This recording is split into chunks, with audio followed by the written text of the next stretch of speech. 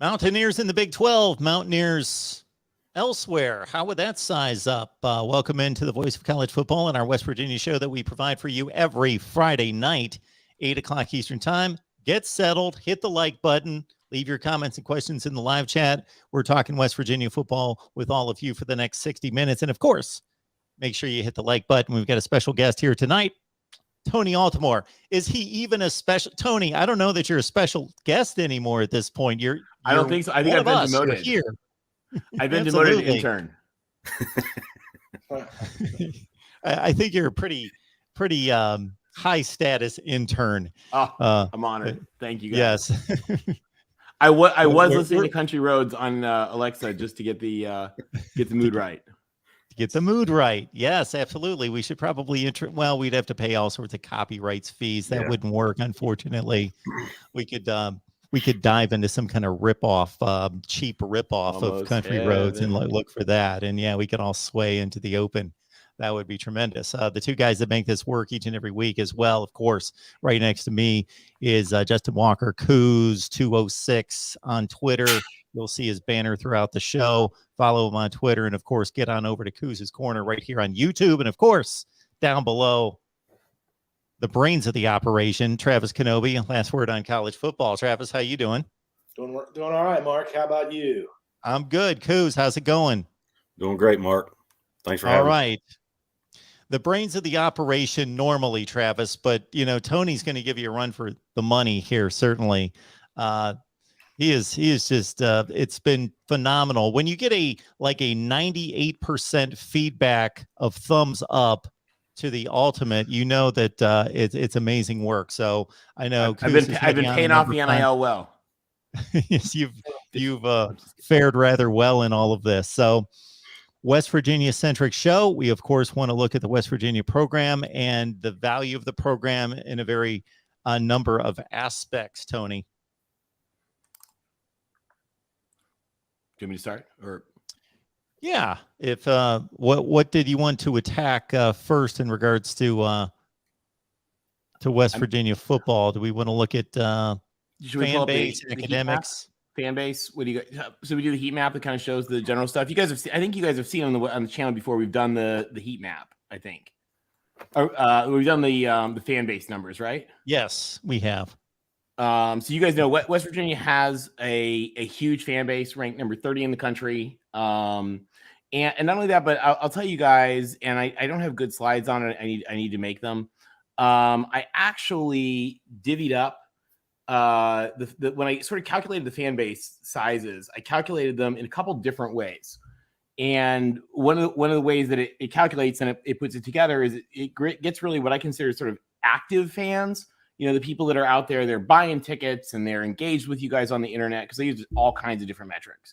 And then I also calculated kind of a broader scheme of sort of latent fans and put them together. And so I'll give you an example, like the Oklahoma people lost their minds because Syracuse has more fans officially than they do. But when you break down the numbers, actually Syracuse has more of the sort of passive latent fans than they do of the active engaged fans. Makes sense. And Oklahoma, although a much smaller population base, has more of the real active engaged fans. You guys at West Virginia have a pretty active fan base. And what was the number, Coos? I think it's 1.8 million. I'm pulling it up right now. And 1.84 million, I think it was. Yeah, and I'm going to do a share screen real quick. And you guys are number one in the Big 12 right now, in the departed Big 12. For fans, your fan base size is comparable to anywhere. And when I look at conference realignment, I try to do what companies do and what university presidents do when they are looking at this kind of stuff. And what they do is that they do what's just like salespeople. If you guys know salespeople, they try to qualify data, and they try to qualify is this somebody that we would. We're going to have some Miami slides just because we're quickly doing this. But they try to say, is this a school that would be okay for us? And then you look at the bigger issues. You look at the strategic issues. You dig deep into the money. You think about the leadership. You think about all these other big factors. But the first question you have to ask is this a school that sort of meets our threshold, that would be okay for us? And with the analysis that we've done, we've sort of found West Virginia, the answer is yes everywhere.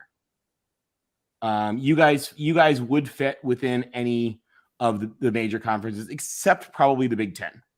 But any of the others, you guys have metrics on the three that we really looked at, sort of three groups. We looked at institutional, academic, and resources. We looked at market and market size and growth, and we looked at athletics and football. And when you look at how the SEC chose their people, they choose people based on the same metrics. Kevin Warren and the Big Ten folks talking about how they chose the schools that they just added and expanded to, they use the exact same type of metrics. So this is the type of chart that they would be looking at. And you guys can see this is not a great one of West Virginia. Actually, West Virginia should be a little over to the left, I think. This is an old version. But you guys can see, even within the ACC, you guys are just fine. Your fan base is good. Your football history is very rich. And then your academic achievements are actually better than you guys get a lot of credit for, because West Virginia is a great school, but you have a more open admissions policy. So on some of the ratings, like for example, the US News rating and the Wall Street Journal rating, that really look for sort of like more elite factors, and they use like selectivity as an example of that. So UCLA, for example, is the most applied to school in the country. Harvard and Yale have like the lowest acceptance rates, along with Stanford, give or take. West Point, they also have a tiny acceptance rate. You guys are taking a broader swath of the population and saying, if you can get in here, we will give you a great education and give you a chance at it. And that is the assignment of the state and the people of West Virginia to West Virginia University. And it's pretty noble. You take a ding for it in the sort of in some of the rankings, but like that's okay. And other university leaders know that's okay. Another one of the factors which doesn't really show up very well on charts as we look at realignment, which nobody talks about in the sports world, is who is the leader. Because the thing of it is when those presidents sit down, what we don't think about is we think about teams and coaches. That's not what they think about. They think about who is the leader, who is the president of this school, and do I trust them with a vote that is going to impact my students and my programs that I'm going to have to follow. And it's a huge, huge deal. It's sort of why Baylor's had such a turnaround. Under Ken Starr, people couldn't talk enough smack about Baylor. But under Linda Livingstone, who's amazing, people love. Baylor is now the sort of the shining icon of how to run things well. And so with you guys, your president is a legend. He's been president of Ohio State. He's president of you guys twice. He's been president of Ohio State. He's been president of Brown. He's been chancellor of Vanderbilt. So, they trust he was the one who negotiated with Notre Dame for the Big Ten until he wrote him off. It's probably smart. And so you guys have leadership that people trust, and that makes a huge impact in realignment decisions. Tony, I'm glad you mentioned what you mentioned about the academics, because that's one thing that we have to say a lot is, yes, we have a high acceptance rate, but we have a mission. And that university's mission is to accept as many, particularly West Virginians, as possible, because there are still a lot of areas of the state that kind of got, I don't want to say fully screwed over, but I'll use it, by the coal mines when they left, and very poor areas of the state that are getting admitted to college and who were very poor before then. Right. Like, you're a school, you're right. It's a school with a mission, and it's succeeding in that mission. But, at the end of the day, kind of the way when I was in law school, I clerked for a judge on the Third Circuit Court of Appeals. And I was in his office with a guy from Georgetown, three Harvard guys, and a guy from Georgetown. And none of us were really any smarter than the other. We all got invited to clerk for a really smart federal judge. And what I kind of learned is that West Virginia's sort of top tier is competitive with any other school's top tier. It's really the bench depth in the academics that is counted against us. But we have that bench depth on purpose because we're trying to to lift up poorer parts of the state and sort of grow the pie. And I'll tell you, Michigan State very much started off in the same way. Another school that does exactly the same thing as you guys, and unfortunately sometimes gets exactly the same dings, is Arizona State. And when they went to add Arizona State to the Pac-12, and Stanford was sort of scoffing at it, it was USC and UCLA that were very much standing up for it and saying, like, wait a minute, like their academics are no worse than anybody else in this room. They have a mission. And it's the same thing with you guys. You guys, for example, one of the things that's really hard is it's very easy in colleges to measure the inputs. Like you can measure like, oh, what kids get in SATs, GPAs, that's easy to measure. What's hard to measure is the outputs. And one of the things that is actually a really good measurement is Rhodes Scholars, because that's something that says, like, do you have like truly exceptional people in your school? And you guys are, and I'd have to pull up the Rhodes Scholar chart in front of me, but you guys are what, like, you're I know you're tied with, I think, Cal and Minnesota for Rhodes Scholars. Berkeley is literally probably the like finest public institution of higher learning ever created by man. And you guys are tied with them on a number of Rhodes Scholars. You have twice as many Rhodes Scholars as USC or UCLA. More than, I mean, we'd have, sorry, guys, I have to pull it up really quick to look at exactly who it is, but like you trump almost everybody in terms of that. And I mean, that's just one statistic, and there's lots of statistics you can look at, but it's a good measure of those guys like you at the top, you know, that are doing amazing things. And from that regard, you get like, to look at the outputs of a school, and that's what employers look for. You know, that's why a lot of like great employers go to WVU to hire people, and unfortunately sometimes steal them from your state. But it's because you guys have a really great university that does a lot of great things that doesn't always get reflected in some of those rankings. But if you look, for example, at the Washington Monthly ratings, Washington Monthly magazine does a little different. They do like a little different type of thing where they're looking at social mobility and stuff like that. And if you take a look at that, you know, here is the combined Pac-10, because it's missing 2, and Big 12. You guys are right in the middle. In Washington, in the Washington Monthly rating. You know, you're ahead of Baylor, TCU, Cincinnati, Houston, Kansas State, Texas Tech. I think you're even ahead of Kansas. So, I mean, that, you know, that, because that's something that really that's actually a metric that tries to look at those outputs. And I mean, that's something that's really impressive, and people know that. You know, I think one of the problems is that sort of limited you a little bit, actually a lot, is that you guys were part of the Eastern Conference. In addition to being a member of the Southern Conference, the Eastern Conference was this really stupid conference set up by Princeton, Harvard, and Yale to give them an outlet to play their games, but without creating a conference that they had to really join and lock in like the Big Ten. In fact, they actually hated the Big Ten. When Penn tried to like get real rambunctious in football, they said that they were catching Big Ten-itis. But you guys were a part of that, and along with, you know, Penn State and Pitt and everybody, even when you were in the Southern Conference, and then while you were independent, I believe you're actually even still participating in the ECAC for a lot of your various sports. So, you know, from that end, you guys really got sort of screwed over, because then what happened was they stupidly set this conference up to serve themselves. And then when they created the Ivy League, it's like they just left the ship rudderless with no one steering it for the next 40 years until it turned into nothingness. And you guys got hosed in that regard. And that otherwise you guys would be in a stronger conference, I think. Yeah, it's been a weird history, because even after those 2 conferences, we were independent for a long time before while you were independent, you were a member of the ECAC.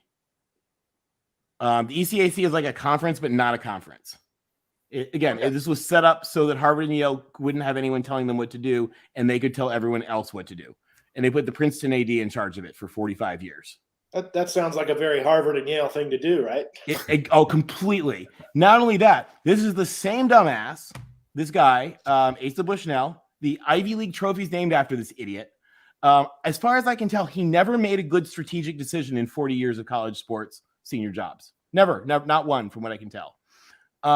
He was the one running the NCAA's TV program in the 1950s, which was unconstitutional or against the Sherman Antitrust Act and stupid that cost billions and billions and billions of dollars to college sports.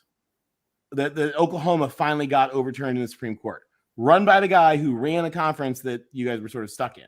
Now, you guys, Joe Paterno and Syracuse, like routinely tried to like get out of this mess and try to convince everyone else to do something different. But it's really hard to argue with Harvard and Yale when university administrators are concerned. And you guys must have, like, your former presidents must have been pulling their hair out. Like, why are people being this dumb? And I think it destroyed college football in the Northeast.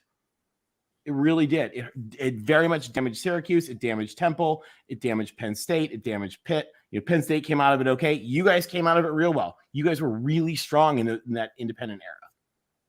But I mean, if you guys had been able to really take advantage of the conferences, in fact, I have all these news clips from the 50s of like you guys talking about trying to form a new conference with Temple and Penn State and Pitt and Syracuse.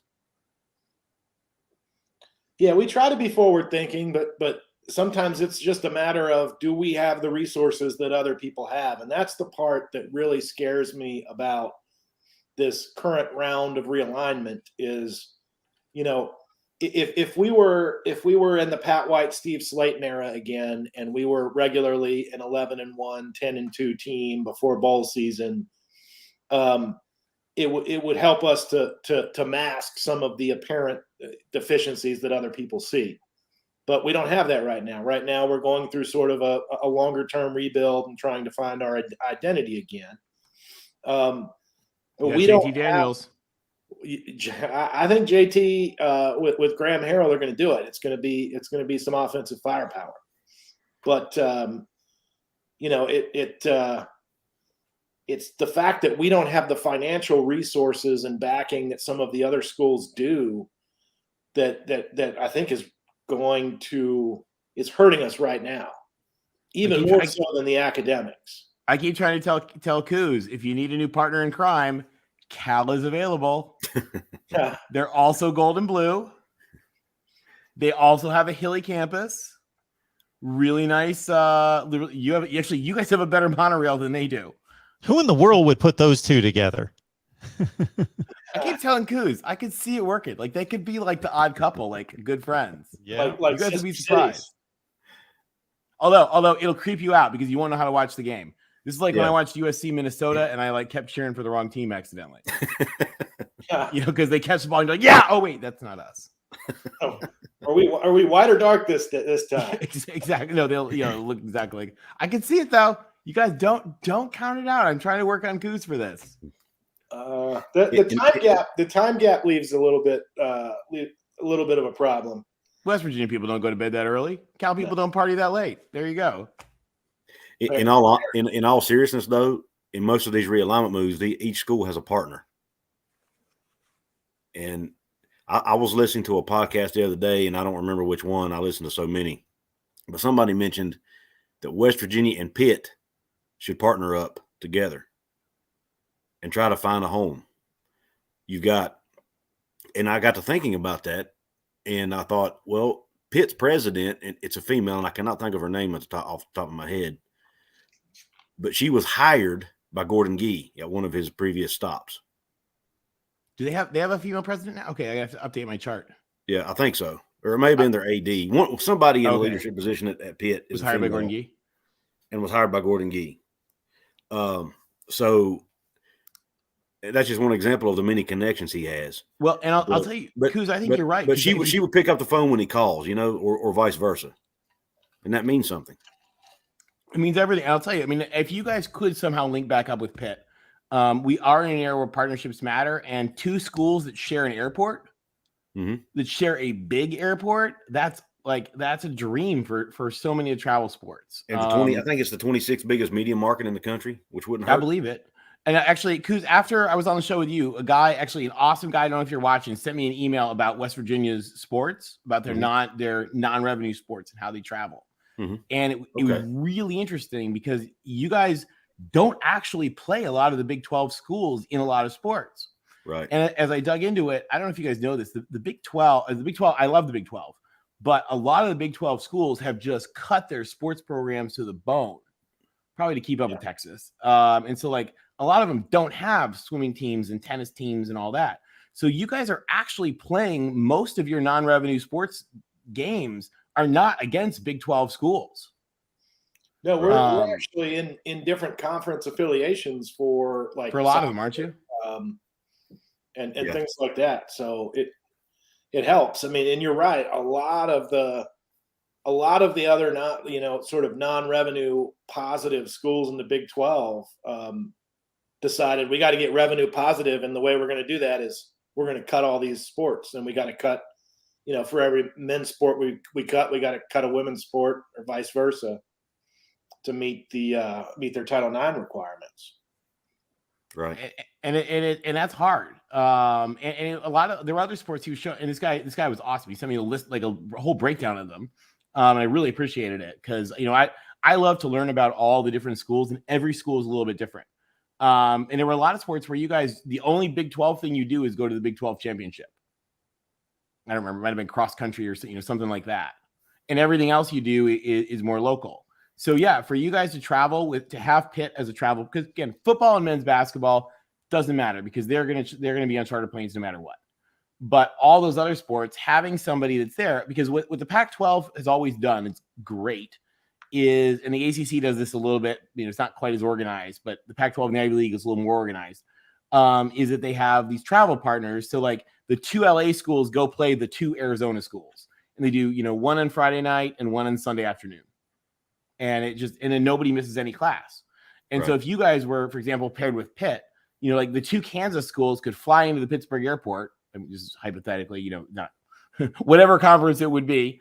The 2 Kansas schools or 2 of the Texas schools, whatever, could fly into the Pittsburgh airport, play one of you guys on Friday night and the other on Sunday afternoon. Flip around, both fly out. Yeah. In fact, heck, they could even share a plane. So there's a lot of things that you could do to make things more cost effective. If you guys were partnering with them, and because you are essentially in, outer suburban Pittsburgh by default, right? I mean, as far as driving distance, it's funny because people will say to me like, "Oh, that's they're so far from Pitt," and from Pitt, I'll be like, "Have you ever taken a drive to Dulles Airport from DC in rush hour? Or if you ever driven around to LA in rush hour, Pitt is way closer, or West Virginia is way closer to the Pittsburgh airport." Yeah. Yeah. Well, I mean, perfect example is I live in Atlanta now, and I am exactly 22 miles from my office, and it takes me an hour and a half to get to my office every morning. That's painful. I can get from Morgantown to Pittsburgh in a lesser amount of time than that. Yeah, and people don't count that. I mean, funny enough, the Mets are actually they actually take a train when they leave Washington to avoid traffic. They just rent a train from Amtrak instead of chartering a plane. That's not surprising in the least. I actually saw who was it? It was the Yankees. What's up, Tim? They were going back home, and they were almost late to a home game because they got stuck in New York traffic. Oh, I believe it. But that's just sort of crazy to think about. Like you're not going to make room for the Yankees, not here in New York, or not. Nope. Yeah. Well, there's nothing you can do with the traffic there. Right. But I mean that's the kind of thing is your logistics are not as bad as people make it out to be. And with the Big 12, and I've gotten buried for this by people, but I've been to a lot of the Big 12 campuses, actually, and not for sports, but for a conference that I help run in the summers for undergrad students. And so I've been to a lot of these places, and I know how far they are from the airports. And again, most of them have like a local airport that you can fly a plane in for the charter planes for football and men's basketball. And now like volleyball teams are chartering planes. They're saying probably for the USC and UCLA going to the Big 10 that all sports will be doing this more often, maybe sharing, stuff like that.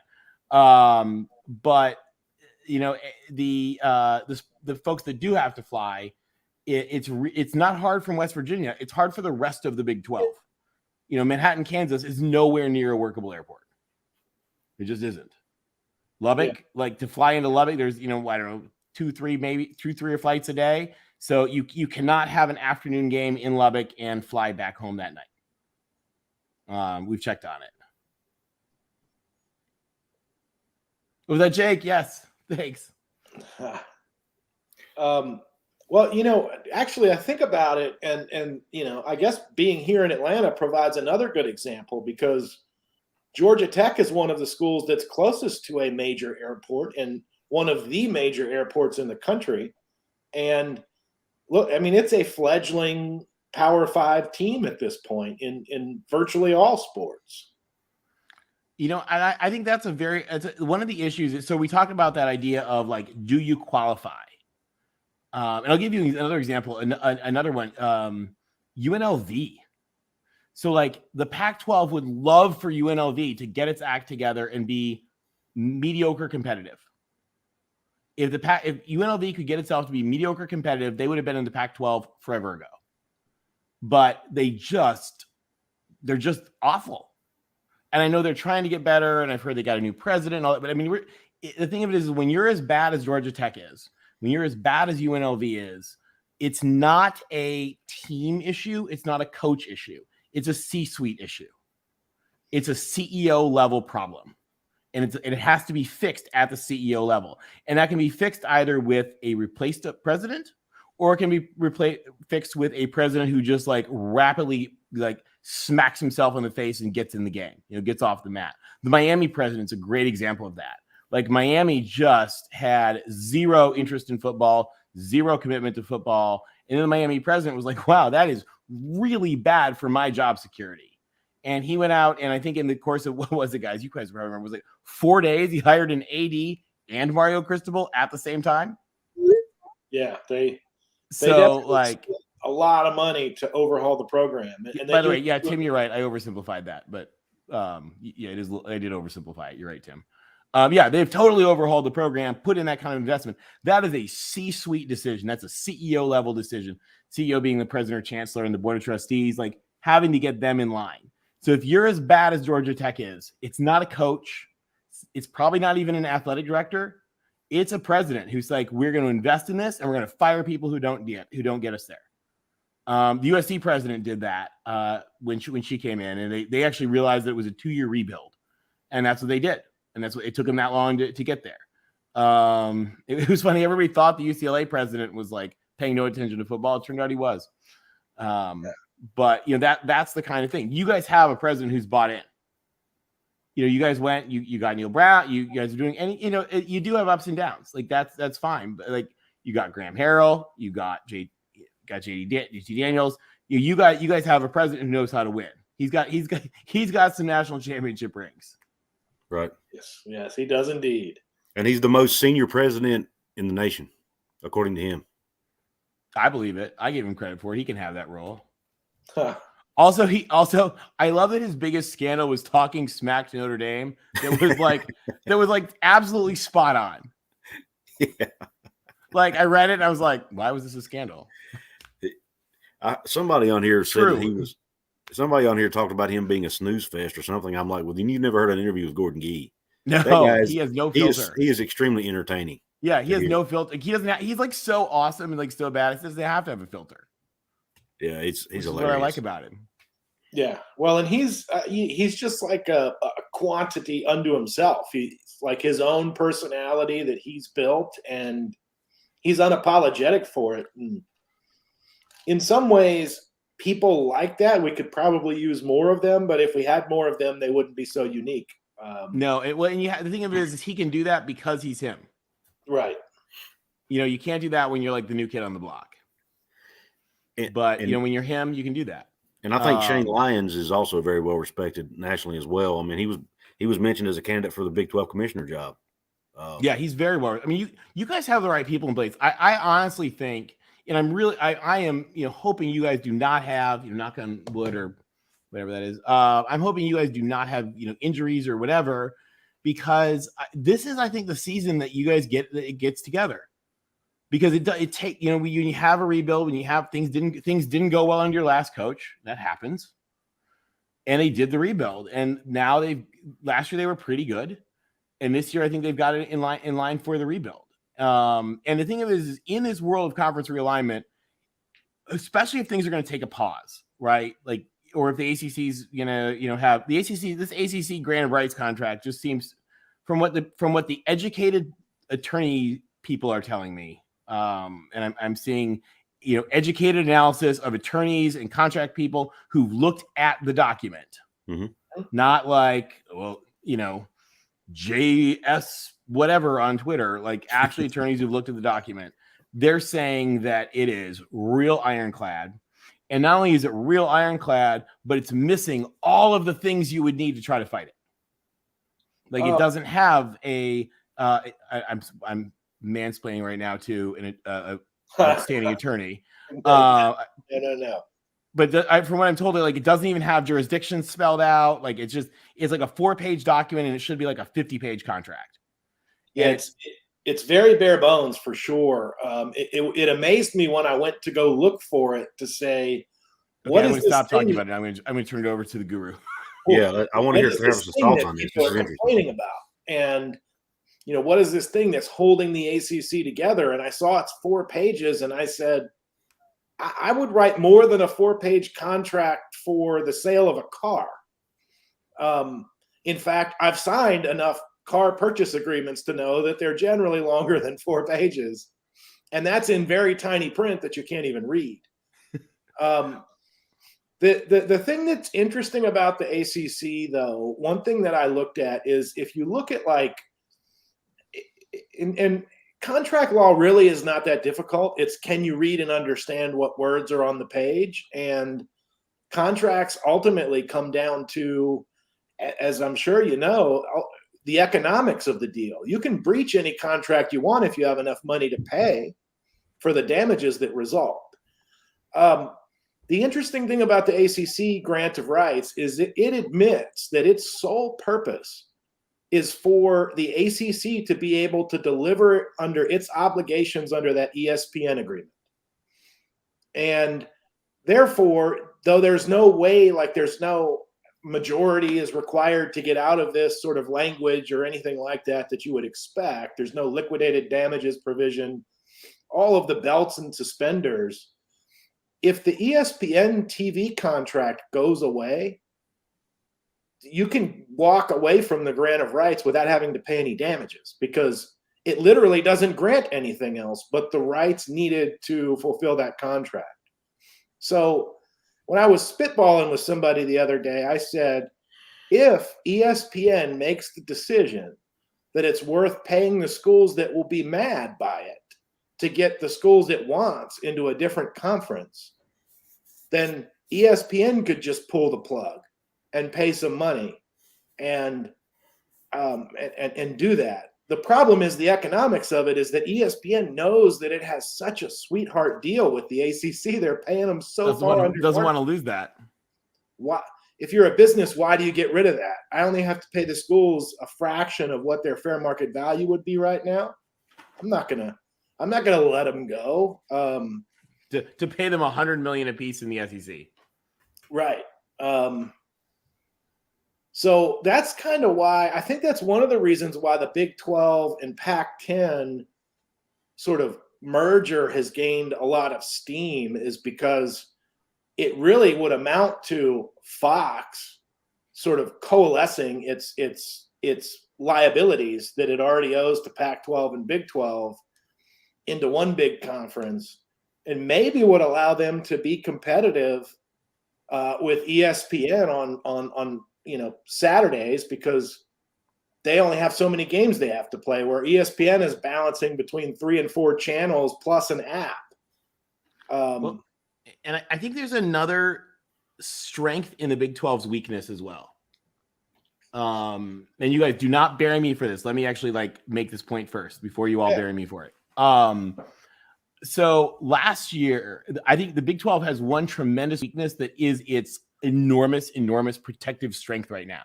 Almost like if you're Game of Thrones fans, like Tyrion Lannister, wear it like armor kind of a thing.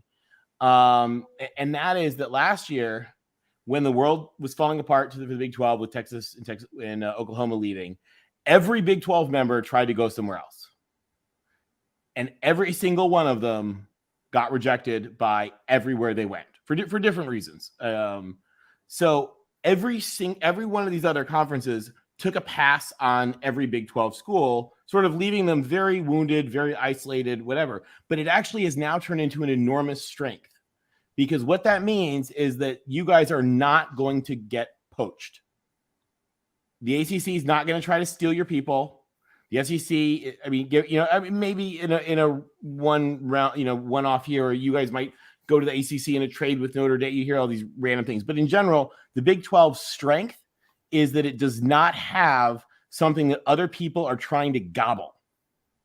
Like the Pac-12 just got kneecapped, and if Oregon and Washington go anywhere else, then like it will just literally bleed out on the sidewalk. The ACC, if that ACC grant of rights collapses and the SEC or the Big Ten pillage it, they will be plundered. The strength of the Big 12, and why I think it's actually the best place to be right now, if you're West Virginia, if you're Baylor, if you're Oklahoma State, is to be in the conference where nobody's going to come and kneecap you. You guys have like knee braces on left over from last year, and as a result, you can't get Tanya Harding. And I think it's a huge strength of the Big 12 right now. And it's one of those things that, like, yeah, it sucked then, but like makes you in a way better position right now. Absolutely. We've talked about that on the show the last few nights. And I kind of fell into that thought at some point to think, wait a minute, the Big 12 can continue to go out, and maybe they can't match the Big 10 and the SEC from an elite standpoint, but in just grabbing more numbers. And even where they stand right now, to your point, Tony, is they've got a lot of decent football programs, and I'll just speak to the football side of it, but they don't have Clemson. There's no Clemson. There's no Florida State. There's no Miami, not even in North Carolina, to the degree of an academic football and market standpoint and all those things that I came across. It hit me at some point as well, Tony, that if you look at the scope of the conference, there's just, it's a strong conference with mid-level programs. It's going to be a fascinating football race. Yeah. Well, and one other thing is something that also doesn't get counted as much is like who's actually running the conference. So the funny thing is, and you guys, we talked about this the other day. This is actually the second time the Pacific Coast has had this exact same thing happen, where the LA schools got sick of the Northwestern schools telling them what to do, and they left. They literally did the exact same thing in 1957, launched the new Pac-12 conference in 1959. If you ever, any of you guys that hear about the idea that like the Pac-12 conference was founded in 1915, no, that is a lie. The Pac-12 was founded in 1959. That's like saying that the Romanov dynasty is tied to the Soviet Union. Literally the same thing. They overthrew them, took it over, and created a new conference. So the thing is with wait, where's I going with this? Sorry, I went off on a tangent.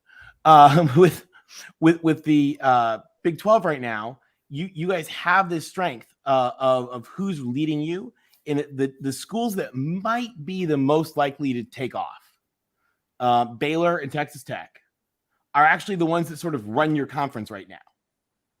And the same thing is true right now in the Pac-12. Well, the reason I think the Pac-12 will actually hold together is because the two most valuable properties are Oregon and Washington.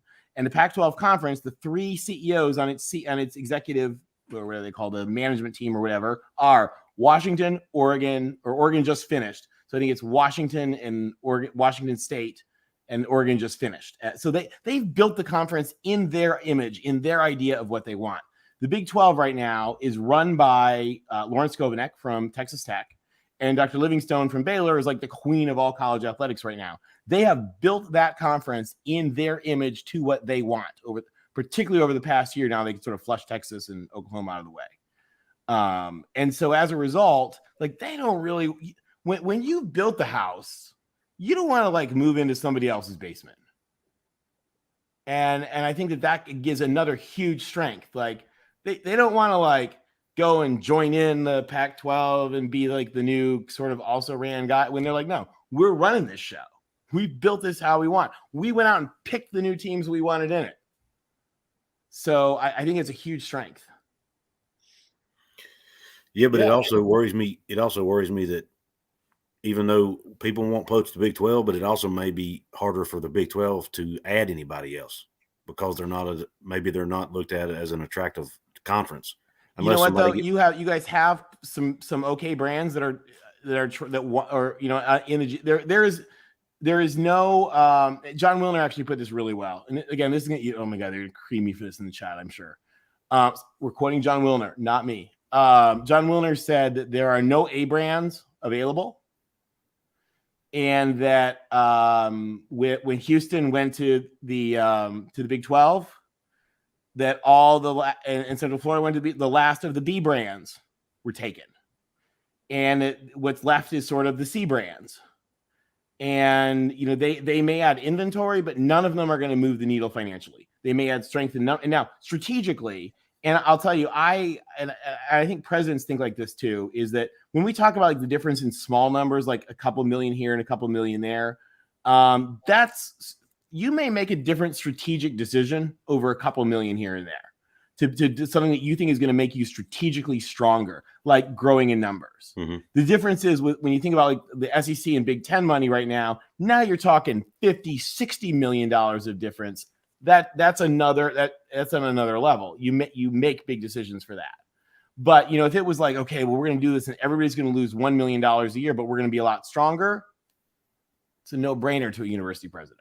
Right. So it's why I think that some of our green eye shades folks that are trying to scrawl out TV money numbers and like, oh, well, this is not accretive. I'm like, yeah, it may not be that accretive, but it's much more strengthening. And if you guys ever spend time with senior executives, they are much more concerned with long-term strategy and long-term stability than like a little time. It's investing. You're investing in the security. And when you guys did that last year, you were investing in your security. I love that, Michael Campbell. Maybe Dante Moore's NIL deal can buy the Big 12. I don't know if you guys saw it. John Wilner pointed out the other day. He said Stanford is so rich they could buy the Big 10 by accident and not realize it. Yeah, I saw that. I thought it was a great quote. But that's the kind of thing that for you guys. I think it is imperative. A100. This has come up. Is it true Oklahoma State recently talked with SEC officials? I will answer that for you with what I think is 100% certainty. It is true that every school is constantly talking with everyone, often through back channels. Yeah. But you can assume that every school, other than maybe USC and UCLA, they're probably good for now. But people are talking to them through back channels. Through back channels, guys, there are these strategy folks. It's like M&A lawyers or investment bankers. Like this is what they do all the time.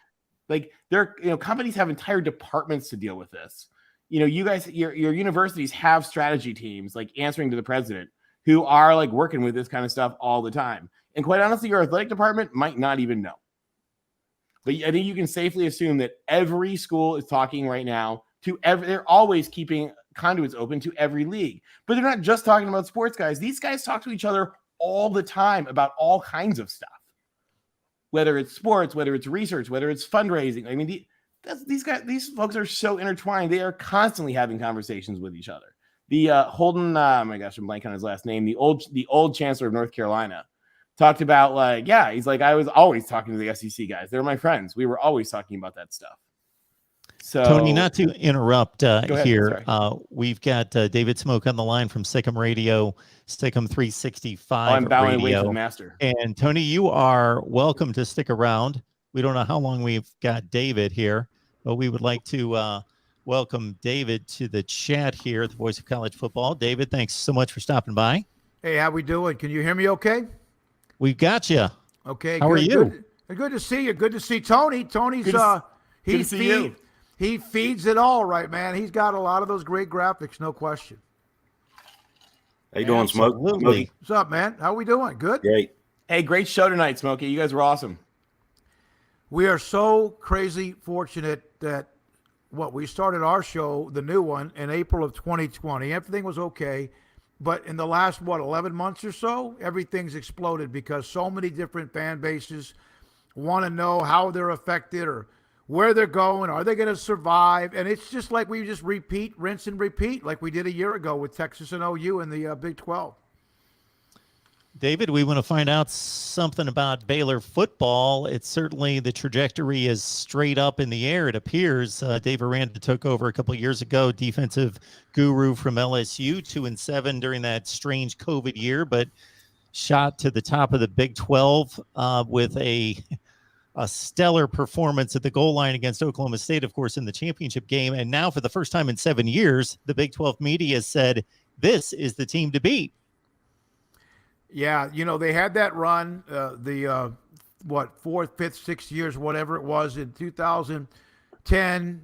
They made a bowl game first time in forever. Then they had the RG3 Heisman. That's when they kind of got on the map. And then 13 and 14, they were really good. Heck, I thought 15 was their best team, but they got kind of derailed because of quarterback injuries and the depth. And then 16 was going to be a fantastic year. And we know what happened with that. Bryles got fired, and they were good, but they couldn't finish, and finally with the bowl win. But, yeah, they've earned it. Oklahoma State earned it to me. I know it's easy, and it's like almost constant that after so many years, Oklahoma, it would not have surprised me, even with all the newness of what they have, if a lot of people, and in fact, they had the second most first place votes. But, yeah, Baylor earned it. And that doesn't mean you always win a media poll. Not that the poll matters, but I think it says a lot about the respect for how well they played last year, who they were, how they played.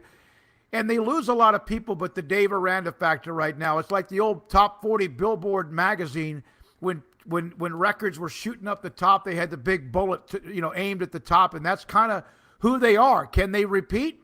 It's easier to get there than it is to stay there. David, maybe this speaks to the progression of the program in regards to depth, that who would guess that a Baylor would win the Big 12? Not that that's a surprise, but that the starting quarterback, Gary Bohannon, would not be able to keep his job. And there's an open competition in spring practice, and he jumps into the transfer portal, and there's a new starting quarterback in Blake Shapen. One thing we've learned from Dave Aranda, we didn't get to learn much the first year because it was a mess. And because of his style, the lack of being able to be like in front of players because of COVID and everything was a Zoom, and it was just kind of, some really good schools did not have good years. But I don't think anyone was more affected than he was because of his style of who he is and how he communicates with players. You have players, you have players, coaches, you have disciplinarians, you have the hammers, and then he's just different, man. He's as unique as anyone that I've ever met. I've gotten to interview him a lot, and I have to go in there prepared. Not that I wasn't for any interview from any of the coaches, but he is a unique guy, man. And like he even says, he even admits that he's kind of a little bit unique or different. I think you're right. Blake Shapen, when he came in against Kansas State, when Bohannon went down with the hamstring, he didn't miss a beat. His first snap, Jeff Grimes, they threw a pass. And I think that says a lot. You see teams get real timid and hand it off. I think they were winning at the time. I can't remember exactly where it was. But, let's just be real conservative, let the defense win, which is kind of who they've been, even under Matt Rule. They came out and started winging it. He gained confidence. The team all of a sudden realizes we can do some things, and we saw what he did. It's unfortunate he didn't get to play in the Sugar Bowl, but at the same time, what he did in the first half against Oklahoma State was mind-boggling. It was almost as flawless of a first half by any quarterback in America last year, and I'm not trying to overshadow Bryce Young and C.J. Stroud or anyone else, but it was mind-boggling. And he's really, really good. He's got that it factor, that it in his neck.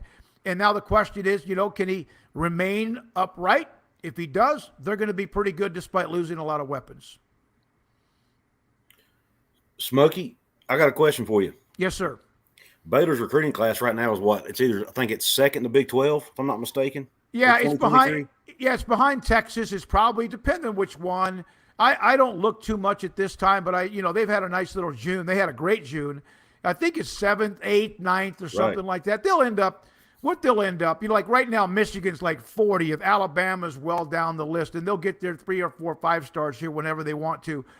But if they end up in the top 25 with what they've done without rankings or high classes, they're going to get back to very close to where Art Briles was about to be after they had won the Big 12 titles. But yeah, they're having a really good run, and it's not filled with a bunch of guys that you see on 3 or 247 or rivals like just slobber over. But they're good football players, and they're probably a slightly bit higher level prospects than before. But are they fits to what they do? And no different than what West Virginia has to do or what TCU has to do or Iowa State or Baylor. You have to, you're not going to get many of those elite guys. You're going to get some, but you got to get what fits in your system. And yeah, they're having a really good run. They're not done, but they're pretty close to like early 20s as far as commitments. How many of them can they get to December and get them signed?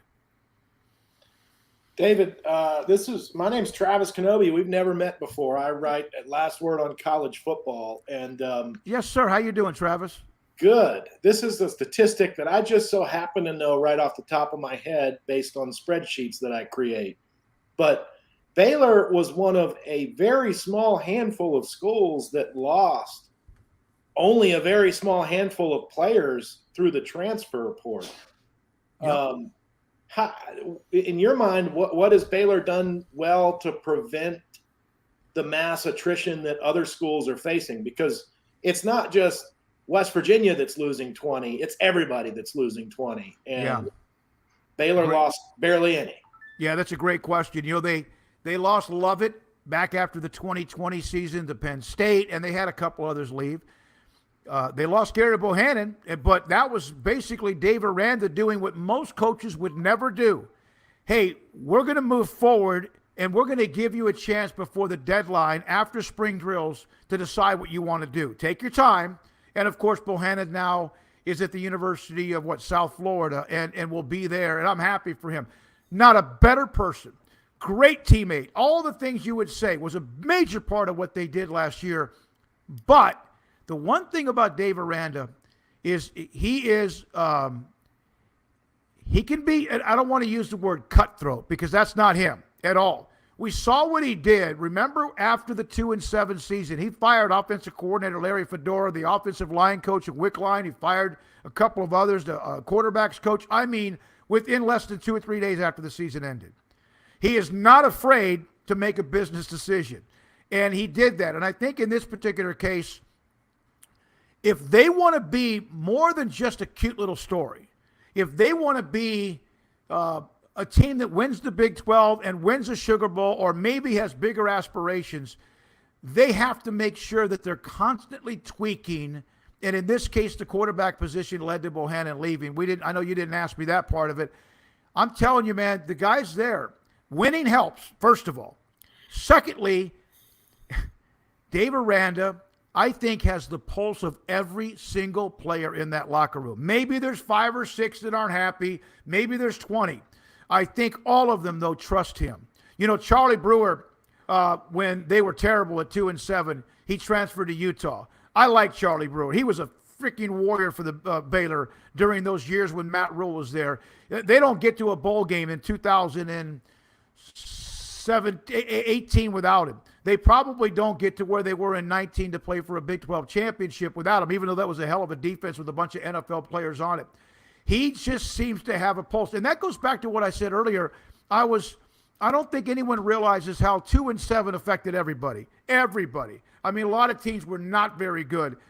But because of his style of how he relates to players, I think we realized last year how much he missed that one-on-one discussion and getting to know them. And it also was a disconnect with he and Charlie Brewer. Charlie Brewer was miserable. They were terrible. He got booed sometimes. Charlie Brewer was part of the heart and soul of that team in his first 3 years when he took a beating his first 2 or 3 years at Baylor.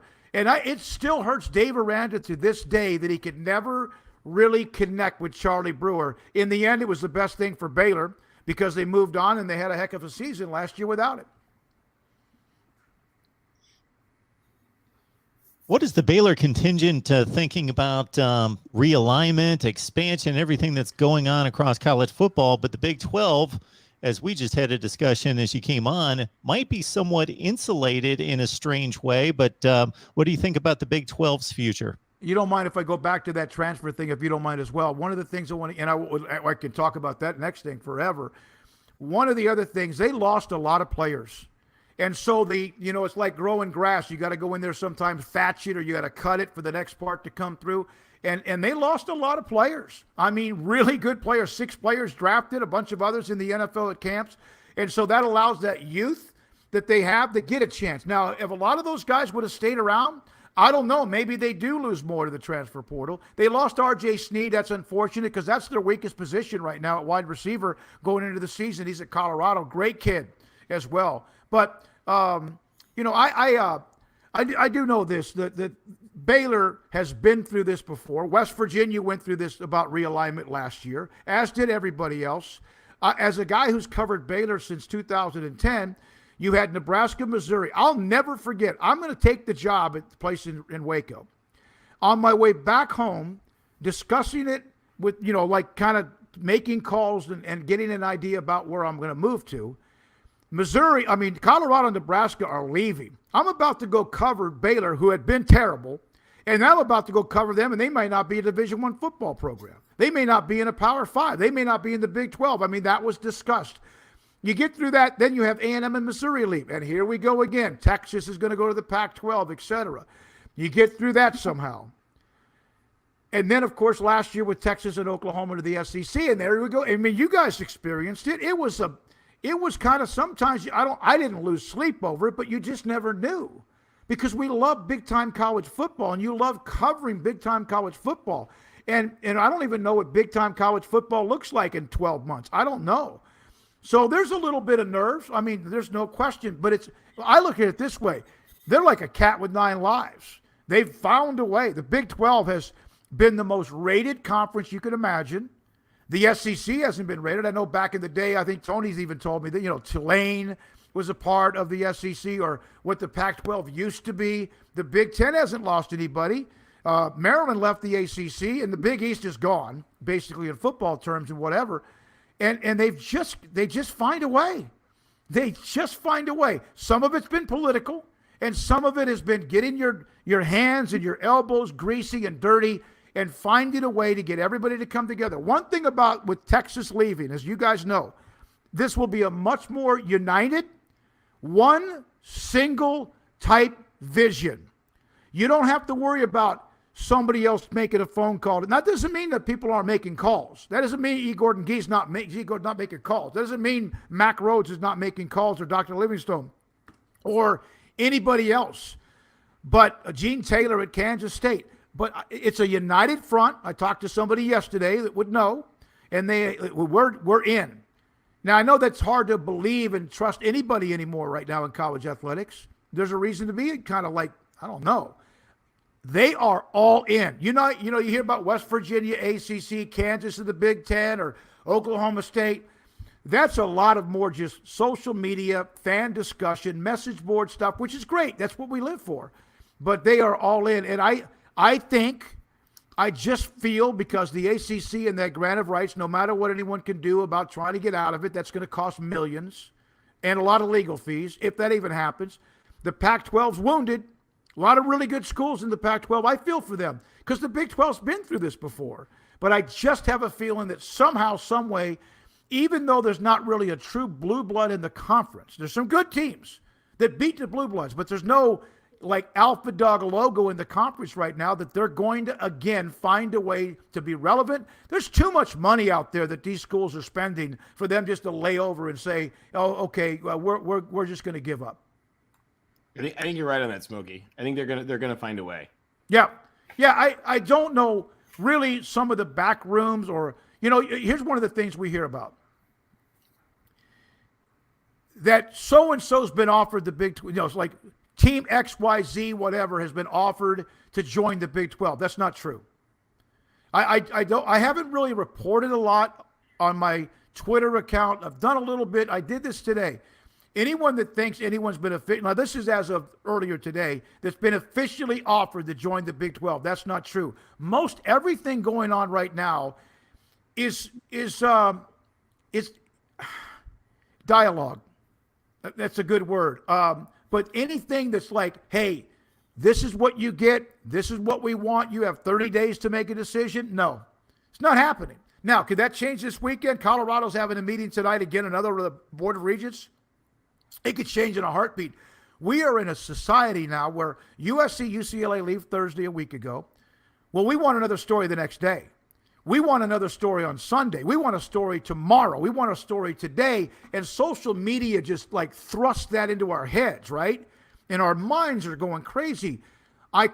Will there be offers? Will there? Yes, I would say so.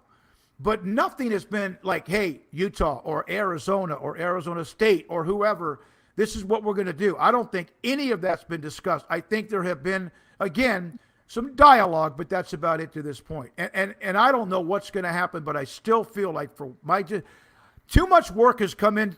Too much work has been done to save the conference three times, and they find a way. There's some really proud schools, even though maybe they don't have the logos or they're not blue bloods or whatever. And I think they're going to scratch and claw and fight like hell to keep themselves alive. Well, the president we just hired has some very real business acumen in the sports world. And, again, not a traditional college guy, but if you look at his resume, man, he's done some stuff. Former owner of the Brooklyn Nets, just all over it, everywhere. The Rock Nation connections to Jay-Z and his empire certainly can't hurt. I think it's a very good strategic hire for the conference. By the way, Smokey, we were just talking with Travis a little bit ago. Yeah. Just for purposes of your show, Travis is an attorney who's actually looked at the ACC granted rights. Oh, okay. Well, so you guys should definitely connect. Yeah, we'd want to go after. share numbers, and I could talk to you about it. I had a guy today on our text line who's a former NFL super agent. He also is very much an entrepreneur with a company that's become $1 million company, and also he's got a son who plays college football. He's connected to a few people within the ACC, and this is, I saw he sent me a link to his, and it's a real deal. Because, you always, okay, wait a minute. We spoke for 30 minutes after the show today, and he kind of gave me a little background. But I'd love to pick your brain on that, Travis, as well. Yeah. The thing about the Brett Yormark, I had never heard of him. When I heard that name, it kind of reminded me when I heard Matt Rule was going to be the next Baylor football coach. Now, I understood Matt Rule. I kind of, I'd seen a couple of Temple games. They were a really good feel-good story. But it was like, what? I had never heard of this guy. Of course, I've heard of Rock Nation, so okay. Obviously, the Brooklyn Nets, although they're a mess, and then other things that he's done. And no one knew that no one, right, Tony? USC, UCLA, that was no one. You're tied into the Pac-12. Is it nobody? It's almost like the Texas-Oklahoma thing. There were people at Texas and Oklahoma didn't know. Yeah, and the first day on the job, you might have this explosion again within college football. I think he is so outside the box that he might look at this and go, that makes sense. Instead of looking at this like, oh my God, we're all going to die, he might look, it's not Chinese to him. It might be, this is what I'm for. I'm going to find ways for us to make more money. We're going to find more ways to get money from streamers or whatever. We're going to make this happen, and we're going to put ourselves in a position where we're not going to be the one that gets beat down all the time. We're not going to be told that we're not Texas and Oklahoma. We're going to go out, and we're going to be one, and I know this sounds, I'm not trying to do a pep talk here, but we're going to make it happen. We are going to make this happen. And then on top of that, then you go, okay, go save the conference because it's going to have to be saved again. I bet, he wasn't supposed to start till August the 1st. He's in the middle of it. His hands probably, would you love to see his cell phone bill, his laptop emails, and also his text messages? I know some of that, sounds like we're trying to do some investigation into somebody political, like a presidential nominee. But can you imagine what I'll tell you this story. And I was working back and forth with somebody within the Big 12 office, and I was asking about an interview for next week at Big 12 Media Days in Arlington. And he sent me a note. He goes, we're working on it. I'll get back with you. Then I get a text from him. It was not supposed to be to me. And it wasn't anything like nefarious or anything like, oh my God, there's the story. But it was, that their phones are blowing up.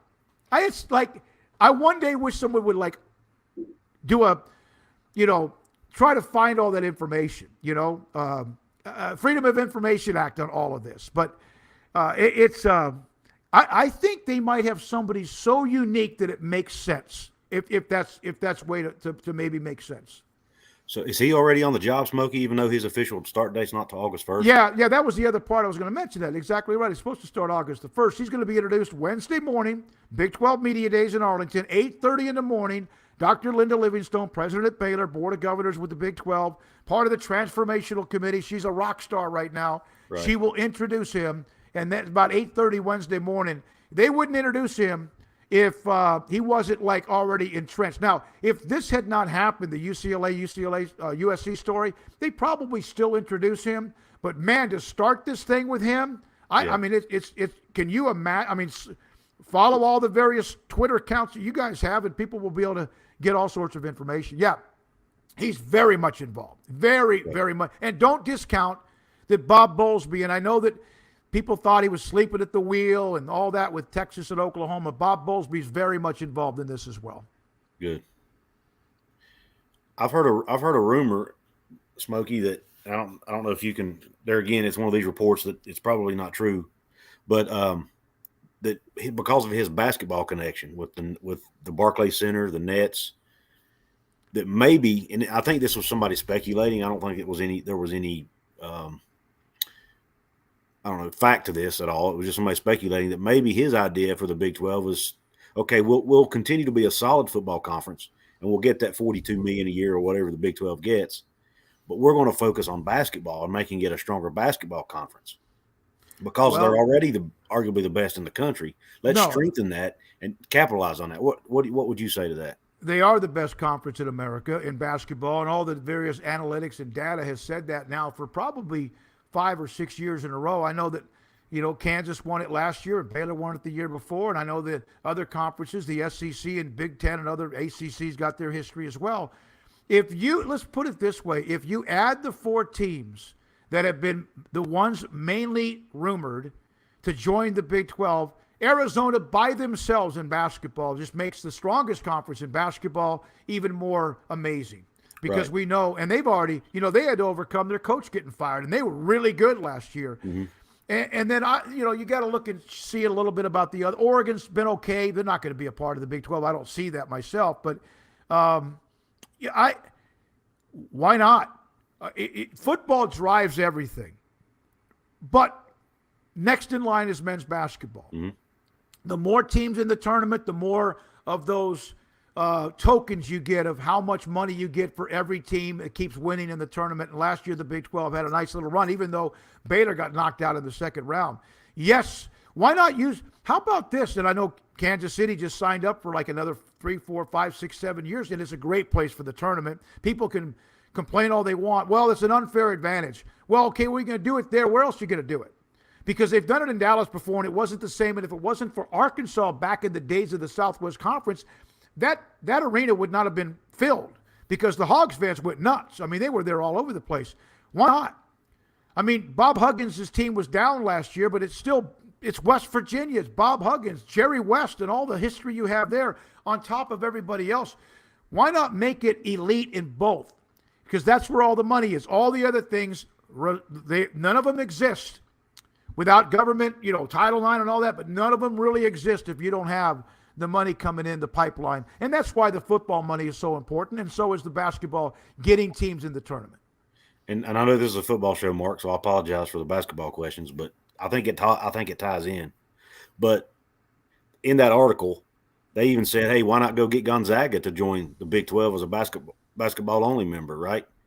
And you really elevate that basketball to even another. You get Arizona and Gonzaga in there. Think about that.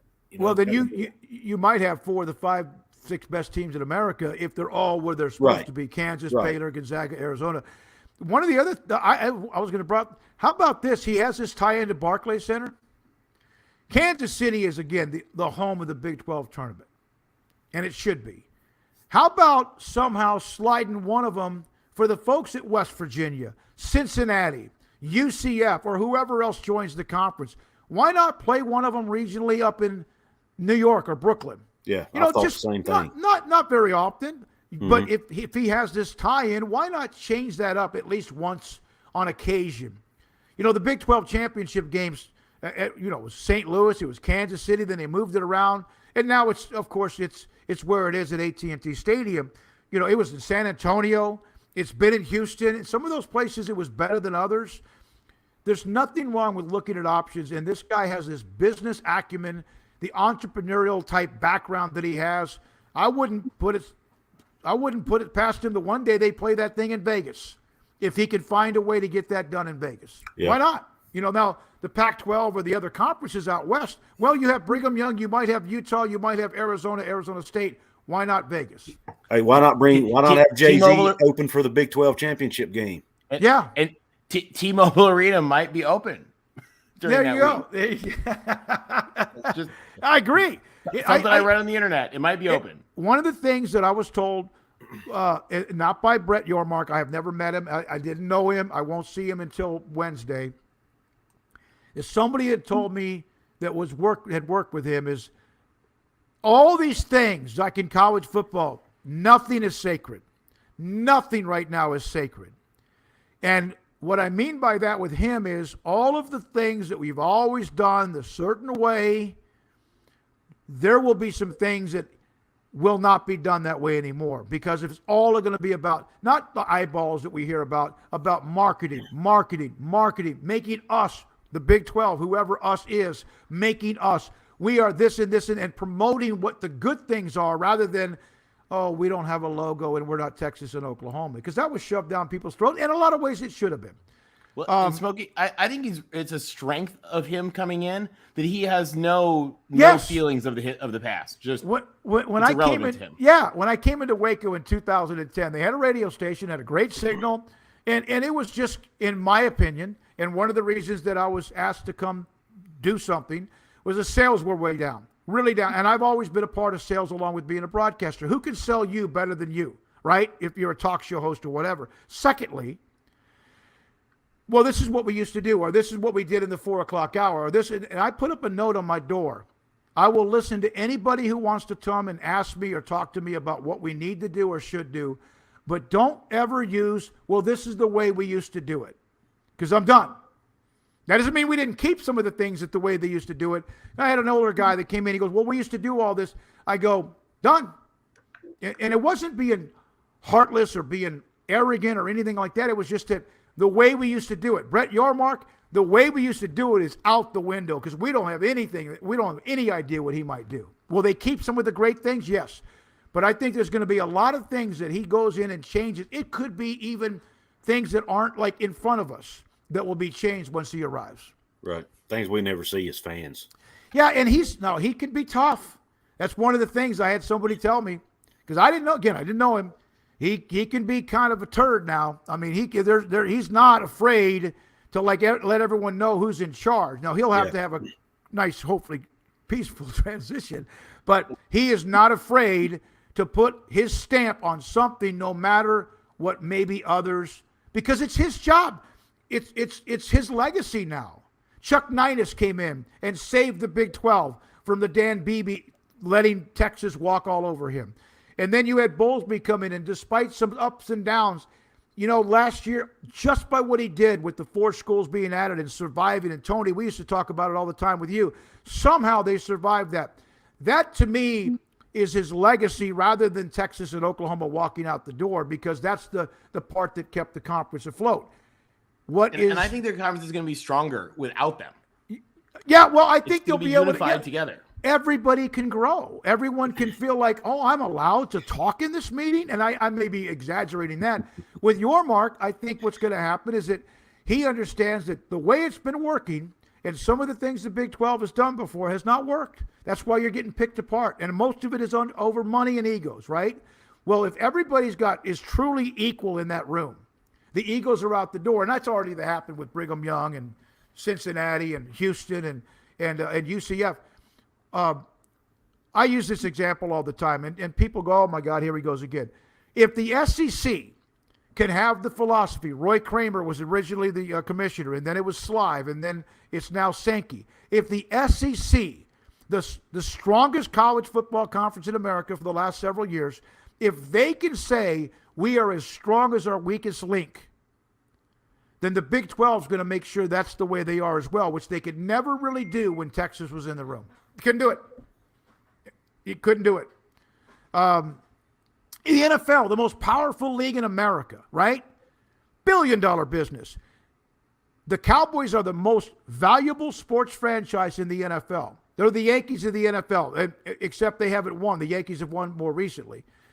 But if they can say, hey, we're as good as the Arizona Cardinals, we're as strong as everybody equal when it comes to revenue sharing. If Jerry Jones, who blanks money eats money, sleeps money. If he can understand that, he can make his other money outside of that part of it. But if he can understand that the Packers or the Cardinals or Seattle or whoever need and get the same amount as he does when it comes to the television revenue, then why couldn't the Big 12 do that for the longest of time, even though they finally started doing that? And guess what? Texas got jealous because A&M started making a lot of money. And so, wait a minute, we don't like this anymore.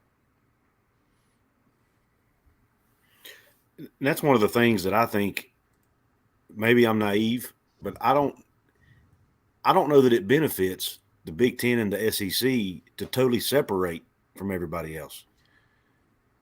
But do you, Smokey? Or No, anybody chime in, Travis? I hate that even idea. We have talked about this a lot. I know that that's what used to be. So nothing's sacred.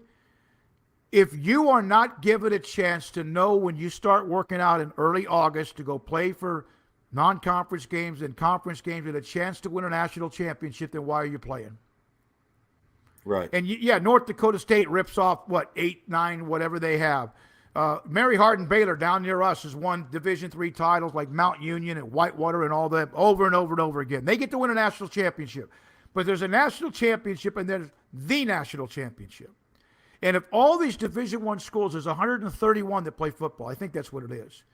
If they don't have a chance when they start, then why even go practice? Now, how many of them really have a chance? There's probably every year, 15, 18, 12, maybe not even that much. College basketball's value and popularity is because of Cinderella. In the end, Duke and North Carolina and Kansas and Kentucky, Baylor recently, UConn, all these teams, Villanova with Jay Wright, back to Raleigh Massimino, all of them eventually win the national title. But guess what? 1 year NC State did and beat Phi Slamma Jamma with Jimmy Valvano. And then Villanova stunned this big bad wolf in Georgetown. That's how the NCAA men's basketball tournament exploded, and they have to somehow continue to give college football at least the hope. Hope keeps people involved. Hope keeps people going to the games and watching the games. And if there's no hope, then why would I care about other games around America, even if they have logos on their helmets? Right, exactly. Smokey talked a thing today, actually sent him a thing today, you guys brought it up, about the University of Pennsylvania, who in the 1940s, 50s, and 60s were playing in front of 75 and 85,000 people with every game on TV. And they chose to de-emphasize football when they went into the Ivy League. But those fans walked away. And the thing of it is when fans walk away, college football fans don't pick a new team. No. They don't say, okay, no. my team went away, I'm just going to pick a new one. No. If Texas and Texas A&M decided to join the Ivy League tomorrow, their fans would not just be like, well, I guess we'll go for Tech in Houston. Well, no, I mean, so when college teams become irrelevant, those fans leave college football. And I think it's something strategically, we can't let that happen. Well, college football, the difference between pro sports and college sports, in my opinion, is the fans who like a certain team love that team no matter what. All of us have our favorite team, guys, West Virginia, Tony, USC. I'm a Nebraska guy. Yes, I know the last few years has not been good, but my God, for a long, long time. That means because they were 3-9 last year, does that mean this year, I'm going to go love Alabama? See, that's what they do in pro sports. People love players now more than they love the teams. Now, there's some diehard Packers, Steelers, Browns, maybe one or two teams I'm forgetting about. They love the team. I'm a lifelong Washington, whatever the hell they're called now. They are terrible too. Like, I'm in a 15 or 20-year drought of college and NFL football. It's been hard. Now, for the longest of time, I will never, no matter how dumb Daniel Snyder is, no matter how bad he is, no matter how bad they are, no matter how bad Nebraska football is, behind me in my office here, I got, stuff like you guys have. I have in another room, like things on the wall, down below, my TV, my man cave. I will never stop liking them. I might hate the owner. I might hate that their quarterback sucks. All that stuff. I am never going to give up that allegiance. In the pro sports, kids today love players. Oh, LeBron's now with Miami. I love the Heat. He moves back to Cleveland. Oh, I love Cleveland. He's with the Lakers. I love the Lakers. If he moved to somewhere else, I love that team. And that's one of the things that college football has to prevent and has to avoid, or that will cost them. There's no question about it. And the other thing that people really don't estimate enough, and somebody in the chat, I don't know if we'll have time to get to it. We were mentioning about some of the studies on realignment and all that, and one of the issues with it. But one of the big things is that for schools that have big time sports, that is how they do their interactions with their alumni and with their donors and their community and their research funders and the corporations, and everything is often tied into those sports. And so when you're abysmal at sports, or worse yet, and this is what I think is awful, is if those schools become irrelevant, then those things that are such a linchpin of them fall apart. When USA just finished a $6 billion endowment campaign, Penn had just finished a $3.5 billion endowment campaign, and the president's number 2 told me in a meeting, if I had USD football, I could have raised $20 billion. And that's the thing, is like, it is such an important element of these schools as an event, as something people want to come to, that they want to feel a part of. And I think if we render things irrelevant, if we squeeze it down to where you literally don't matter anymore, it is stupid, and it is going to hurt It's going to hurt higher. It doesn't hurt schools. It hurts all of higher education. Yeah, because we always look at the athletics part of it, right? I mean, we do. The story what you sent to me about Penn, I knew Penn was really good. I actually followed the Ivy League. I lived in Virginia, and I would follow some of their games as I got around the country and lived around the world as a military brat. But that one, 80,000 or whatever it was, 68, 69, 70, and now 7,000. And I can see that. 7,000 in Ivy League. I don't know if that's a normal attendance with Dartmouth and Brown or Yale or who. I don't know what those are supposed to be. There are dozens of schools that used to play football that don't play football anymore because they finally just said, we can't do this anymore. We cannot sacrifice who we are. We cannot sacrifice our mission statement. We cannot keep up with this arms race. And so now they're basketball schools. Santa Clara, Hofstra. There's been others. I just threw out, those are the first 2 that come to mind. There are lots of cool schools in California, by the way, right, that just gave up football. Don't play football anymore. University, I think, Cal State, San Diego, or whatever, they gave it up. They used to have a football team. And I would not be surprised if this continues to elevate to what we see or might happen. There has to be decisions made by schools that, I don't know if we could do this anymore. Even if football brings in the money, I don't know if we could do this anymore. And we've just got to kind of make sure we don't get so caught up in this that we lose in the end, millions and millions of dollars just so our pride gets in the way. Well, I'll tell you the one thing that we might be able to benefit a little bit from is there are a lot of great institutions that for various reasons, and some of the actually fascinating analysis has shown, if you're not in big time football, it's probably not a smart idea to try to get into it all of a sudden. But there are a lot of great schools that are like if you guys know about the Big West Conference, for example, there are 5 campuses of the University of California that are AAU members who don't play FBS football. And as we look to things where we might sort of separate football, it might variously sit in models of its own or whatever. There is a great opportunity to start involving, Smokey, I think, a lot of those schools that aren't playing football into the basketball and the baseball and the volleyball and things like that, and really get them as part of the thing. You guys at West Virginia, the East Coast is full of awesome schools that don't play major football. The Patriot League schools that are all drivable from you guys are just amazing schools that you guys could play in even more sports than you already do. The game that if they ever mess with the pecking order, if they ever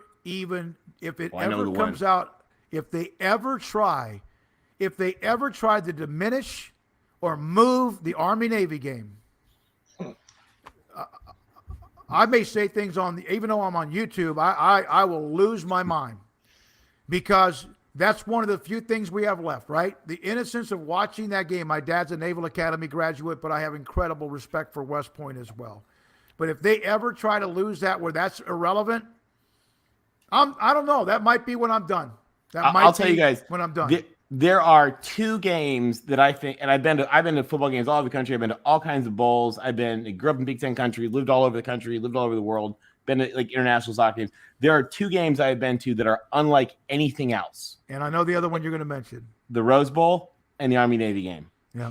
And I'll tell you, there is nothing like either one of those games. Well, in the and by the way, if the Pac-12 craps the bed, West Virginia, you might be able to come to the Rose Bowl. It's pretty That's awesome. right. Yeah. I mean, the Rose Bowl is right now. They've always kind of said they're kind of like Notre Dame of the bowl games. They dictate, right? In fact, to the point where like everyone's going, why are you afraid of them?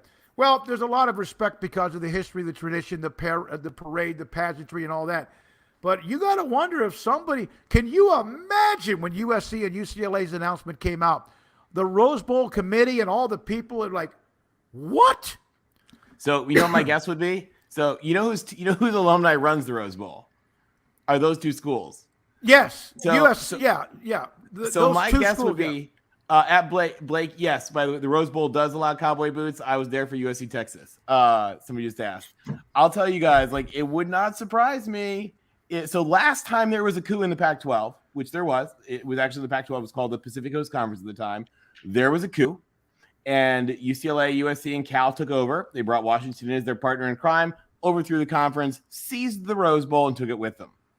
So it would not surprise me if something just happens to work out. So, I don't know if it's going to be the Big Ten championship game is now January 1st in the Arroyo Seco at 5 p.m. And again, the Rose Bowl has been as stubborn, and they've had the ability because they have just been that powerful.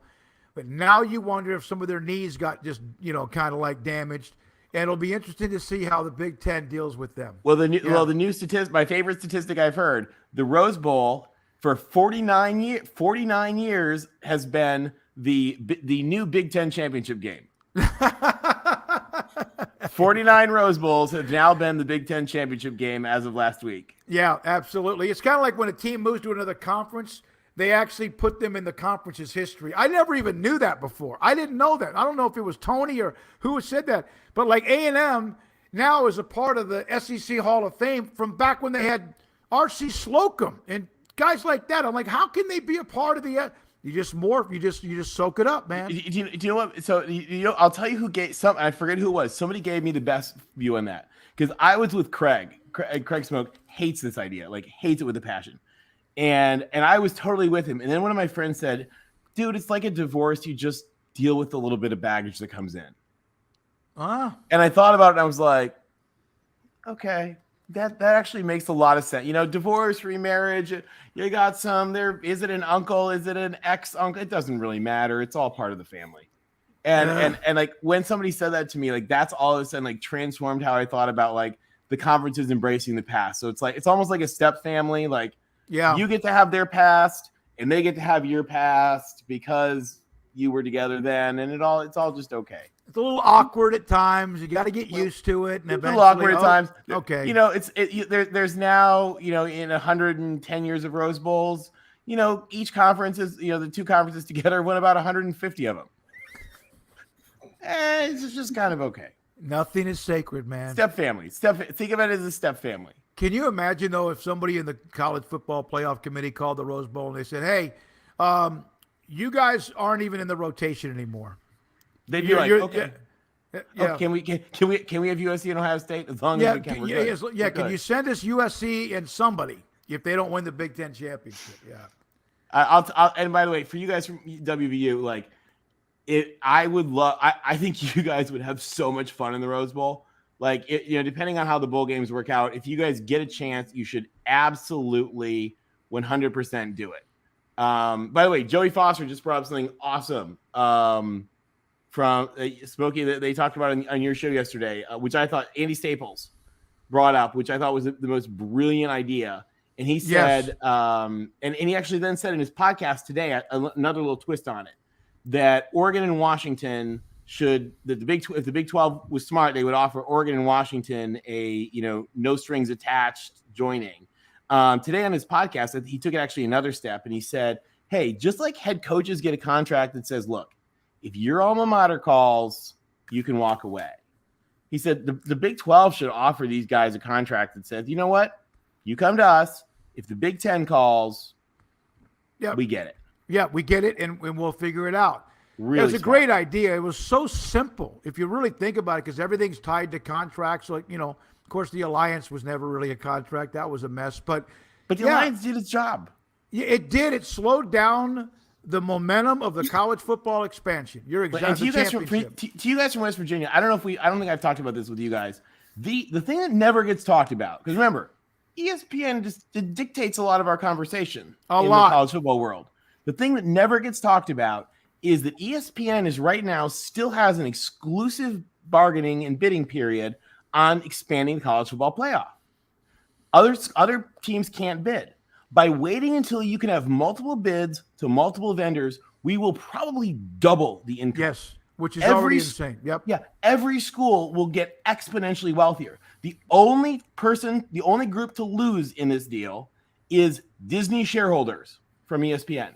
So don't ever let anybody act like, oh, we don't want to expand the college football playoff. Oh, we want to expand the college football playoff, but we want to expand it for double the money, not 1.2 times the money. The question is, how much of the extra money will be distributed evenly, and which conferences, or is there going to be even more of a pecking order in each conference? That's going to be a crazy question. Oh, man. Well, and we were talking on Mark's channel the other day about because this is a huge I think it's about a $1.5 billion pile of money. What if and you guys, I think, brought it up on the show today a little bit also. What if the government, what if the big conferences, sorry, I used to work for the government, so I sometimes think in government ways. What if the big conferences said, you know what, we're going to take over the basketball tournament, and we're still going to have Cinderellas, we're still going to do whatever, but instead of sharing those revenues with all the Division II schools and all the Division III schools in this wonderful handout that we do now, we're just going to keep it. Yep. We'll give it to the Cinderellas. Well, everybody will get their fair share if you're in the tournament. But if you're not, I mean, that sounds like a jerk thing to say, but that is a $1.5 billion pile of money that is right there waiting for someone to take it. One of the things is a great point, and this leads me to this as well. How many of the FCS schools, like my alma mater is Stephen F. Austin, I guess I don't even know if it's the Mountain West, whatever it is, because they used to be a Southland Conference. In basketball, they're pretty good. They have been. But how many of those schools are going to get non-conference games if these super conference or mega conferences or whatever develop?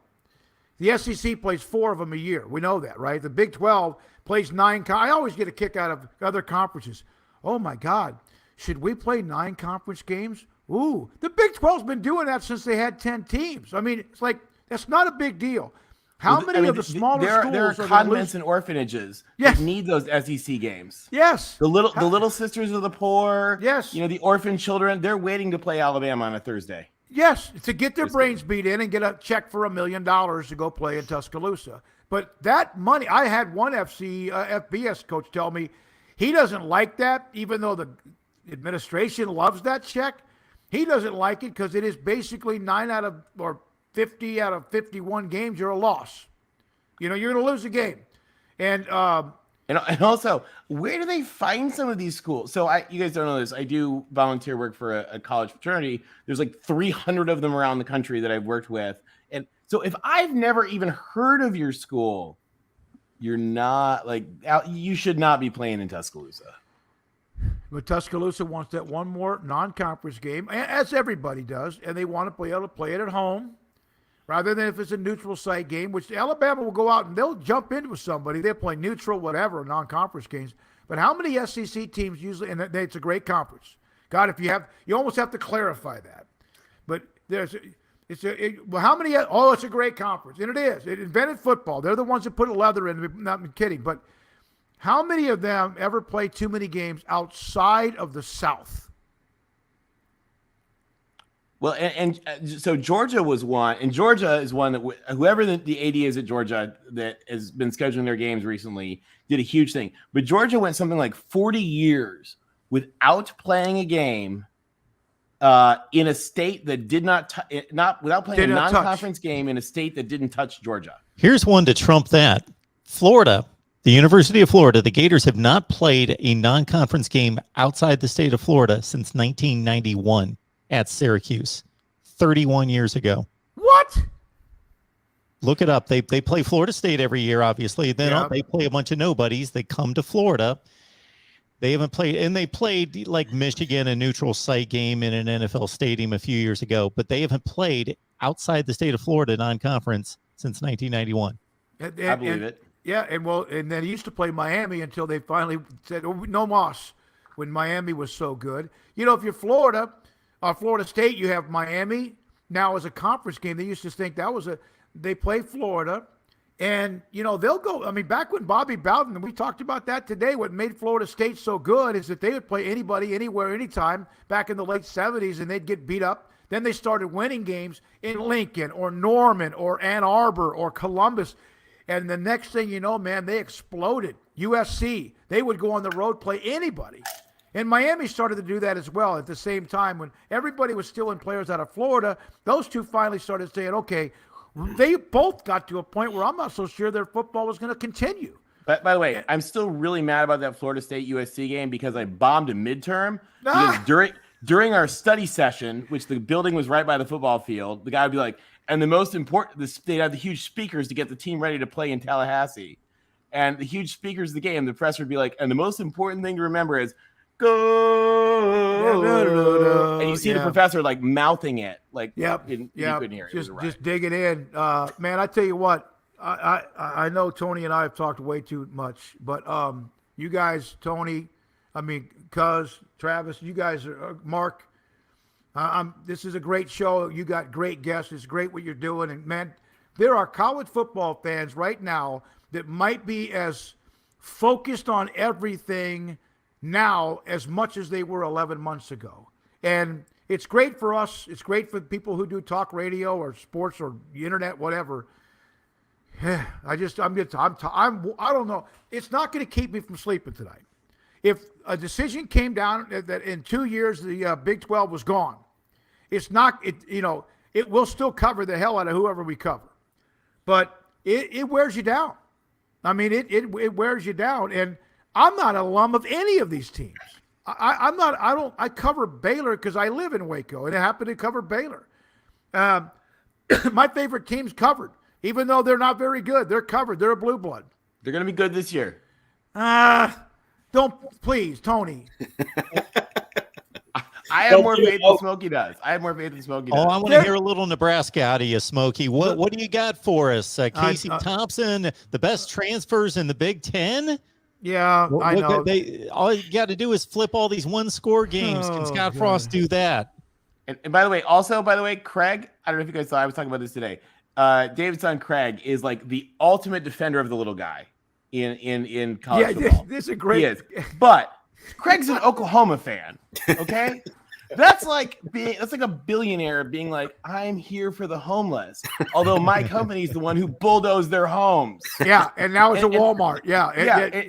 And not only that, their team is literally named after people who stole the property. Yes, exactly. Literally the Sooners.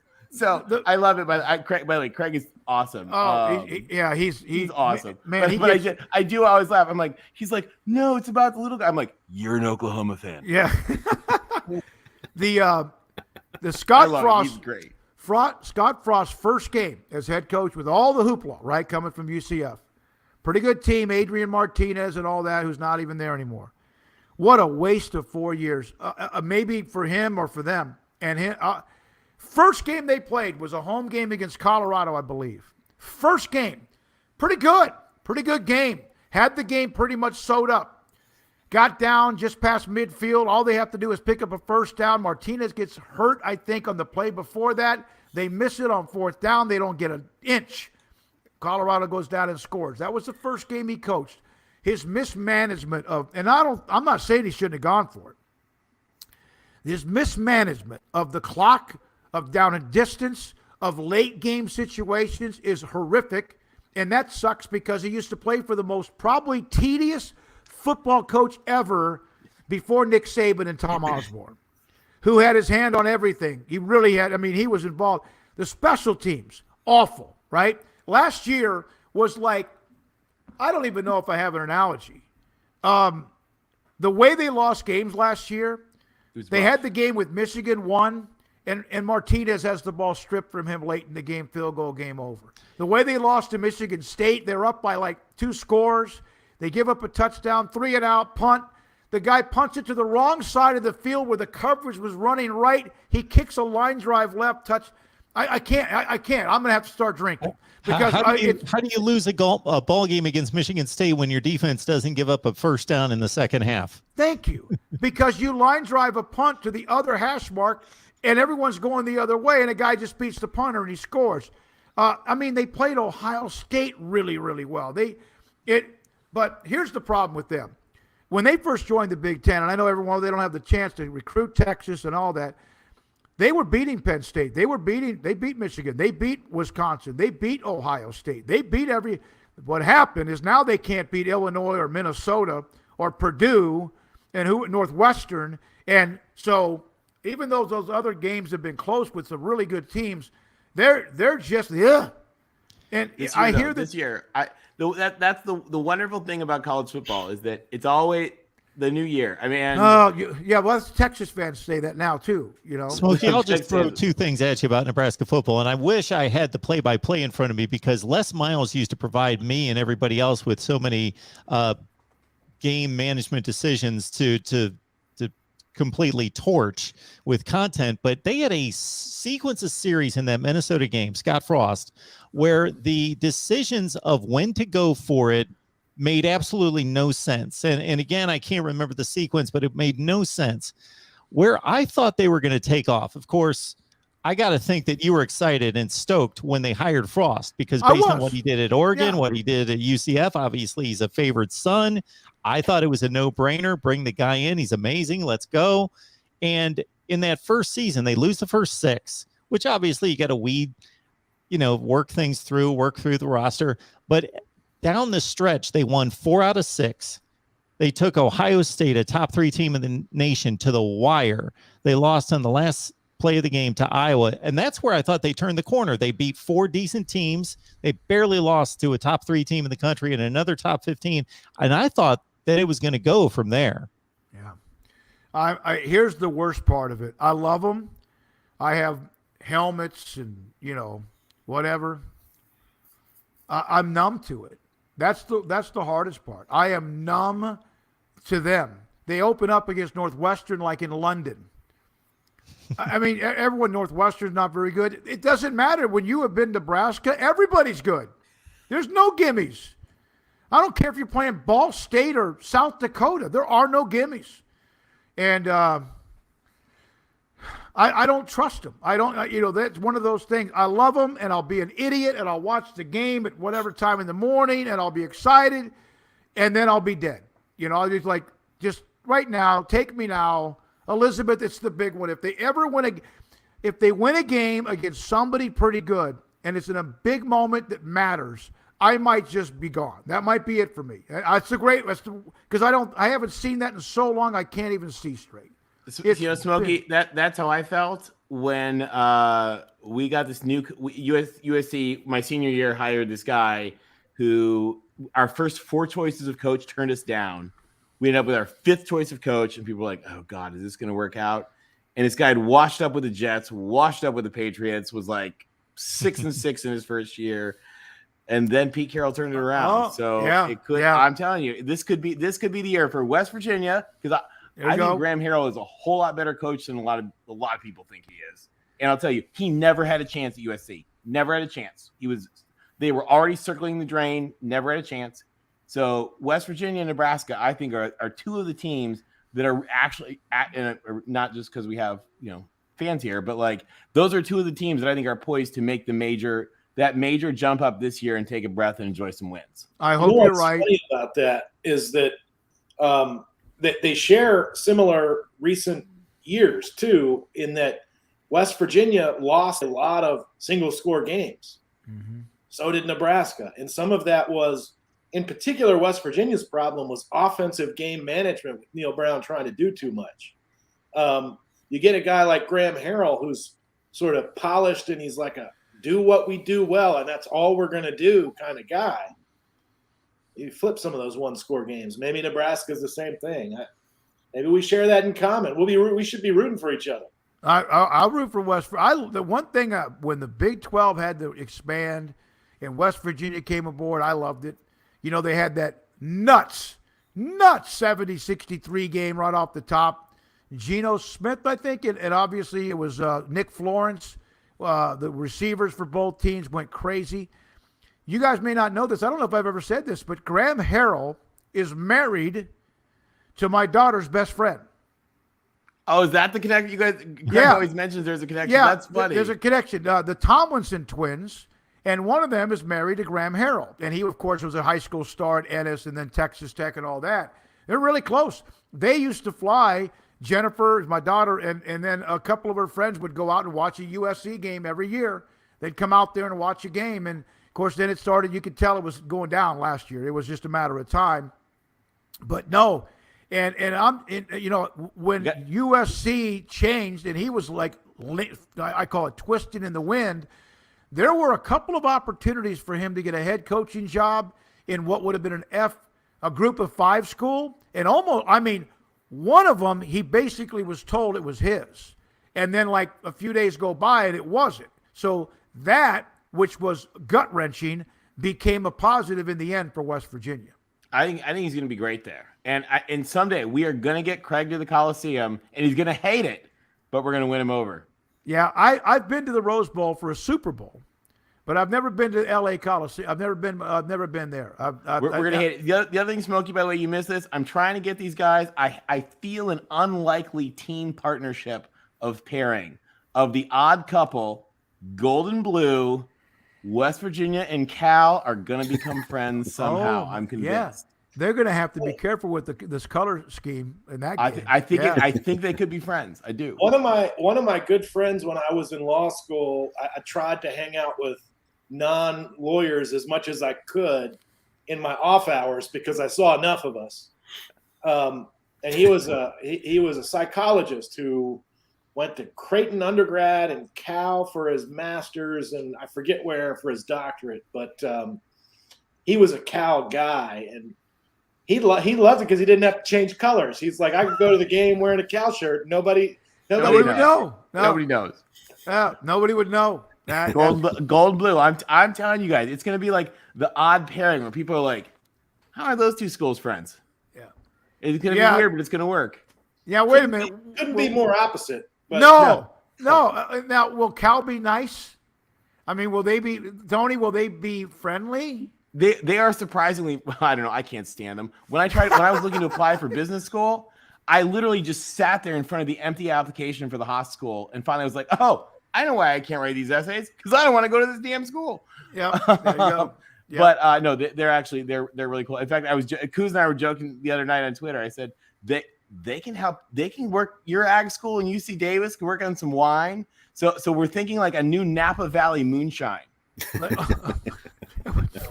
I told Tony, I said we don't drink wine in West Virginia. We drink bootleg moonshine. Yeah, There we go. It's gonna be like from from one of the special vineyards in Napa. It'll be like a Mondavi Mountaineer moonshine. It would go. Whoever can do that will be a billionaire. Yeah, yes. It is. And by the way, HR Pig and stuff, you guys are a lot better than Cal. Hey guys, I know a lawyer who can incorporate, and I know a few. Great. I'm telling you, perfect. Mondavi Mountaineer moonshine brewed in a partnership between Cal, UC Davis, and West Virginia. The bottle will be golden blue. It'll be great. I bet Gordon Gee would love it. Yeah, probably would. That has a ring to it. Mondavi, what is it? Mondavi Mountaineer moonshine. Yeah, it's got a little easy to. I couldn't remember it, but a little flavor of Cabernet. Yeah. Gasoline, whatever. No, I'm just kidding. Triple M, And by the way, for you guys, I have West Virginia family roots here. My family was there from like 1730 or something when it was still part of Virginia. So, wow. On their behalf, go Mountaineers. I lived in Virginia for 4 years. My dad was at the Pentagon. That's close enough. That counts. Yeah, close enough. It does. Oh man, what a time, huh? What a time to be doing a show about college athletics. It's why I'll tell you, I couldn't get over it. I don't know if you guys saw the coverage on the Big Ten Network the day of the announcement. which is pretty crazy. And of course, the Pac-12 network, fittingly, was playing like a rerun of women's volleyball from a year ago. While it's like, talk about fiddling while Rome burned, like, such a like fitting. If we don't talk about it, it's not happening. If you're not covering it, it's not happening. Yeah, it's both from a Mountaineer fan, it's both depressing and exciting at the same time. See, I think you guys, so many West Virginia folks talk a lot about how like they're so, you guys, I think you guys are very like PTSD wounded a little bit from your crappy like the crappy things that life has dumped on you guys from a conference realignment standpoint. That with the Big East mess, the Eastern Conference was always a disaster. Then the Big East mess, a couple, multiple times, you guys got out, you made it to the Big 12, which is perfect. And then the mess with the Big 12 last year. Like, I really think you guys are in a position of strength. Yeah. Well, I think it's a good place to be. It's funny you bring those moments up because I'll use this as a plug on my own work. I'm currently writing a 10-part series, Mountaineer Moments in Adversity. That sort of goes to the theme of, I think that's what our season is going to be. I think this season will be a season of overcoming the adversity of the last 3 or 4 seasons where we've failed to meet expectations. And we're full of those moments. And sometimes I think my fellow Mountaineer fans forget that like that is West Virginia's spirit, is somebody looking at us in the face and saying we can't do it and doing it just despite them and showing them we are West Virginia. And that's what the university and the state has embodied for years. So I'm kind of glad you brought that up because, yes, we've had so many moments where we got punched in the face and we took it and said, now we're going to punch you back. I'm ready to run through a brick wall now, Travis. I appreciate that. The other thing is, I'll tell you guys, every conference has that one place that you go there and it scares the snot out of every team in the conference because they know that no matter how good they are, no matter how bad you are, in that place, they can get whacked. Yep. And in the ACC, it's the Carrier Dome. In the Pac-12, it's Corvallis. In the Big Ten, it's Purdue and Iowa. But in the Big 12, it's you guys. You guys don't see these other teams. They're like, oh, God, we have to go to West Virginia. And they're terrified because they know that no matter how good they are, they may go up there and lose their head. Well, Lubbock used to be that place. Whether they were good or not, it's crazy. I mean, it's a great fan base. They got a pretty large stadium, actually. And you never know, man. You never know what's going to happen. But now, Baylor's had some really – Matt Rule, I remember when they went to West Virginia and it was bad. And next year, of course, they came back and played really well. And that was kind of the game where that might have turned them a little bit because of the loss to West Virginia when they were 1-11. So everybody beat them except Kansas. Baylor is almost, in a way, Travis, it's not quite the same, but they have been kicked in the face a long, long time. No bowl game for 16 or 17 years. We know they've been through some very bad things. But how resilient have they been? To go from being terrible, then all of a sudden they build it up to win 2 conference titles. Then they have the scandal. They go 1-11, and then all of a sudden they're playing for a Big 12 championship. Have a guy that everybody wants to be coaching in the NFL, or most people, at least they used to. And then you lose him, go 2-7 COVID, and the last year you're playing and win a Sugar Bowl. I don't know how do you do it? They always find a way. And I'm not trying to compare them to like the Mountaineer mission statement, but 2 fan bases that we've covered very heavily have found a way. And I hope both of them continue to find a way. Baylor did last year, and good luck to the Mountaineers this year. I'm going to have to jump off of here, guys. My wife's getting ready to go to bed. She has to get up early in the morning. So we had a guy in the studio today, I swear to God, named Daniel, and Daniel Acton. He's a great, loyal viewer. Asked if he could come by the studio at 2:30. I said, yeah, start the show at 3. At about 4 o'clock, he gets like, I didn't know how long he was going to be there. I'm not like saying we weren't uncomfortable because we got a nice sized studio. About 4 o'clock, he gets up and starts walking out the door. We go to a commercial break. He goes, my wife just texted me. I got to go. Same thing. Yeah, got to go. I've had fun, man. I appreciate the invitation. David Smokey, Sikkim 365 Radio. Man, appreciate you being here. It's great stuff. Travis, Mark, and Tony, great to see you guys, and have a great weekend. Thank you, guys. You too. Good night. Thank you guys. All right. And we will let everyone know that we had a separate stream set up for a call-in show, but we might as well just keep it right here. Travis, last word on college football. You kind of set us up for what you got available there. Yeah, I did that, and I also did a, just for fun, maybe sort of a counter to the if we make it just 2 conferences and only 40 teams are relevant, how do we keep other fan bases engaged?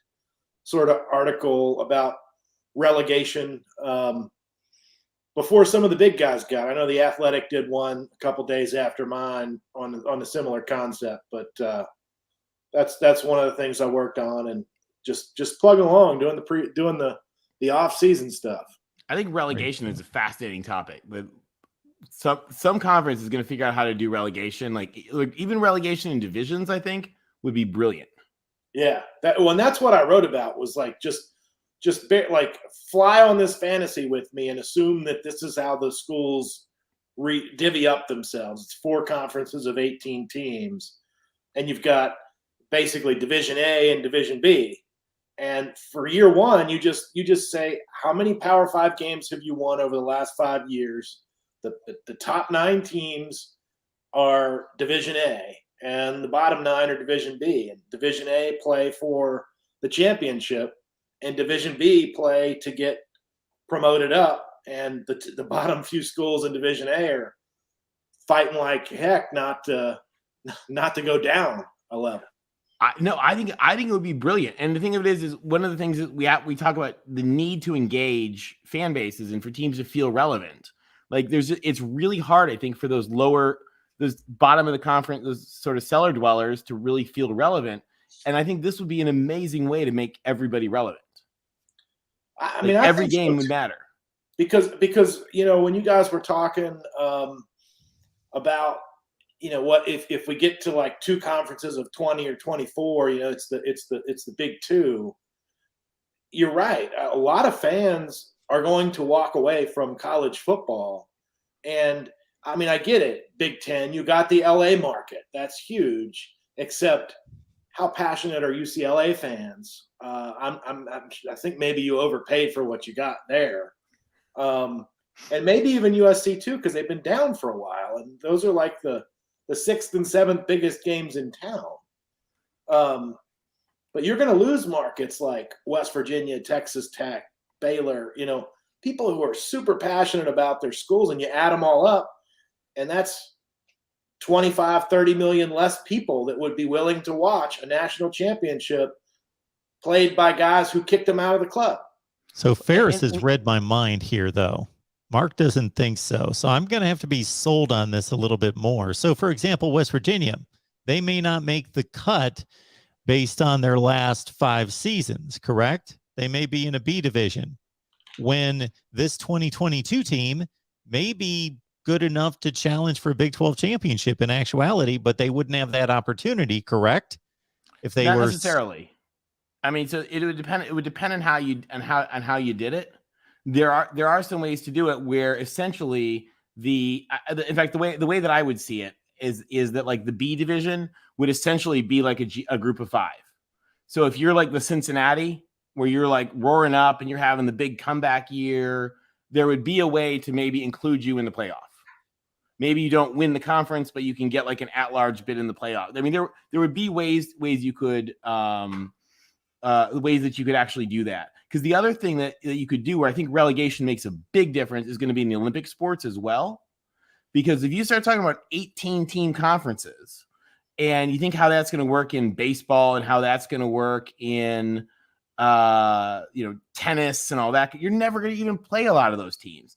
And so, and not only that, but like, these big conferences have just, behemoths that are just going to smack some people around and lose to others. So, for example, I'll give you guys an example. The high school I went to, it's like a very like sort of like preppy, chemical, big corporate little town.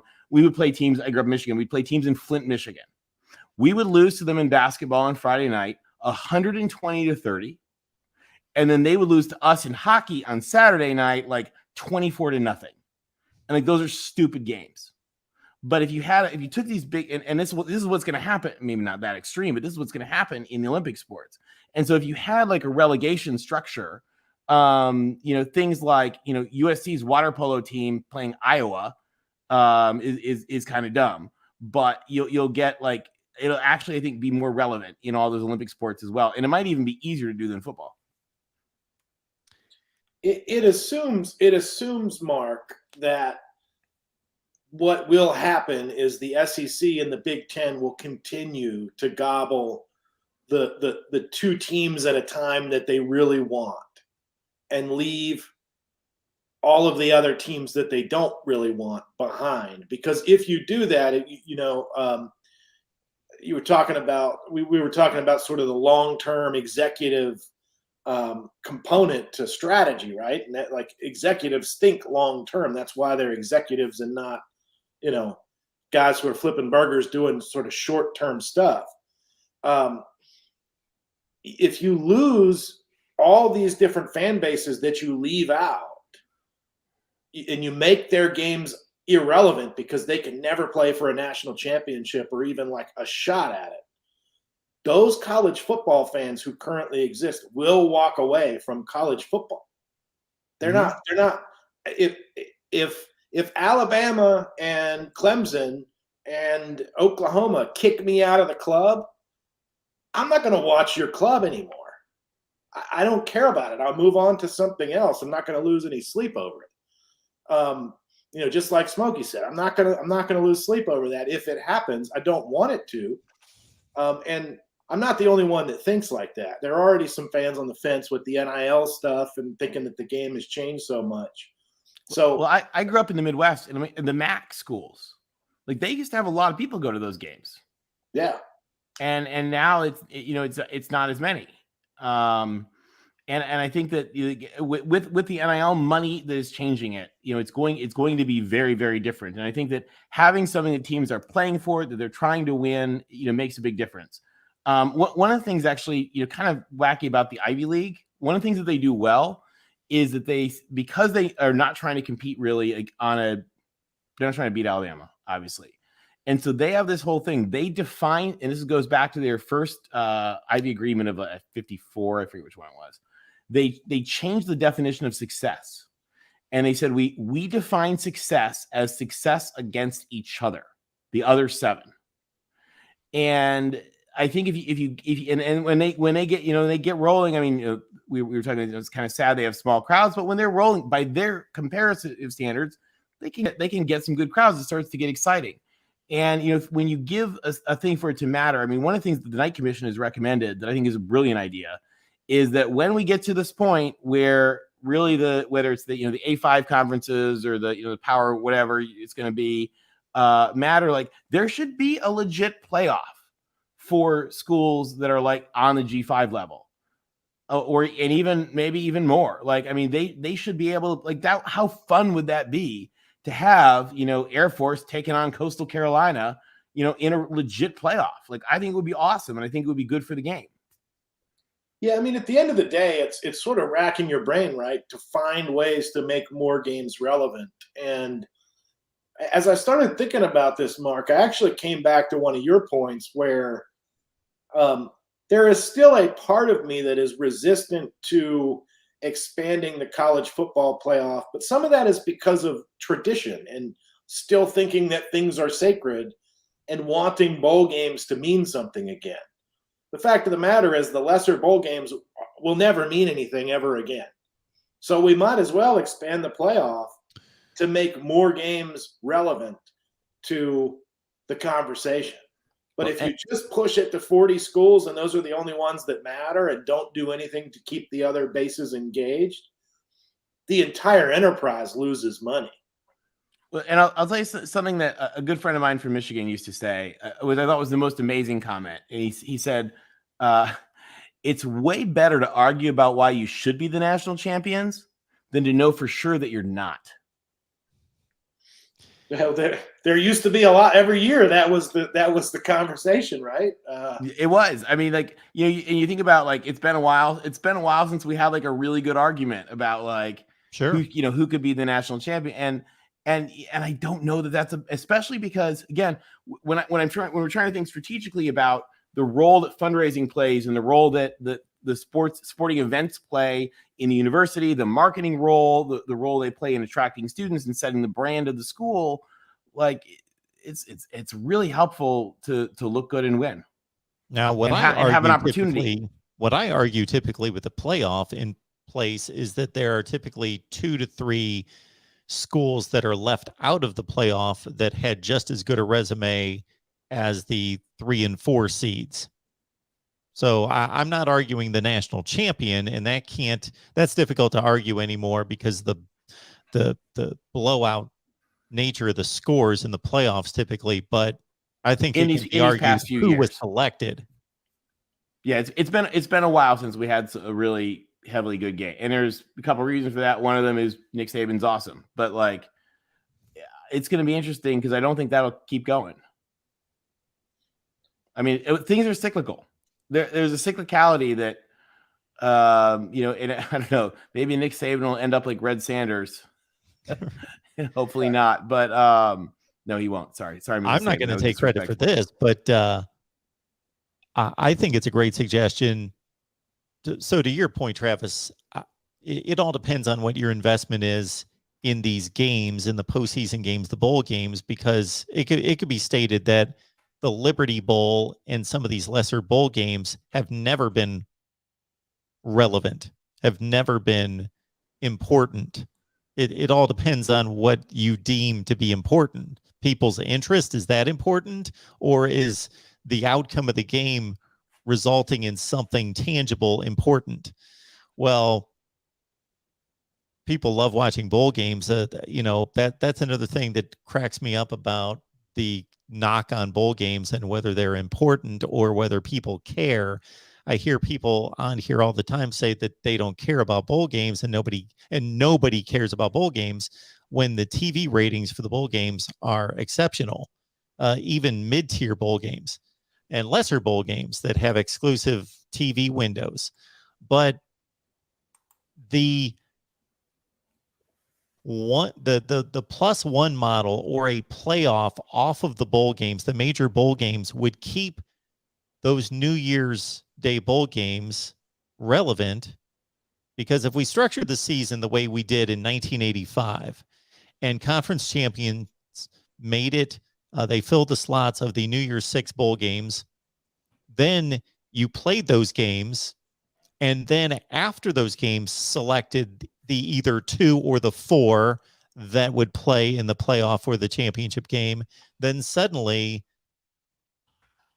the Rose Bowl, the Sugar Bowl, all those bowl games become relevant again because they are a stepping stone to the playoff.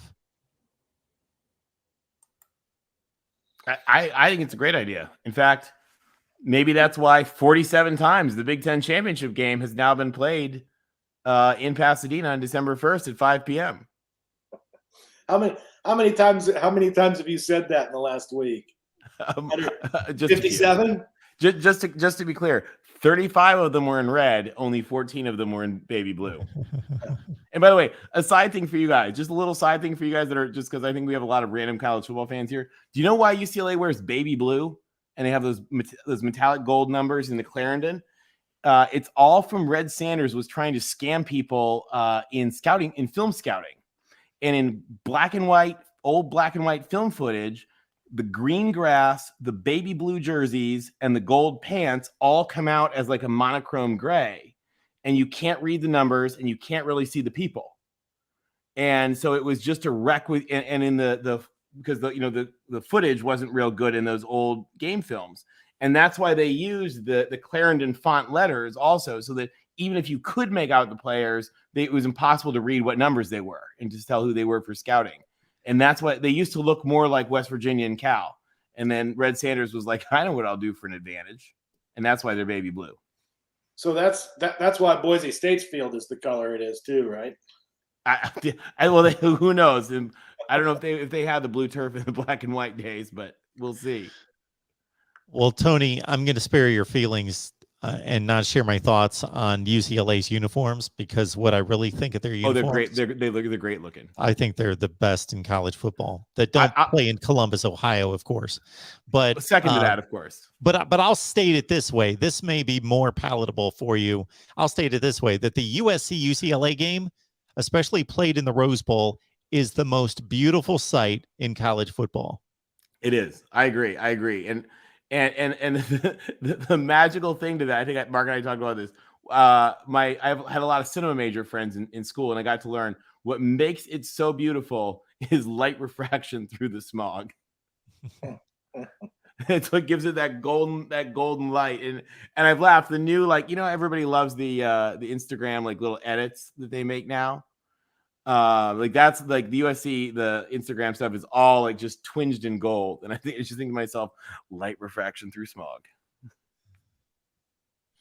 That's beautiful. Nobody wants science for the win, buddy. Exactly. Well, Mark, I am going to jump off of here too. I know you've got other shows and other things to do, but it's been a great show. Great talking. Thank you so much, Travis. Thank you, guys. This was fun. I appreciate it. Absolutely. All right. Take care. We are basically going to take some calls is what we're going to do. And Tony, you're welcome to hang out if you'd like. I look forward to I'll just watch and enjoy and make snide comments in the chat. Well, you know that we're putting you to work next week. So we'll get together on what I got to get ready. What shows, but sounds good. Looking forward to it.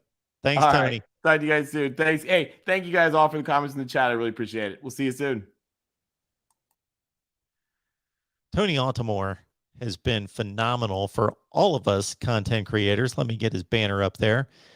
It's at TJ Altimore. So if you're not familiar, consultant strategist who has supplied myself and so many folks on YouTube and online with amazing metrics to fan base, statistics, academics, financial metrics as well. Really good stuff. So follow him on Twitter at TJ Altimore right there. All right, we are opening up the phone lines here at the Voice of College Football. And we did have a separate stream set up for this, but we might as well just stay right here and let me get my graphics sorted out. And you can contribute at Venmo, PayPal, and Cash App. I can appreciate everybody who has contributed here. I will try to catch up with some of these super chats that we had so much discussion going on. It was difficult to catch up to some of the super chats, but Will just sent us one, and I can't find it. But I will search feverishly for super chats. And of course, Christopher Morgan, thank you so much for the various super chats that you sent in as well that were all posted to the screen. And I am now putting the link to the show in the description or in the live chat. And I will also place it in the description section of the video as well. Give me just a second for that. Again, the link is in the description section of the video, or will be here in just a second. And also, I've left it in the live chat to talk college football with me. I titled the original stream that was supposed to follow the West Virginia live show. I placed that as 50 days. We are 50 days. So count them, 7 weeks. 7 times 7 is 49. It's a Friday going into Saturday, 50 days until week 1 of college football. So that leaves us just 43 days away from week 0 with a handful of games. And I will do my best to find the description section. Here we go.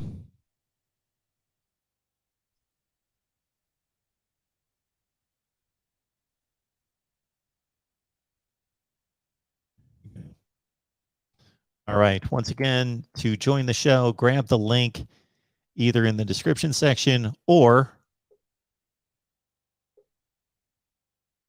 in the chat that was just sent there. We got Landon on the line. Let's talk it up with Landon. How you doing tonight, sir? Okay, let me shut down the YouTube part. Can you hear me, Mark? Yeah, I got you, Landon. How Hey, are buddy. you? Hey, buddy. Calling from Houston. I just kind of wanted to bring up one of the things that hasn't really been talked about in terms of, the Notre Dame expansion and things like that. And it's not really wanting to take the conversation in that direction and spend a lot of time there, but simply to illustrate that I think it is a factor that a lot of people aren't talking about, is not necessarily on the field or geographic location, things of that nature, but kind of the off the field academic and, let's just say, theological and philosophical perspectives. And what I mean is, I think there's been a natural fit for Notre Dame in the ACC for not only athletic reasons, but the academic reasons, meaning as a prominent confessionally Catholic institution that ordains, their ministers and clergy, that actually could be one of the issues in dealing with joining the Big Ten. Now, I'm open for correction, but I don't think there are any academic institutions in the Big Ten currently, and I think even if you include USC and UCLA, that have either a theological seminary or a divinity school. Whereas Duke has a divinity school, Vanderbilt has a divinity school, Baylor. I don't know if they're still the largest Baptist university in America. It might be Liberty in Lynchburg, but either way, it's either the first or second largest Baptist university. And so I wonder if some of the off the field issues, not just the contracts that will deal with, hey, will the Big Ten allow Notre Dame to maintain their TV contracts with NBC and do some kind of revenue thing with that? But if you look at kind of what happened with the COVID year as an example, right? There was kind of this push-pull within certain states, depending on what, the demographic was politically, in a sense, right? It seemed as though certain states that had a particular inclination were wanting, to do something one way. The other states were wanting to go a different way. There was a little bit of a tug. And I think part of Notre Dame's autonomy has to do with them maintaining the faithfulness to the convictions that they have. And we know of issues sociologically that are going on within the culture and stuff. I think that's going to be an issue in terms of autonomy, whereas Notre Dame doesn't want to get trapped into the sway of a lot of the other institutions in the Big Ten. I just don't hear a lot of people talking about that, Mark. I don't know if I don't hear anybody talking about it, Landon. So I think it's a great point, and I don't know how important it is anymore. I will tell you, there's a perception out there, me included, that those convictions aren't as strong as they were, let's say, in 1970 or 1950. Now, that may or may not be true, but they may still be strong enough to prohibit Notre Dame from accepting a Big Ten offer. I threw it out there in regards to just anyone, not just Notre Dame, but since Notre Dame has been operating independently, they're not accustomed to having to vote along with anyone else on anything. So even if you take the religious convictions out of it and just say you're taking this independent that has made its own decisions, and now they have to look at across the table to the likes of Rutgers and Illinois that have just as much say technically as they do when there's a vote, and they get voted down. Let's see, 17 members in the Big Ten, they get voted down 9-8. They got to go along with what's, but then you bring that dimension to it. And I don't have the answer to that, but I think it's got to mean something pretty substantial. I think it would too. I think it could be one of the issues in negotiation. And I'm thinking of the incident that happened with the state legislation in the state of North Carolina when Charlotte was hosting one of the conference championships, and one of the bathroom bills or what. And again, I'm not speaking as to what's good or what's bad. I'm just trying to state the reality of the situation. Notre Dame convictionally, again, if their conviction is that the Catholic Catechism still holds to a particular understanding of sexual orientation, and they're not going to get shoehorned into anything that goes against that conviction, and they're not going to want to feel pressured to do so. So a part of the autonomy isn't just the football thing where, hey, we're Notre Dame, we got 24 karat gold helmets and we do what we want. and, just kind of stick it to everybody else.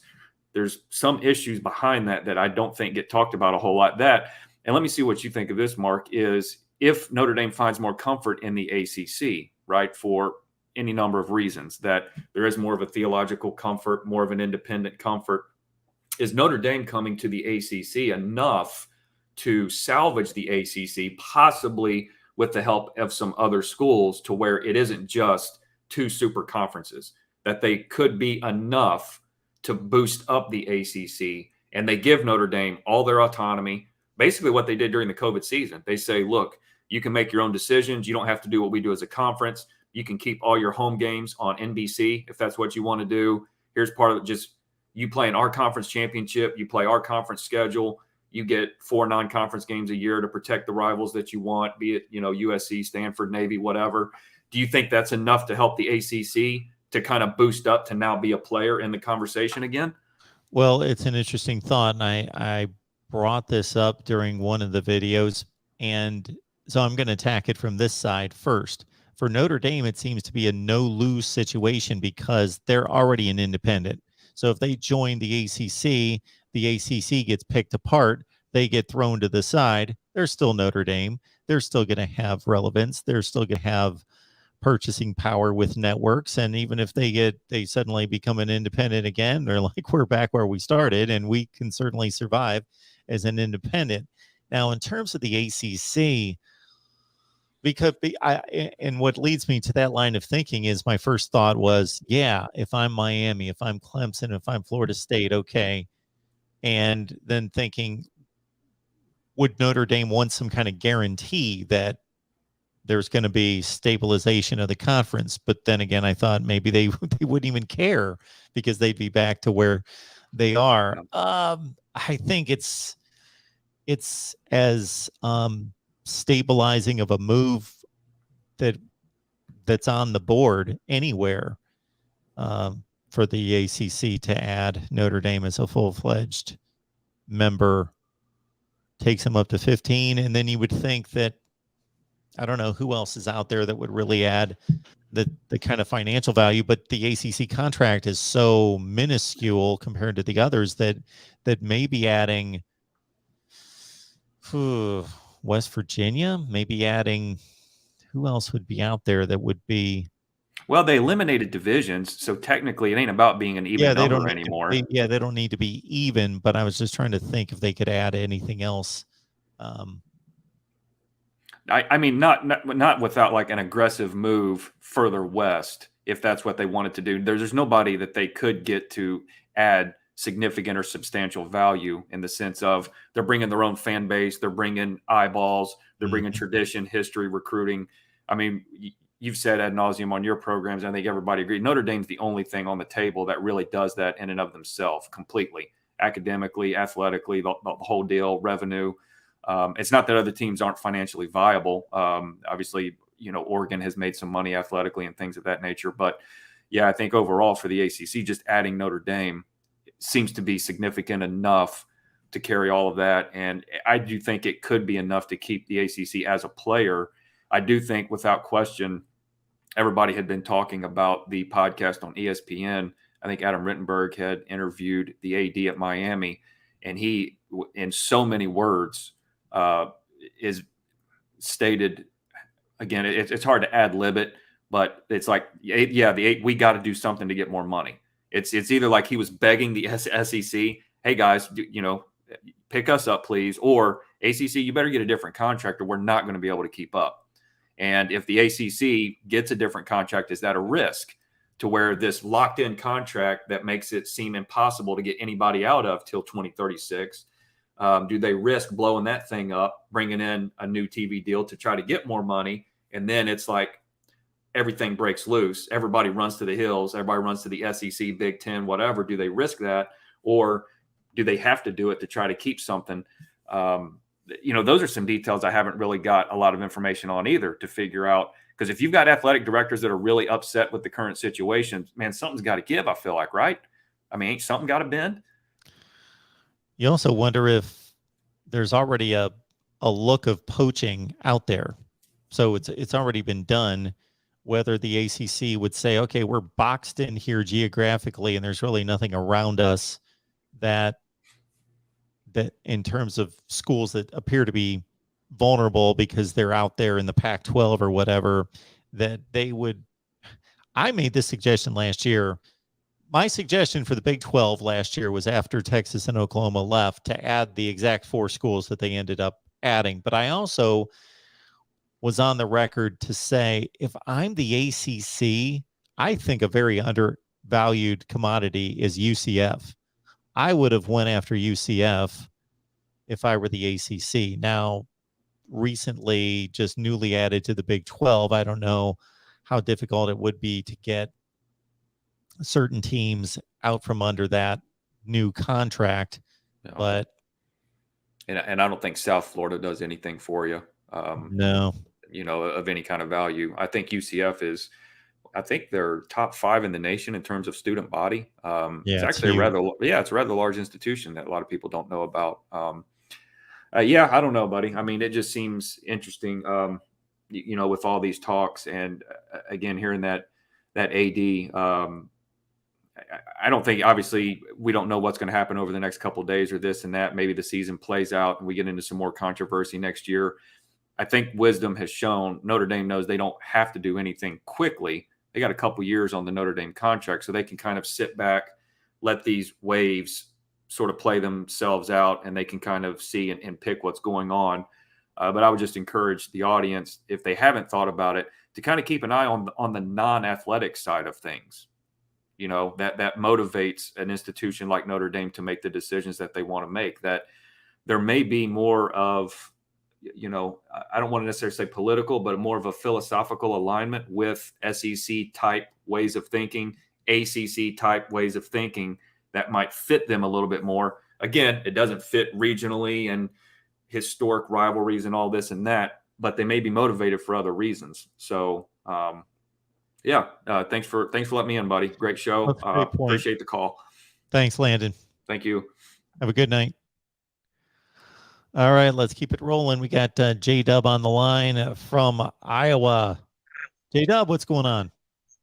Hey, good evening, Mark. I'm so glad that I got in right after Landon, because as a native of Springfield, Illinois, a product of all boys Catholic education, K through 12, somebody who grew up with Notre Dame as like the paragon program that everybody talked about, I couldn't agree more, and I'm glad somebody finally brought up the theological perspective of Notre Dame, and that Notre Dame just sees things differently than other institutions. I mean, you can not like that. You can think that's arrogant of them. You can not understand it, but it is what it is. They see things differently. Now, where I disagree with Landon is I think Notre Dame, they may look at Duke's Divinity School, they may look at the theological schools at Vanderbilt, they may look at the religious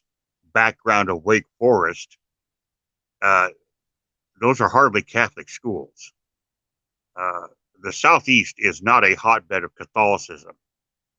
The Midwest, the Great Lakes states, and geographically where Notre Dame's majority of their student body is from, where a lot of their alumni is from, those people are all Catholic. And they've got a certain way of thinking, and they like that independence. And I agree with Landon's overall point, but I think that they are culturally tied much closer to the Big Ten and by nature of geography and the people around them, the upper Midwest, than they are to the Southeast. And I went to school at Alabama. There's nothing Alabama has in common, or that Notre Dame has in common, with the Southeastern United States. Nothing. The only thing I would say to that, J-Dub, is, I grew up in Ohio, a lot of Catholics, a lot of Catholic schools in the state. However, has that really been enough, especially the further we go along in time, to really impact what Big Ten schools are deciding on a level that Notre Dame would be in a line with? Well, it certainly doesn't have the that you or I can remember what the college football world looked like in 1980, 1985, maybe even go back to 75. That era then, it would have had much more of an impact than it does now. I completely agree. It's a much more secular decision now by a large margin than it was. But that's not to say that that's still not a contributing factor. It's still there in the background. That's still one of the things I think that has to be weighed in. Now, and having said all this, do I think it carries the weight that it did once before? No, I agree with you.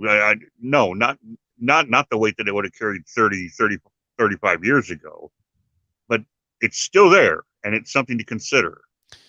You know, just to put what Landon had to say into practical terms, and I think this is exactly what both of you were thinking, is that, you know, all these entities have rules and stipulations concerning a myriad of things that many of us would agree with or disagree with, based on our beliefs and values and just what we're comfortable with.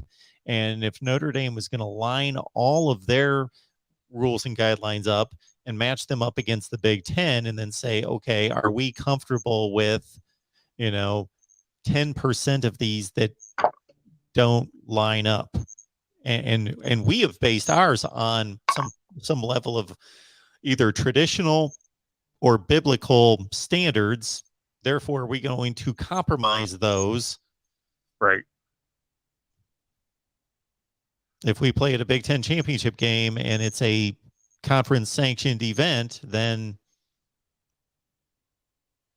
fill in the blank that's going to be done that's not in line with our standards. That's why I think I'll go back to what I said on the day that USC and UCLA joined the Big Ten, and about an hour after I woke up from going into the coma, not believing it, and realized that it really was happening. I thought, if this plays out, Notre Dame is going to sit and wait, draw it out. They've got all the power right now. All the power is in front of them. And, you know, I'm just the least shocking the result for me personally. And I don't know, you know, everybody's entitled, of course, to their own opinion. But to me, the least shocking result would be Notre Dame saying, we're just staying where we are.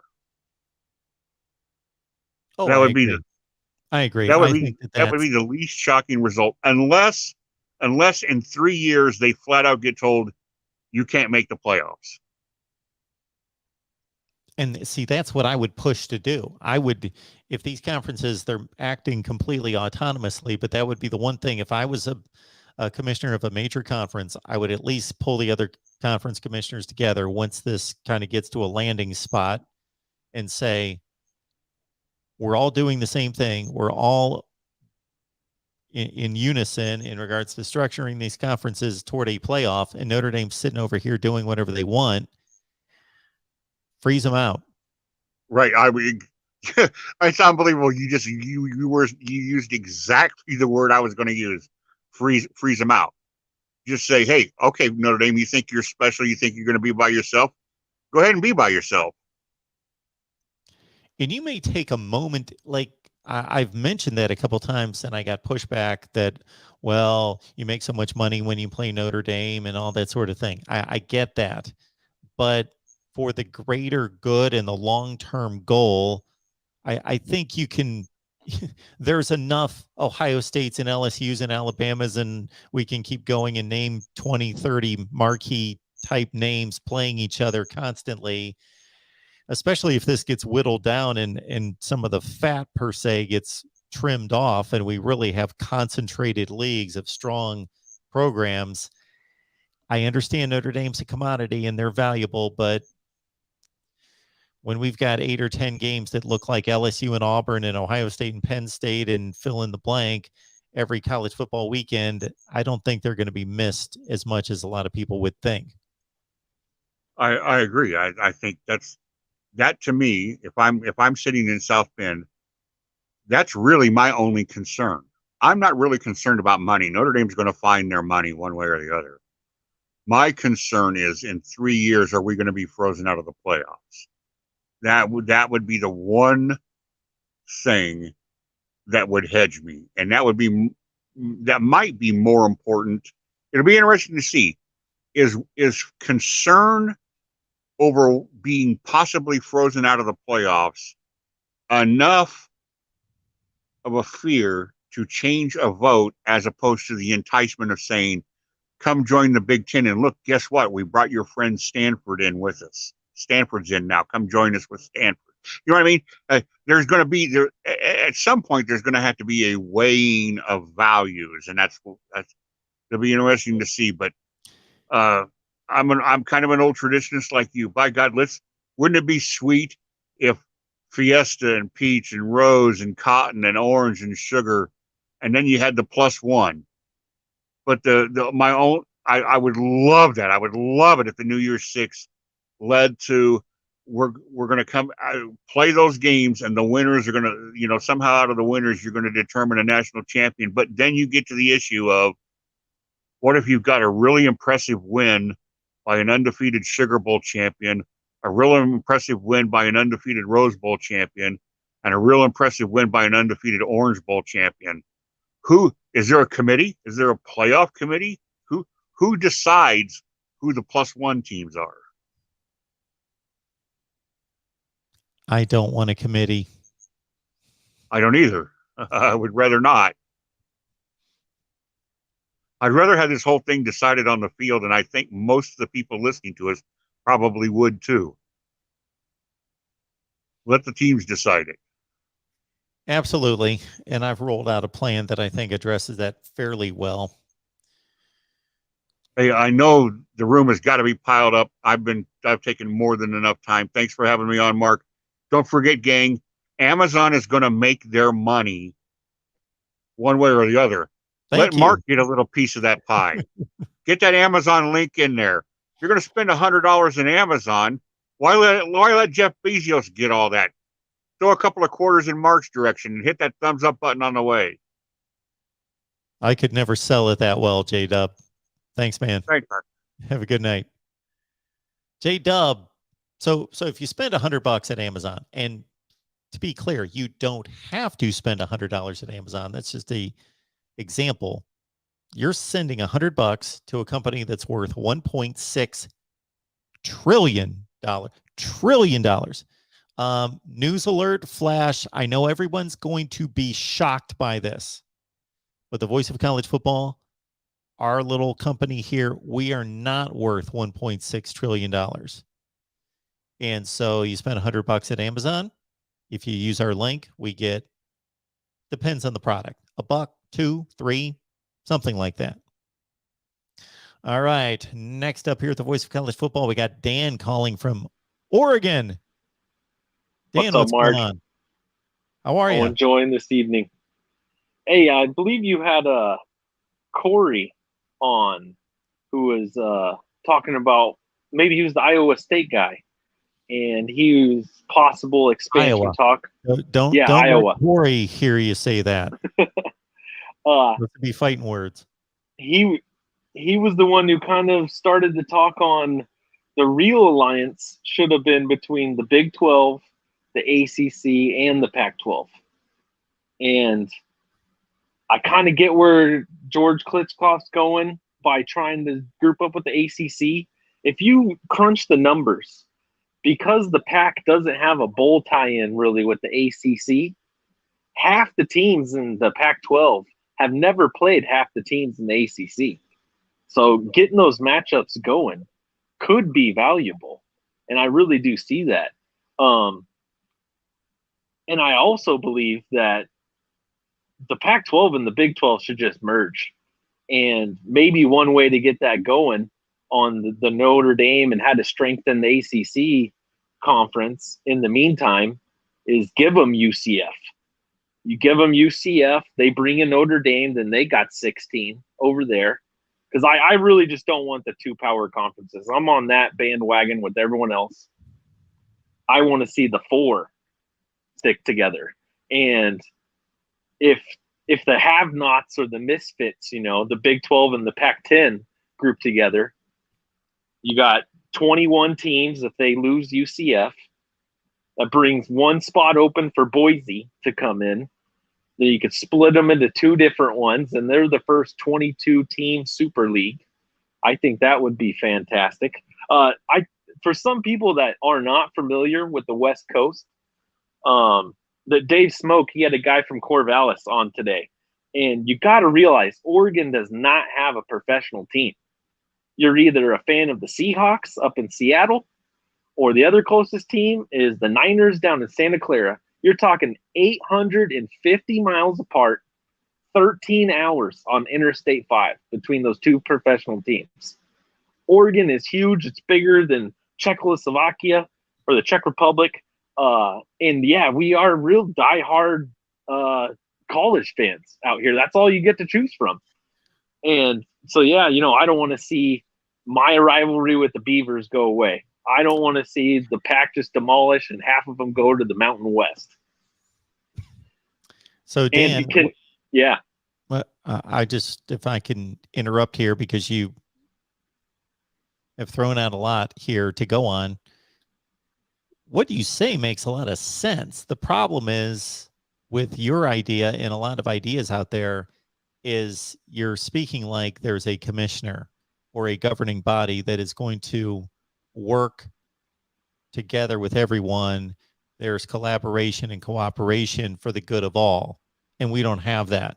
So why would the Big 12 give up UCF? They just partnered with UCF and brought them on board, and it's the largest school in the conference now. It's their recruiting tie to Florida. There are so many advantages UCF brings to the Big 12. Why would they just hand UCF to the ACC? That's point number one. Point number two is the Big 12, I don't want to say it's in a position of strength. Of course, the SEC and the Big 10 are the two conferences in positions of strength, but the Big 12 is in a safe position. Tony brought this up in the earlier portion of the show, and I made the same point several times this week, that in the Big 12's weakness, they've almost protected themselves, because by having a league just stockpiled with decent programs that aren't going to be wanted by the Big 10 or the SEC, but they're decent programs. They are top 25 to 50 programs in the country. They've kind of stabilized their situation, it appears.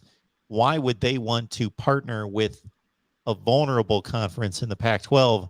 Why wouldn't they just pick those schools off? And if Utah sees that the Pac-12 is sinking, jump to the Big 12. Colorado, same thing. Arizona State. Why would they want to partner with the Pac-12? Why not just pick those teams off and keep your own conference? People think that it's a weakness that the Pac-12 network has been like one of the most abysmal ones out there, because they did not partner with Fox. I believe the Big 10, half of it is owned by Fox. And then with the ACC and the SEC, half of those lesser networks are owned by ESPN. The Pac-12 has theirs up for sale right now.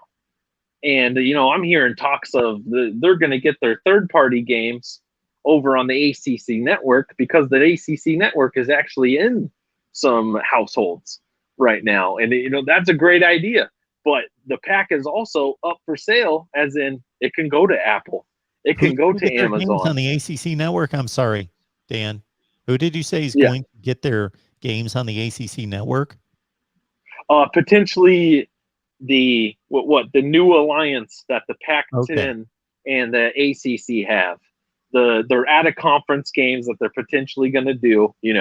Maybe those go, the ones that can't get sold, the ABC and ESPN, they end up on the Beavers versus Florida State. That's on the ACC network. Well, that's in the same contract. That would be in the same contract as ABC and ESPN. It's one contract. The ACC network's owned by ESPN, so is the SEC network. So when ESPN contracts with the SEC, for example, they are then deciding, okay, we've got ABC, ESPN, ESPN2, ESPNU, the SEC network. We have our digital base, our digital app, and then ESPN decides wherever they want the SEC games, and it's the same thing with the ACC. Yeah. I don't know. Maybe I'm under the wrong assumption that the out of conference games is like its own special separate entity that they get a bid out and sell separately. Well, that's like, partially true. They're under the Yeah. entity of the home team. That's why Notre Dame is contracted to play all of its home games with NBC, and then its road games, it depends on where they're playing.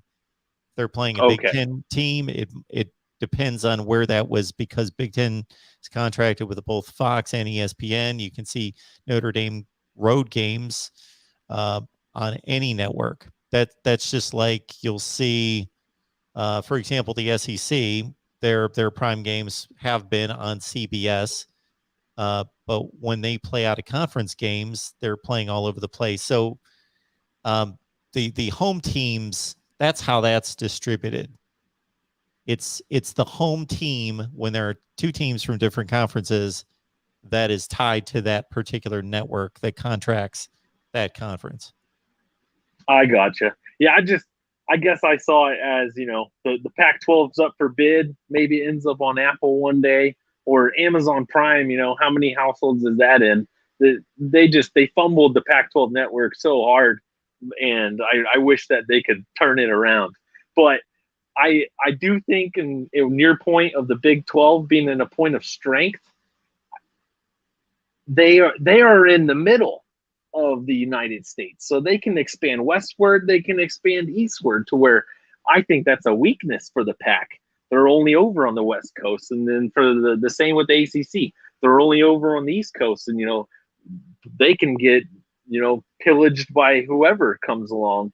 And they need to realize that, hey, we need to become two power conferences ourselves, or the other two are just going to rape us apart. And then all those three CEOs that, might get down to only two CEOs, none of them are going to have jobs. It's only going to be the president of the Big Ten and the president of the SEC having a job at the end of the day, 5 years down the road. That's why I think their alliance needs to work out. And that's why they might give up a West Virginia to them or something like that. Well, what I think the Big 12, the ACC, and the Pac-12 are trying to accomplish with this alliance is that, unlike the alliance that we witnessed last year, there may be more substance to it, because this is about survival. Is they're trying not to give up their individual identities, but they're trying to lock in with each other to kind of lift each other up, and from a scheduling standpoint, and maybe a championship game standpoint, kind of save each other. Yeah.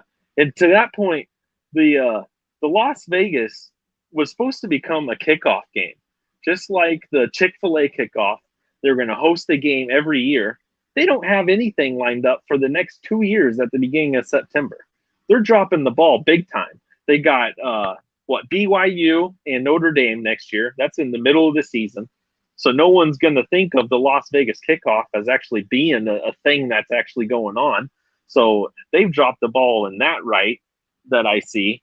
And so trying to get this championship going, I think that's a good idea. It's a nice destination city. But one of these things, everyone keeps talking about, oh, we're going to get great blue blood matchups. That's these super conferences. That's one of the good things we're going to get. Maybe more conference game, maybe more blue blood matchups. Do they not realize that they could have these matchups every year? There's 3 or 4 non-conference games that they schedule. They choose to have one of them be an FCS team, one of them be a Group of 5 team, and one of them be a Power 5 team. They all make that choice on their own, as the AD or whoever it is. So this whole pie in the sky idea of we're going to have better teams playing better matchups, that could have been happening this whole entire time. Go look at Colorado's future schedule on that FBS.com or whatever it is. They've got 2 Power 5 teams basically every year. They kind of lucked into it because they got Houston on the schedule and Cincinnati and UCF, teams that are now going to become Power 5. But there are teams out there who are scheduling tough and making that happen right now and they're not having the cupcake games. And I think that's one part that really should be hammered down is, these super conferences are always going to be better games in the future. We could have those better games right now. It's those schools that are choosing not to do it. And they need to be held accountable for that, I think. Well, the only way to hold them accountable is to take that exercise out of their hands. So you're always going to have a problem when the individual teams / programs are scheduling their own games. They do it like the pros do it. Schedule. You don't let team. That would be like, if we all had different teams in our neighborhood, like you and your buddies had a team, and me and my buddies had a team, and we all had teams, but then we got to schedule whomever we wanted to play instead of having somebody say, A's playing B and B's playing C, and having an equitable schedule. There needs to be a schedule that's built for college football by an unbiased. I would base it all on metrics, but there would be a committee to apply a little context to it. And we would take the scheduling completely out of the hands of the schools. I'm with you because, go back to 2014 Florida State, undefeated. Their out-of-conference schedule was terrible. Go to, go to Baylor and TCU that same year. They'll use that against them. Oh, your out-of-conference schedule wasn't good enough. And then UCLA this year, you look at their out-of-conference schedule, it's terrible. Atrocious. But that is only because Michigan. Yeah. Michigan, yes. Because they want to have 8 home games. It's like, what is going on here? You guys are just buying wins. And, the Pac-12, they're over there playing 9 conference games like the Big 12.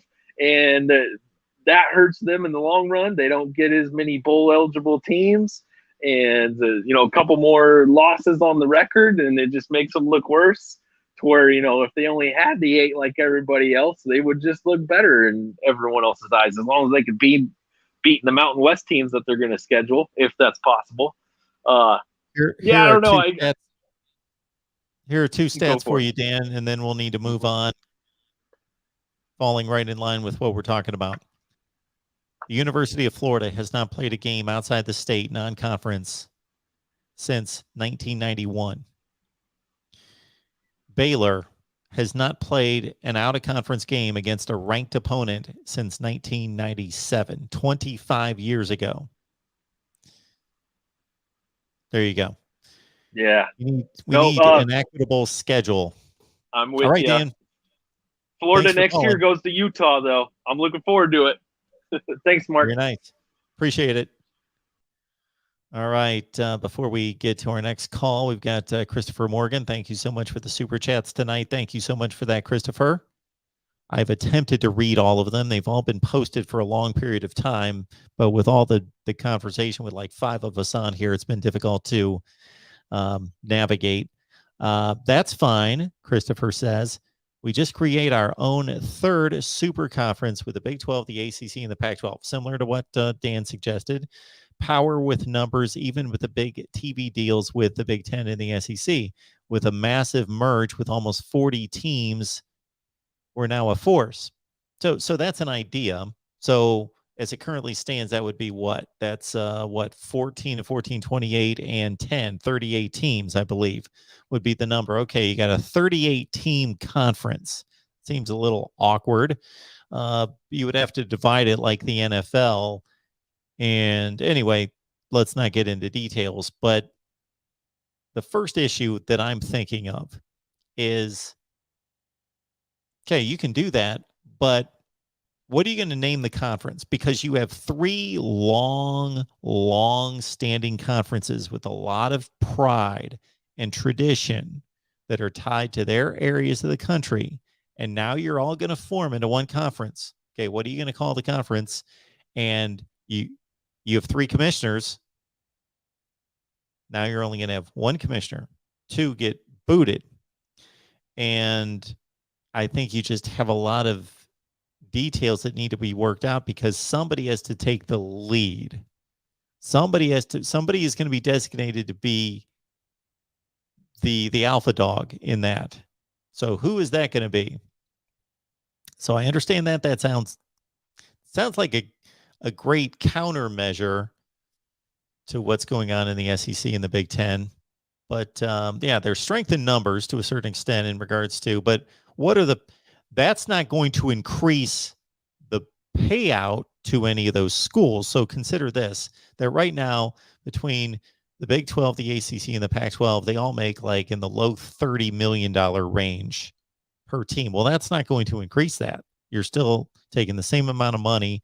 If anything, it might decrease it because let me think about this. I guess it would just generally keep it the same. And I'm understanding without USC and UCLA in the Pac-12, that's even though they're distributing that money to less teams, that's downgrading the value of that contract immensely. But it's a good thought, Christopher. And I'm not saying it's completely unreasonable, but it's a bit gangly. All right, let's talk up some more college football. We, of course, have Will on the line, Notre Dame fan. Will, how's it going? Hey, Mark. Great show tonight. Great show. Thank you. Love having Tony on and those other fans on, too. For sure. So I know I wouldn't say like right now you're a diehard Buckeye fan, but you're still a pretty big Buckeye fan, right? I'd still call myself a diehard. I know that I de-emphasize that because, consider, well, I won't go into it, but I was as diehard as you possibly could be. But like many people my age, I think you just kind of mellow over time, and I'm covering all these teams, and it lightens things. I'm not going to be throwing like ceramic mugs across the living room, smashing them against the wall like I was 12 years old anymore. But yeah, I'm still a fervent Buckeyes fan. Want them to win every game. Absolutely. Yeah. And who would you say, like, the past 30 years, I shouldn't say that. Just who do you think are the two biggest brands in college football? The biggest brands? That's a tough question. I think that Michigan has an outrageous brand internationally, and it kind of encompasses more the university as a whole, not just athletically, and then even athletically more so a little bit of basketballs, more of a, because of the Fab Five and everything since then, than like, let's say Ohio State, which is just football. Basketball program's been good, but it's football. Boy, I think that's a close call. I'll tell you who's in my head: Notre Dame, Ohio State, USC, Alabama. Really? No Texas in there. No love for the Horns. I always just thought it was Notre Dame and Texas. At some point in Texas is a big blue blood, great tradition. I don't have to go through the history, but at some point, 12, 13 years, that's a pretty good chunk of history right there. And the most recent history for Texas is they suck. So, like, I don't think we could go to TV ratings and show where Texas is drawing large crowds of TV viewers other than playing Oklahoma. Okay. I mean, I just thought that because of the Longhorn Network, which might be a big flop in the Pac-12 network. Yeah, it's a non-factor. But yeah, like me and Real MVP, we were feuding over like who's a bigger brand, Notre Dame or Ohio State for football. I mean, it's close, but like I would still lean. I mean, I'm not being biased here, but like I think like if you ask like someone who the biggest brand was, like if you ask someone like an average sports fan, like I don't know, like I always thought Notre Dame would be the biggest college football brand, but it might also depend on their age. Yeah. Fair. You ask your average 20-year-old, like my son's 25 years old, and up until last year's Ohio State-Michigan game, I couldn't convince him how enormous the game is, how important. He's always like, Michigan sucks. Why? This is not important. Michigan State beats us more than they do. Wisconsin's, like, he grew up watching college football like post 2008. So his thought was, Michigan's no good. They're not that good. Mhm. And so why do you make such a big, he knew why there was such a big deal Yeah. made out of the game, but he didn't live it. So he understood that back before he was around, Mhm. there was a war waging back and forth, and the series was equal back and forth. But to him, and so it depends on how much history is appreciated by that individual. Mhm. Yeah. I mean, I started watching in 2007, so I thought about the same. Like I always But just you thought, like, obviously you're a Notre Dame fan. yeah, Why? because I was born in an Irish Catholic family. Okay. So there's an obvious tie there. Yeah. And then because of that, you've also, not because of that, but because you're an ardent college football fan, Mhm. you've learned about the history Mhm. and the greatness of Notre Dame. Mhm. Like my dad really became a fan because like he went to a small school and they didn't have a football team. And like him and like his buddies were like Notre Dame fans, and then like his freshman year of college was 1988. So like he just grew up his freshman year like with all of his buddies. They got him into Notre Dame, and then yeah.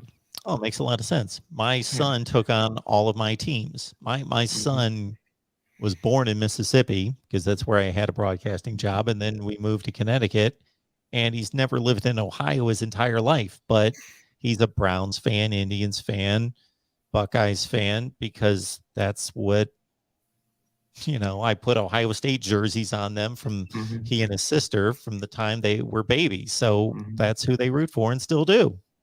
Mhm. Yeah, and like one of my first big road trips was when I was 8 years old. We took the long drive to South Bend, and like immediately, like knew I was going to be a fan for life when the players came out of the Basilica, and I was like a big time Golden Tate fan, and then Golden Tate gave me a high five, and I was like, oh my gosh, I'm gonna pass out. So you and the real MVP were battling back and forth. He Yeah. says Ohio State. He said is the biggest brand in college football. Like, but I just feel like the team that would, if any team were to sell the TV rating, like a TV deal, I feel like Notre Dame would get the bigger deal because they have more fans. Who do you think who had more people watch their games last year? Well, I mean, the Ohio State think Michigan game, I think. you want me to read this off. I've been using this site a lot, making videos over the last week. I mean, I feel like the Ohio State Michigan game just tips it for Ohio State because Notre Dame. We'll take that out of USC it. was bad. Like We'll if even USC was as good as Michigan was, I feel like it would be this. We'll take that game out of it. Okay. All right. Now this has nothing to do with Ohio State playing in the Rose Bowl. The Rose Bowl is the Rose Bowl. Yeah. We'll forget that. We'll go to the regular season. Okay. This is even eliminating the Ohio State Michigan game, which was the most watched college football game in the regular season last year. Who'd Notre Dame play the last weekend? They played Stanford, 2.7 million. Well, Stanford, like the thing is, like Notre Dame had a weak schedule. Like I feel like if we had a decent schedule, like. Okay. Do you have any other excuses? I'm sounding like a Michigan fan. I'm sorry. I'm sounding like a Michigan fan with all the excuses. Who did Notre Dame play the second to last? I'm trying to find the Notre Dame game. So Ohio State, Michigan State was the second most watched game of the week. 5.3 million. Notre Dame and Georgia Tech, 1.4 million. So 4 times more people watched Ohio State, Michigan State than Notre Dame, Georgia Tech. I understand Georgia Tech's awful. Georgia Tech's awful. Okay. The week before, Ohio State and Purdue was the third most Ohio State and Purdue, the third most watched game of the week behind just Michigan, Penn State, and Georgia, Tennessee. Can you compare the Ohio State Purdue to Notre Dame Purdue? Can you just compare that? There we go. This is how many people watched Ohio State Purdue. 4.73 million. Let me find the Notre Dame game. They played them early. What week would that have been? Maybe like week. You got a guess for me? I'm trying to find the game. I'm going Week 4. 3? Week Week 4. 4, week 3. Oh, I found it. Okay. Ohio State, Purdue, 4.7 million. Notre Dame, Purdue, 2.5 million.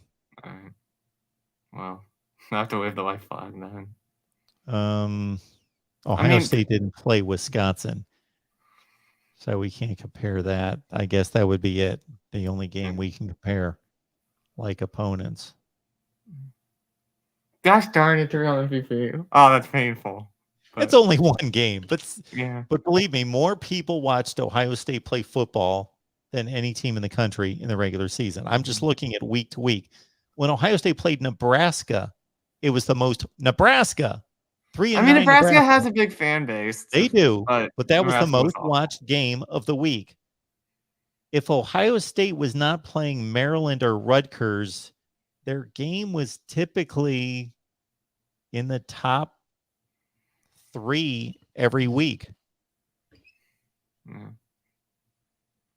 Wow. I'm just telling you. Yeah, you're right. Well, I mean, that's it not just sucks everything. that this is what happened. I mean, I'm more just sad than anything else. You know who's up next is the real MVP. God, He no! got his call next.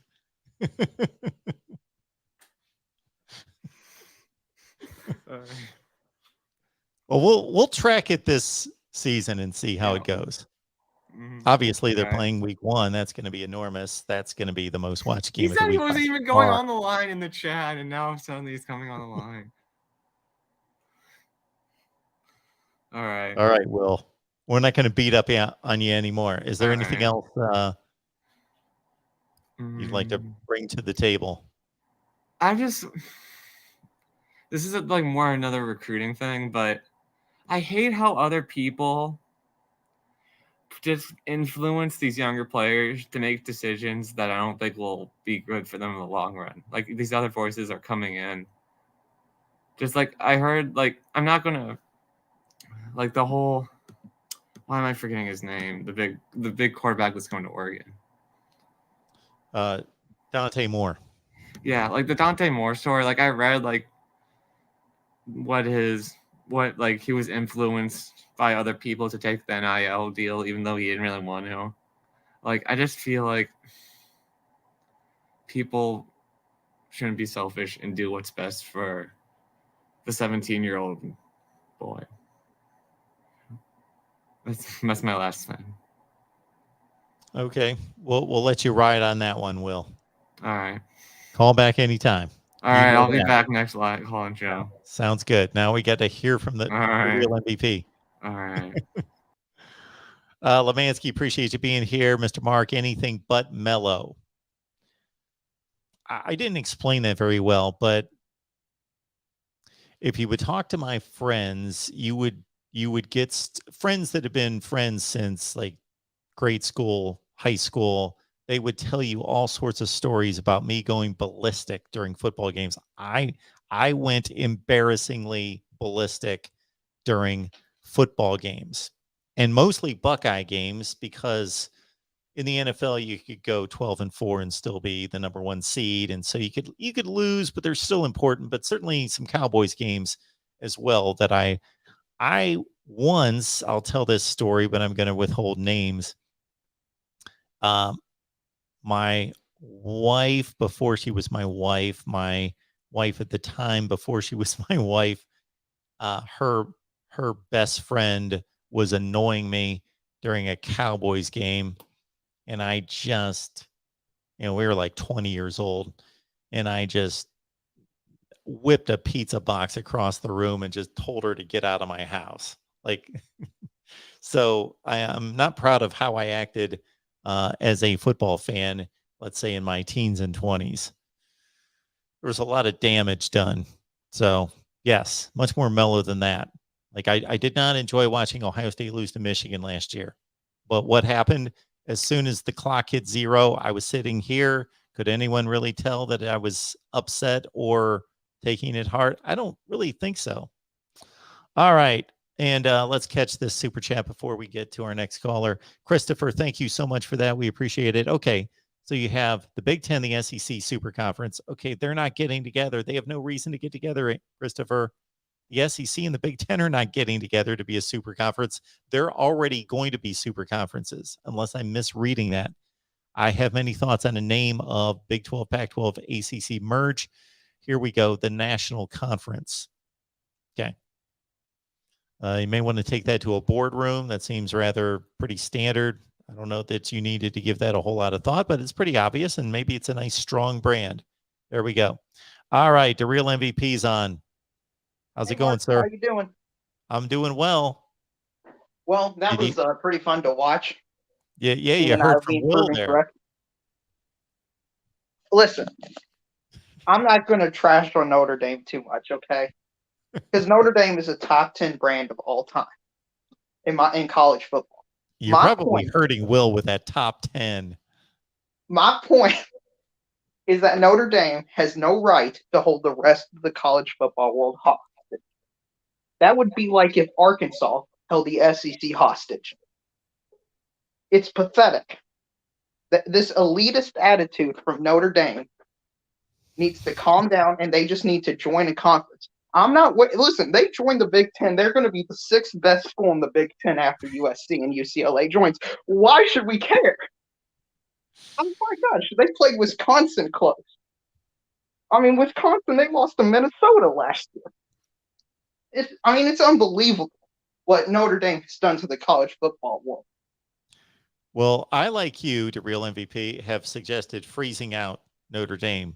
But maybe we should, just for fun, leave this stipulation. If you want to make the playoff, you have to go undefeated and win every game by 3 touchdowns. So that's if you don't want to play in a conference, that's your barometer. If you hit it, fine. You've got entry into the playoff, but you need to beat everyone by 21 points. Right. Well, and they should at least have one top 5 or top 10 team that they have to play every year, like in Ohio State, like Alabama, like Oklahoma. Well, maybe not Oklahoma as much in the future. USC, for example. That could be a good idea right there. Notre Dame, you can stay independent. You're eligible for the playoff, but we will make your schedule for you. And we'll make sure you play Stanford and USC and Navy, whoever else. That's pretty much it. Those are their 3 that they stick with every year, but we'll make out the rest of the schedule for you. Right. And listen, Notre Dame I'm not blaming them for taking this route because, if I was them, I would do the exact same thing. They've got no reason to move. The ACC needs to do something about them. The Big Ten needs to do something about them. And the rest of the conferences need to do something about them, but especially the ACC.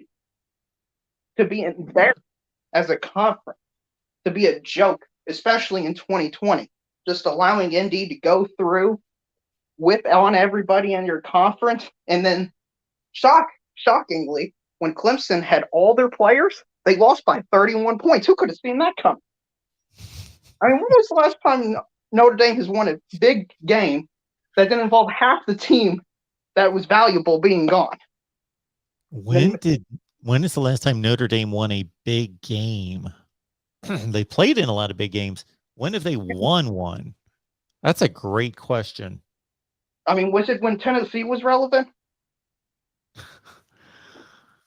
Now, they did go to a BCS championship game, and they were 12-0. So they obviously had to win games leading up to it against pretty good teams. I don't know that any of those teams you would consider to be elite. Mark, we all knew that they had no shot to win that championship. Oh, that was, I don't care what this final score was. That was the most lopsided game that I've ever seen at that level as a championship game. Like Nebraska crushed Florida back in '95, and the final score was really embarrassing. But it was at least a game for like near halftime. Like that from the opening, Alabama ran like 2 plays, and I thought, this is going to be awful. So what, as somebody who, if you told somebody who's brand new to college football, hey, we've got this one team who's a top 15 to 10 team every single year, they're going to hold the rest of the sport hostage because of their elitist religious values, and not taking down religion, because I like religion, everybody likes religion, but because they have these religious values, these elitist values, what would you say to that fan? That fan would probably go, what the heck is going on here?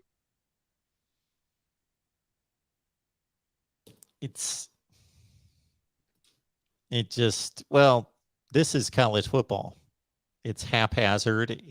There's not a governing body. There's not a commissioner. The conferences run around and do whatever they want. But what does the conferences get from Notre Dame not doing anything? I'm sorry, what was that?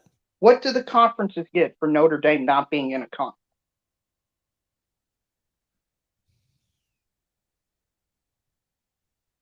If they're in charge of the sport, what do they get? Well, they're allowing Notre Dame to operate independently. Yeah, why? Because they can still schedule games against Notre Dame and make money. Okay, but would they make more money if they just joined the conference fully? And if one conference took a stand, let's say the Big Ten said, you know what, you didn't want to join us, we're not scheduling you, but then everyone else would have to do the same thing to get and because the conferences don't schedule the non-conference games, you would have to get everybody on board in college football to not schedule Notre Dame. And obviously we just need the Power Five or whatever it's going to be to freeze out Notre Dame, because you know what, Notre Dame, schedule as many MAC schools and Sun Belt Conference schools as you want to. You can load up on them and go 12-0, but you're not going to get selected to the playoffs. But we would have to have the cooperation of every school because they all get to schedule their own non-conference games, which is stupid. Right. But I mean, if they schedule them non-conference games, they're going to have to be all high quality opponents anyway. And Notre Dame's going to lose them because they can't win against a high quality opponent. So it just solves itself out. I don't see the downside in anything you propose. I mean, what? Notre Dame's not going to make a New Year's Six bowl, and maybe some other team like NC State has a chance to win one before Notre Dame? Oklahoma State did. If we sat here and listed all the schools that have won New Year's Six games since Notre Dame last did, shoot, Baylor has, Kansas has. It's a long list, and it's going to get longer, too. Trying to think in the Big Ten who else has won that would kind of embarrass them. But anyway, a number of teams, obviously. Yeah. Your Kentucky Wildcats need to get on board with that, though. Oh, we'll take care of that this year. Don't worry about that, okay? All right. This year, when we go 10-2, and we'll play NC State, Michigan State in the Peach Bowl or the Sugar Bowl or whatever like that. Okay. And we beat them. What do you have your Notre Dame? Okay, I'm going to make my record prediction for them right now. They're going 9-3. They're not going to make a New Year's Six bowl game. They'll go to the Holiday Bowl, the Tax Slayer Bowl, the Citrus Bowl, and they can get some nice swag there. Well, it kind of looks that way. It's going to be a tough out against Ohio State and Clemson, and then probably trip up somewhere else. USC or North Carolina, they're going to lose one of those two games. Okay. Now, I think both of them are about 50-50 games. So, and Mark, that's all I got for you today. Hit the like button, hit the subscribe button, and please, Notre Dame, join a conference so we can get some other moves to be had, please. Please. The real MVP, bringing it. Appreciate that. I'll get to some super chats here. Thank you so much for the contributions. They are so much appreciated. Hope you know that. John Waffle, H2P. Pitt should really be in the Big Ten. Geographically, of course, they've got a natural rivalry with Penn State that used to be one of the great rivalries in college football. Other than that, what does Pitt really give? So academically, I cannot speak to that. The issue I have with some of these large market schools, meaning playing in large metro areas, but NFL teams being there as well, I think they get completely overshadowed. Like Washington playing in Seattle. So we can say, and I did in a recent video, Washington has the Seattle market. Do they truly have the Seattle market? or is that the Seattle Seahawks? The Pittsburgh Steelers completely overshadow the Pitt Panthers. They play in a larger city. Think of this. They play in a larger metro area than everyone in the Big Ten except Minnesota, Minneapolis. Correct? Correct. Do people go to the games? No. They probably average, 35,000 a game? So if they're not that well attended with that many people there who obviously don't care, I don't know that that's really anything that the Big Ten cares to get involved with. The real Hayden's here.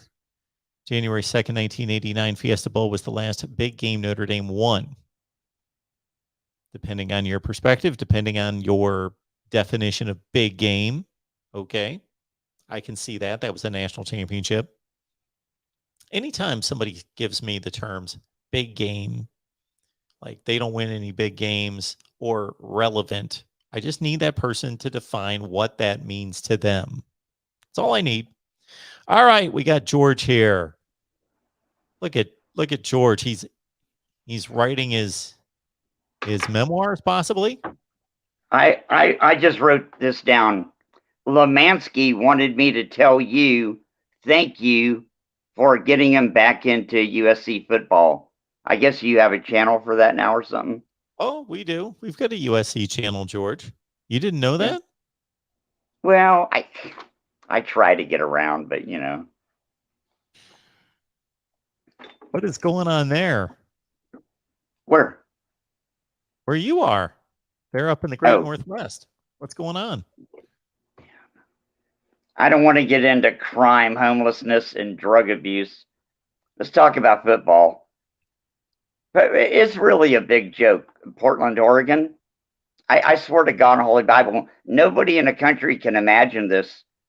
It's like we got invaded by another country and they took our city down, and now I live in East Berlin or something, you know. How close are you to Portland? I'm in Portland. Oh, you're right there. Okay. Yeah, I've seen some. I can be downtown. I can get downtown in 3 minutes at like 7 o'clock in the morning, you know. Okay.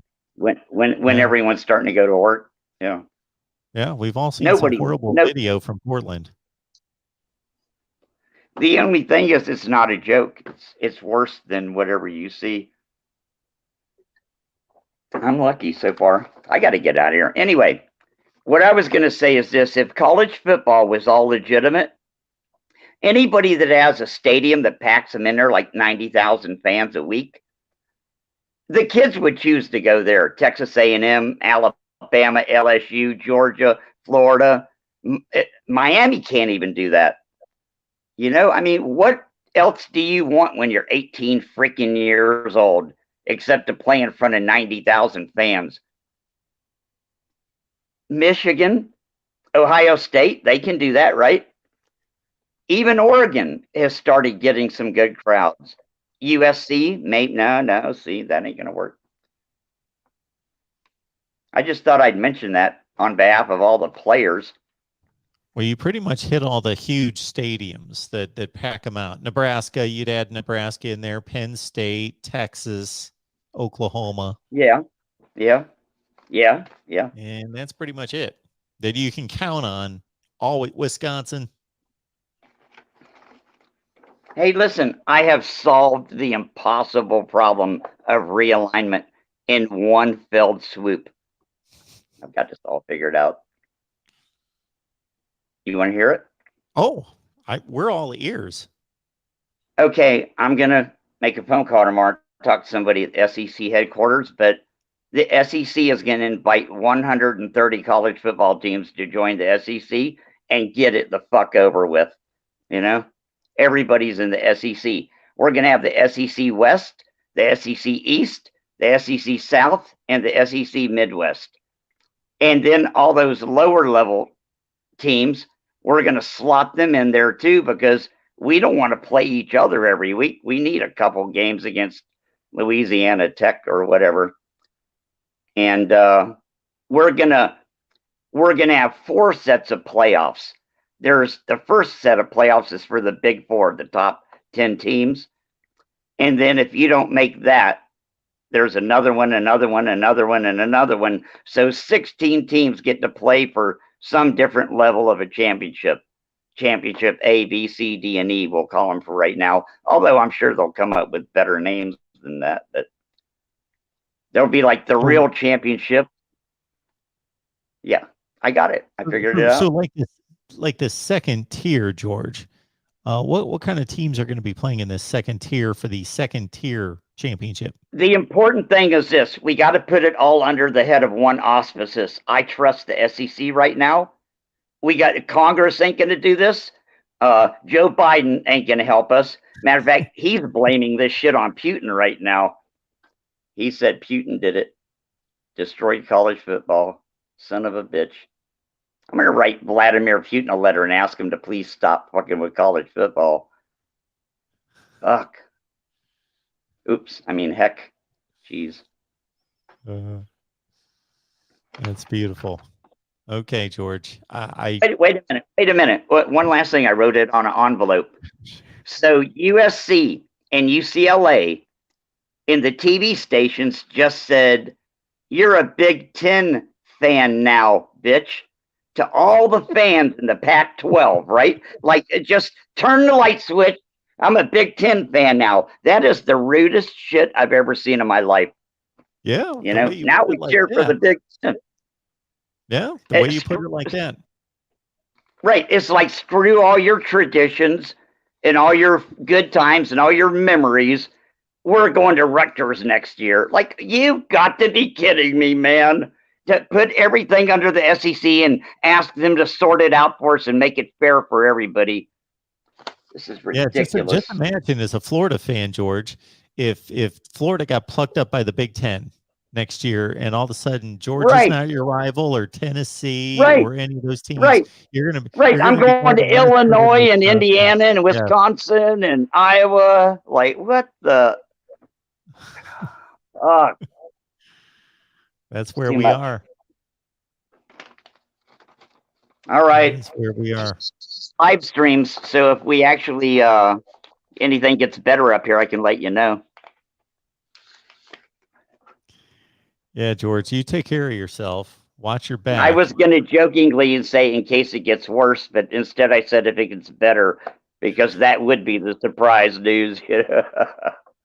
Yeah, I don't have a whole I lot love of you faith guys. in your governor or mayor up there. He used to be the head of the prison in Oregon, the head of the prison things. You know, like there's one guy at the Capitol that's in charge of the prisons. That's our mayor. I'm one of the few people that knows who this guy is. And all his cousins and brothers and aunts and uncles and shit, they've never done anything but be in government. All of them. One was a senator, another one was a this. You know what I mean? It's just a political family forever. You should see their hands. If they touch a piece of paper, their finger bleeds because they've never done a day's work in their life. You know? Like, oh, can you hold that drink for me? All right. Love you, man. All right, George. Appreciate you being here. Have a good night. See you. You too. Bye. It's our man George right there, getting the job done. Now, Christopher Morgan, appreciate another contribution out of you. You obviously have figured out the StreamYard link because you're waiting. So we got 3 more calls. We're going to take these 3. We got Nick, we got Christopher, we got Tim. We'll take those calls, and then I'm going to call it a night because I'm lazy and not focused. But let's see. Okay, we got John Waffle here with the super chat. Thank you so much for that. Well, Pitt is in the AAU, okay, and a blue blood. Pitt's a blue blood. Boy, that one just took me off guard. Sorry, John, you're not a blue blood. You got to be a blue blood and be able to carry it through. I get your point. Pitt's got an illustrious history. Unfortunately, all of it except 1976 was pre-1940. But you know, you've got an argument as a blue blood, technically as a blue blood, just like Army's a blue blood, right? Rutgers, blue blood. If you want to take that argument, All right, we're going to Nick here. Appreciate you being here, Nick. Oh, hey How's it man, going? did I just hear you say you were lazy? Yeah, I feel a little lazy tonight. Nah, you don't need to feel like that. You Okay. provided plenty of content. How many channels do you have? 25. 25. Okay. Well, we got about 6 or 7 that are kind of on life support. We're not really doing much. So I'll say 17 or 18 that we're really every day hitting hard. Well, you are busting that ass. So, I mean, Appreciate that. I wouldn't call you lazy. Now, I am kind of disappointed because you put me on after George, and now I don't know what to say. And he I might take be them in order, Nick. He might be onto something, with that Putin. I think Putin and China have a whole thing going on where they're trying to ruin college football, down with democracy and all that. So he might be onto something, Yeah. You never know, Oh man. But yeah, I've been just kind of thinking about this. I know I kind of missed a little bit of the West Virginia stream earlier on, but I will say I'm kind of like thinking about, the comparison between Neil Brown and Dana Holgorsen. A lot of people have some differing opinions. Now, it seems like most West Virginia fans it's kind of a given that Neil seems to be a better coach. Now, the record doesn't quite show that. Sure. I was just wondering, like, what do you feel about that? So we started this West Virginia channel 3-4 months ago, and I immediately get hit with comments from everybody we bring on.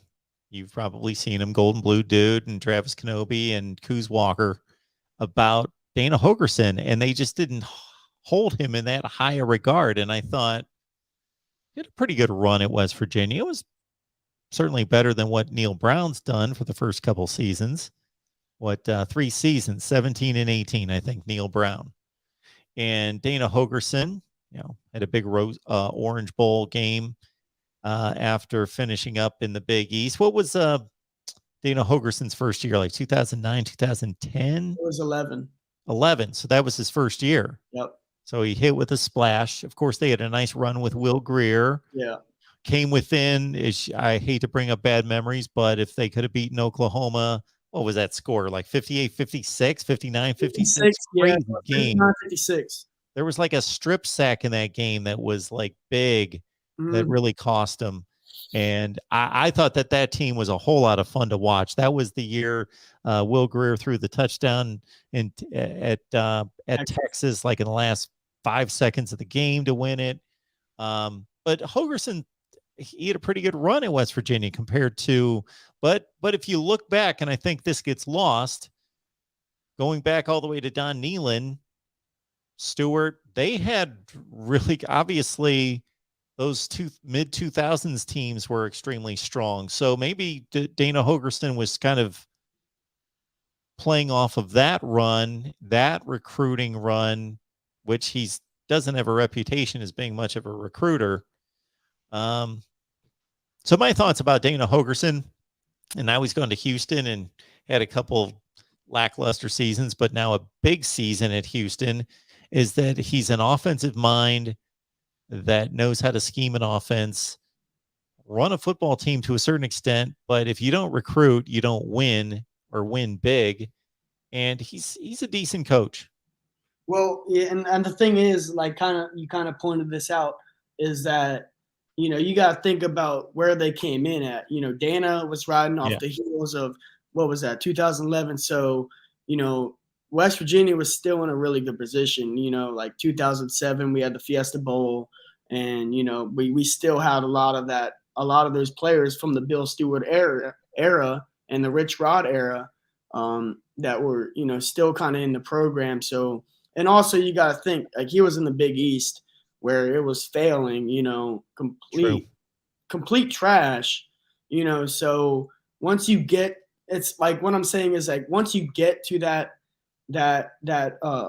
big game, the Orange Bowl, once you get there, it seems like it's like a lot easier to win. Like, you look at all these small schools nowadays, you got the UCF fake national title against Auburn, kind of, and it seems like that they were in a similar position. Like these small schools, they wake up for these games. You know what I mean? So I think, the 11 win season was kind of an anomaly. And if you look after that, it was a whole bunch of mediocrity. Besides, in 2016, we had a 10 win season, but a lot of it was 7, 8 wins, maybe. Like we were lucky to get to 8 wins. And then, fast forward, he leaves and literally like it was a mass exodus from West Virginia players that just left the program. And really, Neil, he didn't have much to work with, Now, last year was very disappointing. Feel like we could have been a lot better, but like I feel like he stuck with Daggy a little bit too long. But then again, you look back and we had Garrett Green, which every damn time he got into the game, he couldn't handle a snap.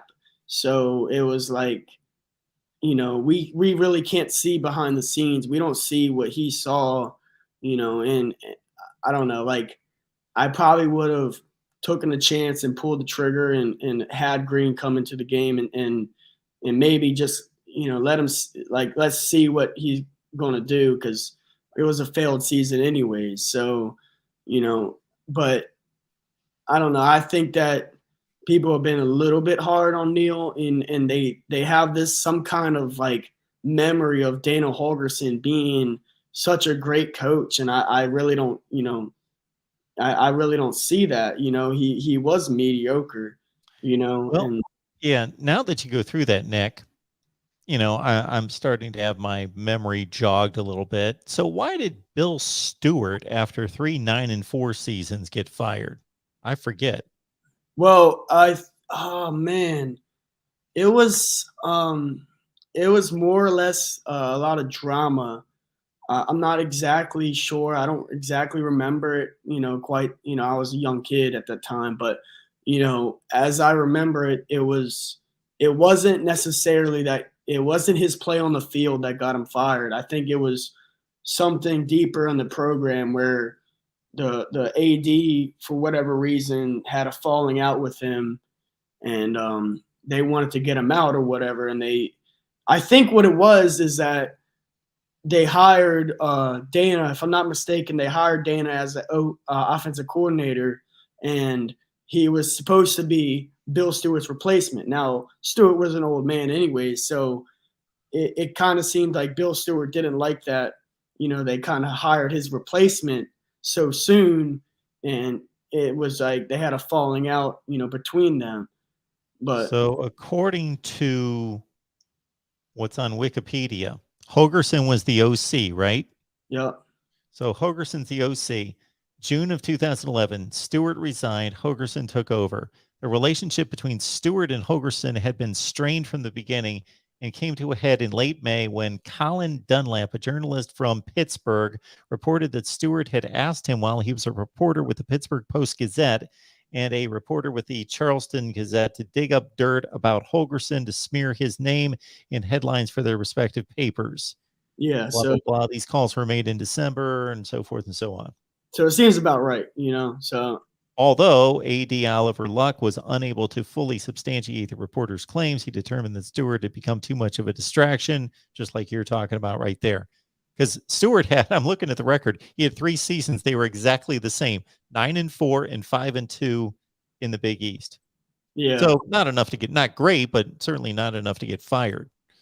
Yeah. And I like I said, I mean, they have this kind of like this false memory of Dana, acting like he was such an amazing coach. And I mean, he did good.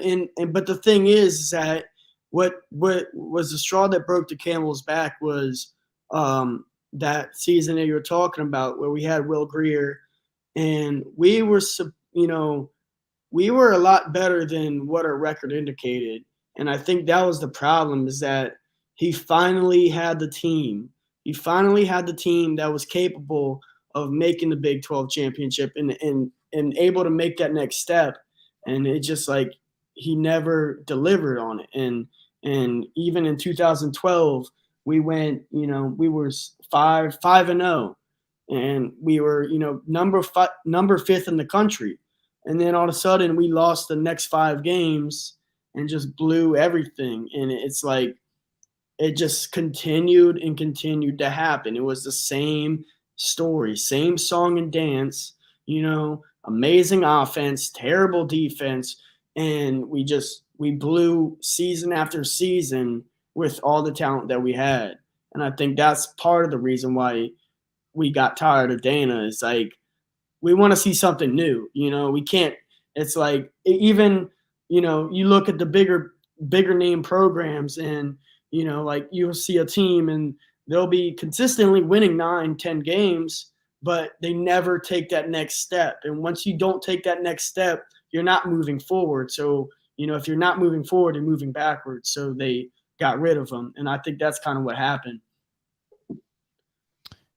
Yeah, when you look at Dana Hogerson's tenure in light of what you just said about Bill Stewart and obviously Rich Rod before him, it's really not that great of a run. Yeah, and one more thing before you get me off of here, I want to ask you, what do you think about West Virginia? I know you made a video about it, but what do you think about West Virginia's recruiting? Because it seems to me that there's they're kind of being a little bit overblown, because right now they have about 18 commits. So yeah, currently they're 18th, 19th, but is it the quality of players? Now we have a lot of 3-stars.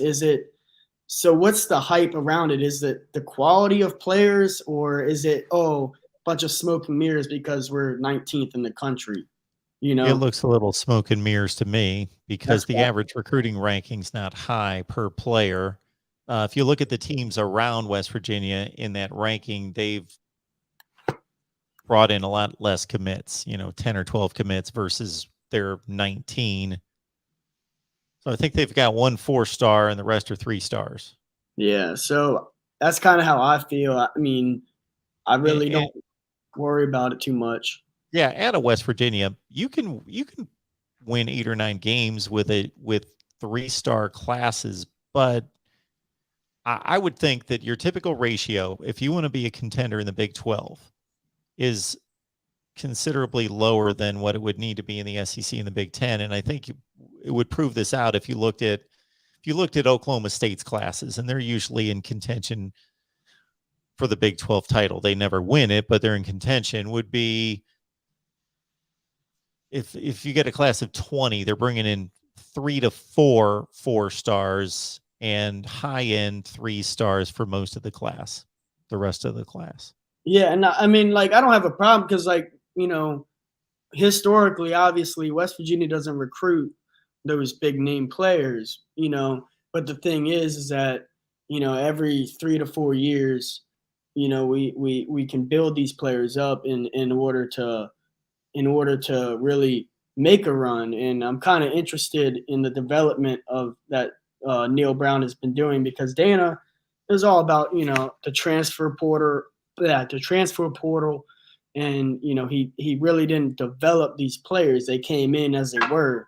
So, especially this year, I want to see what Neil Brown does with kind of his own players, and see like what the development has been like, because he's had some decent classes, in West Virginia terms, he's had some decent classes, 35th, 40th, that range. And it's not great, but, if he can develop these guys, then, I'm sold by all means, but, I want to see what happens on the field. You know what I mean? Forget all this talk. I want to see if he's able to win maybe 8 or 9 games, at least 8 or 9 games. And I think that's, valuable, especially, with, JT Daniels and some of the transfers that we got. I think, we're capable of winning 8 or 9 games. And I just want to see, him put his money where his mouth is. I got you, Nick, and you probably know that Vegas has you pegged at 5.5. I think that's kind of crazy. You better bet up on that, because Yeah, I can't see us going 5.5. You know, at least I at least see us going seven wins. So, Yep. you know, I definitely take the over on that. All right, Nick. Appreciate you being here. Catch you later. Have a good one. Yeah, I jumped on that one initially when I released a video with the over-unders and said, man, that West Virginia number really caught my eye. It's 5.5. All right. I want to let, hopefully, Christopher Morgan's still on the chat. What I meant when I posted that banner is that anybody in the that had already called and was waiting is good. I'm going to pick up those calls, but please, nobody else call. So Christopher was part of that. So I hope he's still here. Hope I didn't run him off. All right. Ian from Akron's here to talk some college football. Ian, how you doing tonight?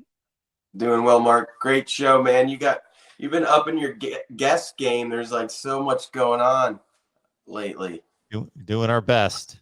You guys don't want to hear from me all the time, so there you go. Yeah, actually, I'm not gonna tout anything. I just had a question about with all this conference realignment and changing going on. So, since there's never been a commissioner of college football or anything like that, maybe this is a silly question, but so why in the past was it the conferences were able to be kept more regional, geographic, and is it B contracts and all the money involved to where they're just switching it in that way? But it just seems like, you've had different teams join different conferences and conferences dissolve and new ones form, but they've always been regional, right? Like to some extent, geographical. Oh, absolutely. So it's a great question. So without taking everyone through a history lesson, I think to your point,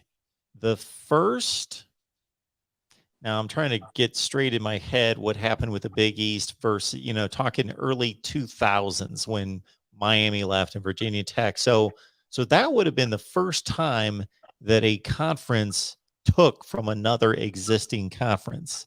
In the past, it was always Penn State was an independent. They joined the Big Ten. South Carolina, an independent, joined. And of course, when the Southwest Conference folded, some of those teams went to the Big 12 or the Big 8 that became the Big 12, and some of them went to the SEC, Arkansas in particular. And some of them went to the lower ranks, like TCU went from being a big-time program in the Southwest Conference to in the group of five, and they bounced around from the WAC and Conference USA before they made it to the Big 12. So the ACC was really, unless somebody corrects me on this, something I'm missing, the ACC was the first conference to take from another conference. Before it was more so a conference would dissolve and teams would then find their way into another conference. And it was mostly independents, actually, because if you go back 30 years, if this is 1992, Penn State, Syracuse, South Carolina, Louisville, West Virginia, Miami, Pitt, all those teams are Florida State. They're all independents. There were tons of independents then. Right. BYU, of course, Notre Dame. So they started joining conferences because they could make more money. But that ACC was the first instance of a conference actually poaching from another conference. And then it's happened, obviously, since. So when you talk regional, I completely am on board with what you're saying. But the ACC kind of was the first to, is it regional from Boston all the way to Miami? They stayed along the East Coast, but even Louisville's kind of a stretch. Well, they called it the Atlantic Coastal Conference. So sure, the name, yeah, true. The teams were in the name, regionally, and so I guess that's what you kind of answered the question. Though you said when they started to join conferences, it was about money, and we've been talking about how all of these things are about money. So independent teams joining conferences being about money. Now it is about money. The difference being they would still join regionally. I don't know if this day and age or what has to do with it, but I don't want to sound like too old school, but I think of teams like when I think of Colorado, Nebraska, Arkansas, Missouri, I think of them like Big 12 teams. I think of them playing each other. Sure. And just like it had a feel to it. It felt like it makes it like when I think of Colorado and the Pac-12, like I see that I still to this day, I don't care if it's been 10 years, it still doesn't feel normal. Like I don't look at Maryland and Rutgers as Big 10 teams. That just doesn't make any sense to me. So it's exciting to think of USC playing in the Big 10 and like seeing those matchups, but it's never going to feel even in 20 years if they're doing it. So what's the difference? If we didn't have a commissioner, as you always say, basically the job would be to look out for what is best for the sport, the landscape, and the entire establishment of college football. If we still didn't even have that then, and everybody's still doing what is best for them and each conference is trying to do what's best for them, just like they were back then, why is it not? Now it's just expanding regionally. Is that just the way of the world? Because I don't know. This could be, a few of these things could be your answer. Number one is, of course, money. So college football goes to TV when everyone else went to TV. In the 1950s is when TV exploded.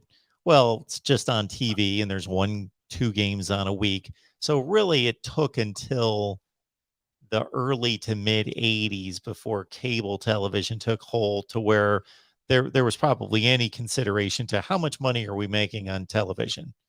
And then, of course, it just skyrocketed. I would love to have the numbers in front of me to know how much a school like Ohio State was making in 1970 on network TV versus 80 versus 90. It probably just all of a sudden just went up like a hockey stick. And so then it suddenly becomes a factor. Okay, well, what conferences are getting the most money? Oh, this conference, the Big 10, they make twice as much money as we do. And that probably didn't become a factor until 15 years ago. Right. So now the idea that any regional boundaries existing that would interfere with making potential money, why even deal with that? If we can bring a West Coast team into a Midwest conference and it's going to be good for our conference and money, like why would we? So there was something in their head back in the day though, somewhere where it was like they still kept it regionally. I hear what you're saying. Like we are now in a whole different world and we have streaming and we have all these different TV deals and contracts. So that probably released a lot of limitations, but even back then they could have maybe, I don't know, even travel's different nowadays. Maybe it's probably easier to travel now too, for instance.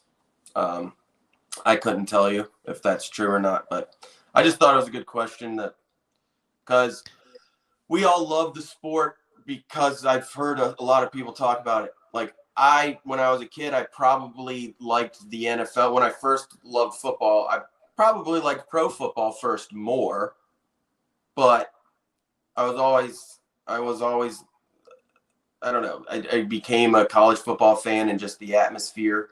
And I think the regional part of it has a huge play in it, and it's going away. And I know it's still there. I get it, but it's just kind of strange to me. And I just kind of want to know what was the boundary that was broken or the limitation that was broken. And I don't know. So I'll leave you with that, Mark. But well, like I've said a few times on here, and I don't want to repeat myself too much because some people actually catch it just about all these streams, but I don't know why, but I appreciate it. Is that I try to watch them all, man. What's that? I try to watch all of them, you know. I appreciate it, Ian. Is that it's just the sad thing is an extension on everything that you just stated. When I think about college football, it's a reflection of America and all the various cultures within America, that the South lives a certain way of life. They listen to certain kind of music and eat certain kind of food and live a certain way. And that was reflected in the football. And the Midwest, the same thing. And the West Coast, the same thing. And that fabric of regionalization that made it exciting for the top team in the Big Ten to play at the top team in the SEC or whatever to represent those areas of the country, that's being it's stretched to the hilt and pretty much torn away now with USC and UCLA playing in the Big Ten. Exactly. Real quick, a little bit on that, and then I'll let you go. So I'm a Cleveland-born, I'm native, but I lived a long time in South Florida. So I feel like the regionality and the pride that people take in it, I feel like when I lived in South Florida, I think it was my freshman year of high school. I'm in Palm Beach County. I lived in Broward County. Hurricane fans everywhere. So I'm a Buckeyes fan. These Miami fans, they've never even thought of the concept of the state of Ohio. They don't even know what that is. So they're and this is in 2001. I'm probably 13 years old. So the national championship, I'm walking around with Ohio State gear on. And if you've ever been in South Florida, there's every culture down there. There's a lot going on down there. And they're looking at me like, one, why do you like that? What is that? I've never even heard somebody talk about Ohio State. I'm sure there are fans down there, but like I'm walking around there representing that. And you can just see how, concentrated they are on their region and what's going on around them. You had Gators fans, Hurricanes fans, Florida State everywhere, but Miami is at their peak of their run there. I actually was standing next to Larry Coker during spring football and Vince Wilfork, which is a great story. But whole thing is, it just shows you that, and that they wouldn't even kind of recognize Ohio State as big of a brand it was as something, and didn't even care about it. So, yeah. So it's changing a little bit, but yeah, that's funny. I appreciate you so much, Mark, and everything you do, all of your guests, the real MVP. I want to say, I hope Willie's doing okay, because I haven't heard him on any of the shows lately, and I feel like he'd be loving talking about everything going on with the Big Ten and Ohio State. And I'm glad that you brought that up, because that's crossed my mind a couple times as well. I will see Willie from time to time. It hasn't been too long, but yeah, I would think he would be here for some of these call-in shows. So if anyone can get in touch with Willie, just see how he's doing. Absolutely. All right. Thank you so much, Mark. Thanks, Ian. Have a good night. All right. I guess this is going to finish things up, unless Christopher Morgan, if anyone is in contact with Christopher as well, I didn't want to run him off, because I wanted to honor the rest of these calls, including Tim and also Christopher. But we got Tim on the line. Hey, Tim. Oh, hey, how's it going, Mark? Oh, Jeff, really quickly, I think that Eric's going to drop the link in chat instead of Discord, just so people that are on the regular chat can see what we get up to on our little video chats that we normally have through the Discord. Absolutely. So you should check it out. That would be very cool. Yeah, all right. So be looking out for that, everyone. There's going to be a link that you can join Discord and check out. Are you guys going to go online after this? Yeah, we're junkies, delinquents. We got nothing better to do. My wife's out of town. She's in Chicago, so I got time to burn. Right. And then I saw Willie. It was less than 2 weeks ago, right before my trip. I think he was in. I could have sworn I saw him in one of the chats. I don't know. Yeah, he was. He's been in the Ohio State show as well fairly recently. So it was nice being on the East Coast, Mark, because when I was in Maryland, I was able to. The noon one is usually 9 a.m. here on the West Coast. I'd always miss that one, but it's really nice seeing that thing at noon. Getting those Eastern time zone made a lot of the shows a lot easier for me. So that was nice. So I called because, originally I wanted to talk about the new rivalries and the old rivalries, because this is shaking up a lot, having these, again, just having this conference realignment. There's so many things happening. I'm excited for so many new ones. Like for instance, I really think I could see USC, Michigan, and USC, Ohio State having some serious, rivalries going forward. I mean, we've always had rivalries in the big games, for the Rose Bowl.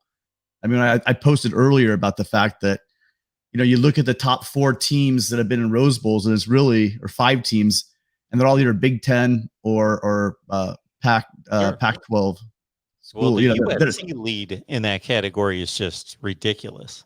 yeah, it's a lot. And then I think right behind is like Washington and UCLA is right there. I think Washington has 14 and UCLA has 12.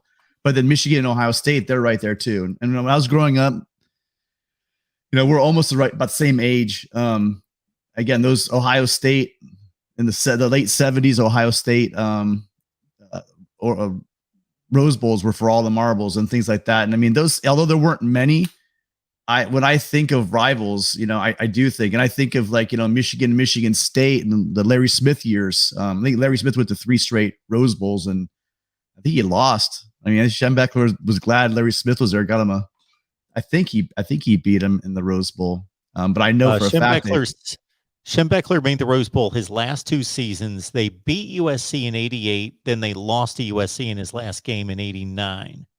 Okay. And I know Andre Rison he was with Michigan State, right? Andre Rison. Yeah. And so that Andre Rison team beat. Yeah. Who's this Rison guy? He's just lighting it up. Yeah. That beat USC in 87. Percy Snow, Lorenzo White, Andre Rison. Yep. That was a good Michigan State team. And I'm just really, and again, I think, I've told you before, I've got family in Michigan. And so they've always had that kind of Spartan and Wolverine and USC talk all the time. We would talk all this stuff, who's better, but now we get to see it on the field. But then also with having Texas go to the SEC, you're going to have a reunion of all those Southwestern Conference team, the old SWC getting together with Arkansas and Texas A&M renewing rivalries with Texas. Mm-hmm. But I'm also wondering what's going to happen. I'm just thinking if USC is going out to the Midwest 4 times a year, or even the East Coast, are we going to do that 5th trip in October out to Notre Dame? I know it's huge. I know it's huge rivalry. I know it's got such great tradition, but you're starting to talk logistics. If we're talking about how bad it's going to be for this West Coast team to go to the Midwest 4 times a year, one answer might be that 5th game would go every other year to South Bend. I'm really hoping that doesn't become an issue. And so again, I think you said, I think there's so much money there that's probably not going to happen. But I mean, that's just one more big travel road game that USC would have to handle going to the Midwest. Yeah. So that'll be interesting going forward. And then one more thing. I know Ben loves to give me crap all the time that we ruin the Pac-12. But I guess this is just what I've been saying for a while. See, what a lot of people talking about, have these gigantic conferences of 40 teams. What you don't realize is a team like Clemson, or a team like Oregon, are they going to want to share revenue 40 ways with a lot of teams on that bottom end that are really going to be just sucking revenue?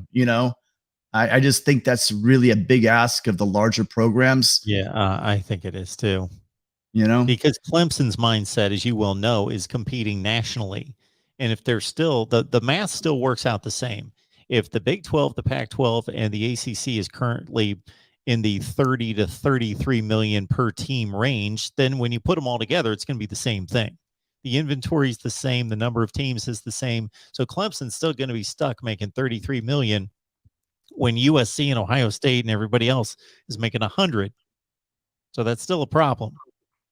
Yeah, and that's why USC just had to get out. I will tell you, as a USC fan, I mean, I'm excited about the Big Ten, but man, I spent my whole lifetime, and there are national rivalries. USC might be down, Cal might be down now, but I remember watching USC Cal in the early 2000s. Oh yeah, I mean, the only teams that beat Pete Carroll, Mark Bulger.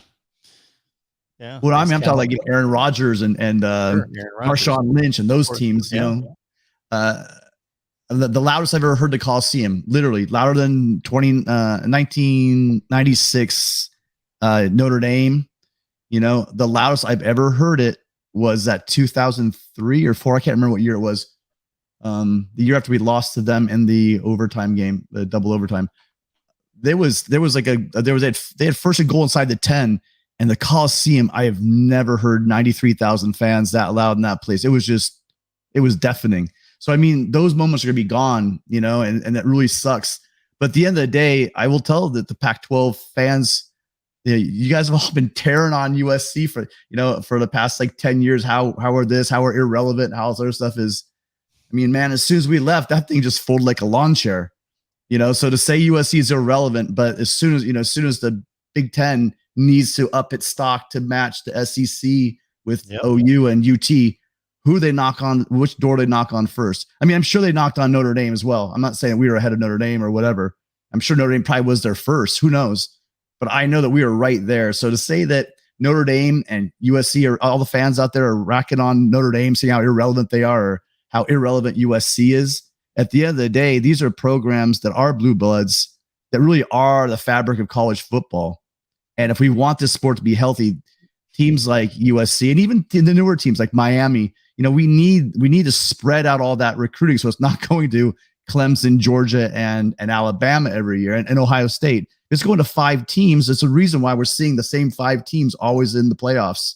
It's because to be healthy, it's the talent's got to be spread out. Unfortunately, I don't think we can do anything like the NFL model where we're going to share revenue with all the different teams. That's not going to happen. But the closest we could get is to try to spread out the talent and see that it's not all going to 5 schools. So, but anyway, USC, that's by the way.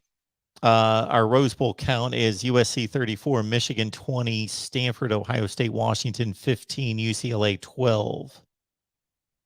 Yeah. So look at those teams that are now in the Big Ten. It's pretty much outside of Stanford and Washington. All those teams in those Rose Bowls are pretty much USC, UCLA, and the Big Ten. So a big chunk of it, right? Except for Washington and Ohio Stanford. State's their count was held down by just playing in too many playoffs and national title games in the last 20 years since that's been reconfigured. Obviously, there would have been a zillion times they would have played in the Rose Bowl as the Big Ten champ, but they were off to a playoff or a BCS championship game. Yeah, so it's bittersweet. Again, I don't know how much crap I've taken from USC first getting sanctioned, but here's another thing: when the NCAA came after Ohio State, the Big 10 backed them. Whenever the SEC comes after, whenever the NCAA goes after one of the SEC schools, the SEC steps and says, "Hey, hold on, hang on a minute." When the NCAA came after USC for Reggie Bush, not the Pac-12 rolled over and just let us take a beating. And I mean, USC, they did have a marketing agent. They did take money. I'm not one of those Georgia fans to say, you can't prove it, because really they didn't prove it, but everyone knows that they did, but at the end of the day, the Pac-12 did not back USC at all. And that a lot of USC fans still remember and still really pissed off. Who knows? Maybe the Board of Trustees remembers it too. Mm-hmm. So a lot of this stuff goes in some bad blood. I'm going to miss the hell out of the rivalries in the Pac-12, but it'd be interesting what happens next. For sure. All right. Ben's probably not gonna let me join the live stream now because I just cracked on that comment. But you guys are all welcome. He's gonna drop the link if you guys would like to join us, see what we're doing. The chat over at the Discord is really fun. It's got all kinds of fans in there. You really should check it out. It's $5 a cup of coffee, you guys. A cup of coffee a month, and you guys could be there. We're gonna be doing live streams for all the football games during, right, Mark? We're gonna do a show where we're basically going to do a live stream of the top game. We're gonna watch it together. It probably won't be monetized, but it'll be on Patreon, so you'll get Mark paid. So let's look for it, guys.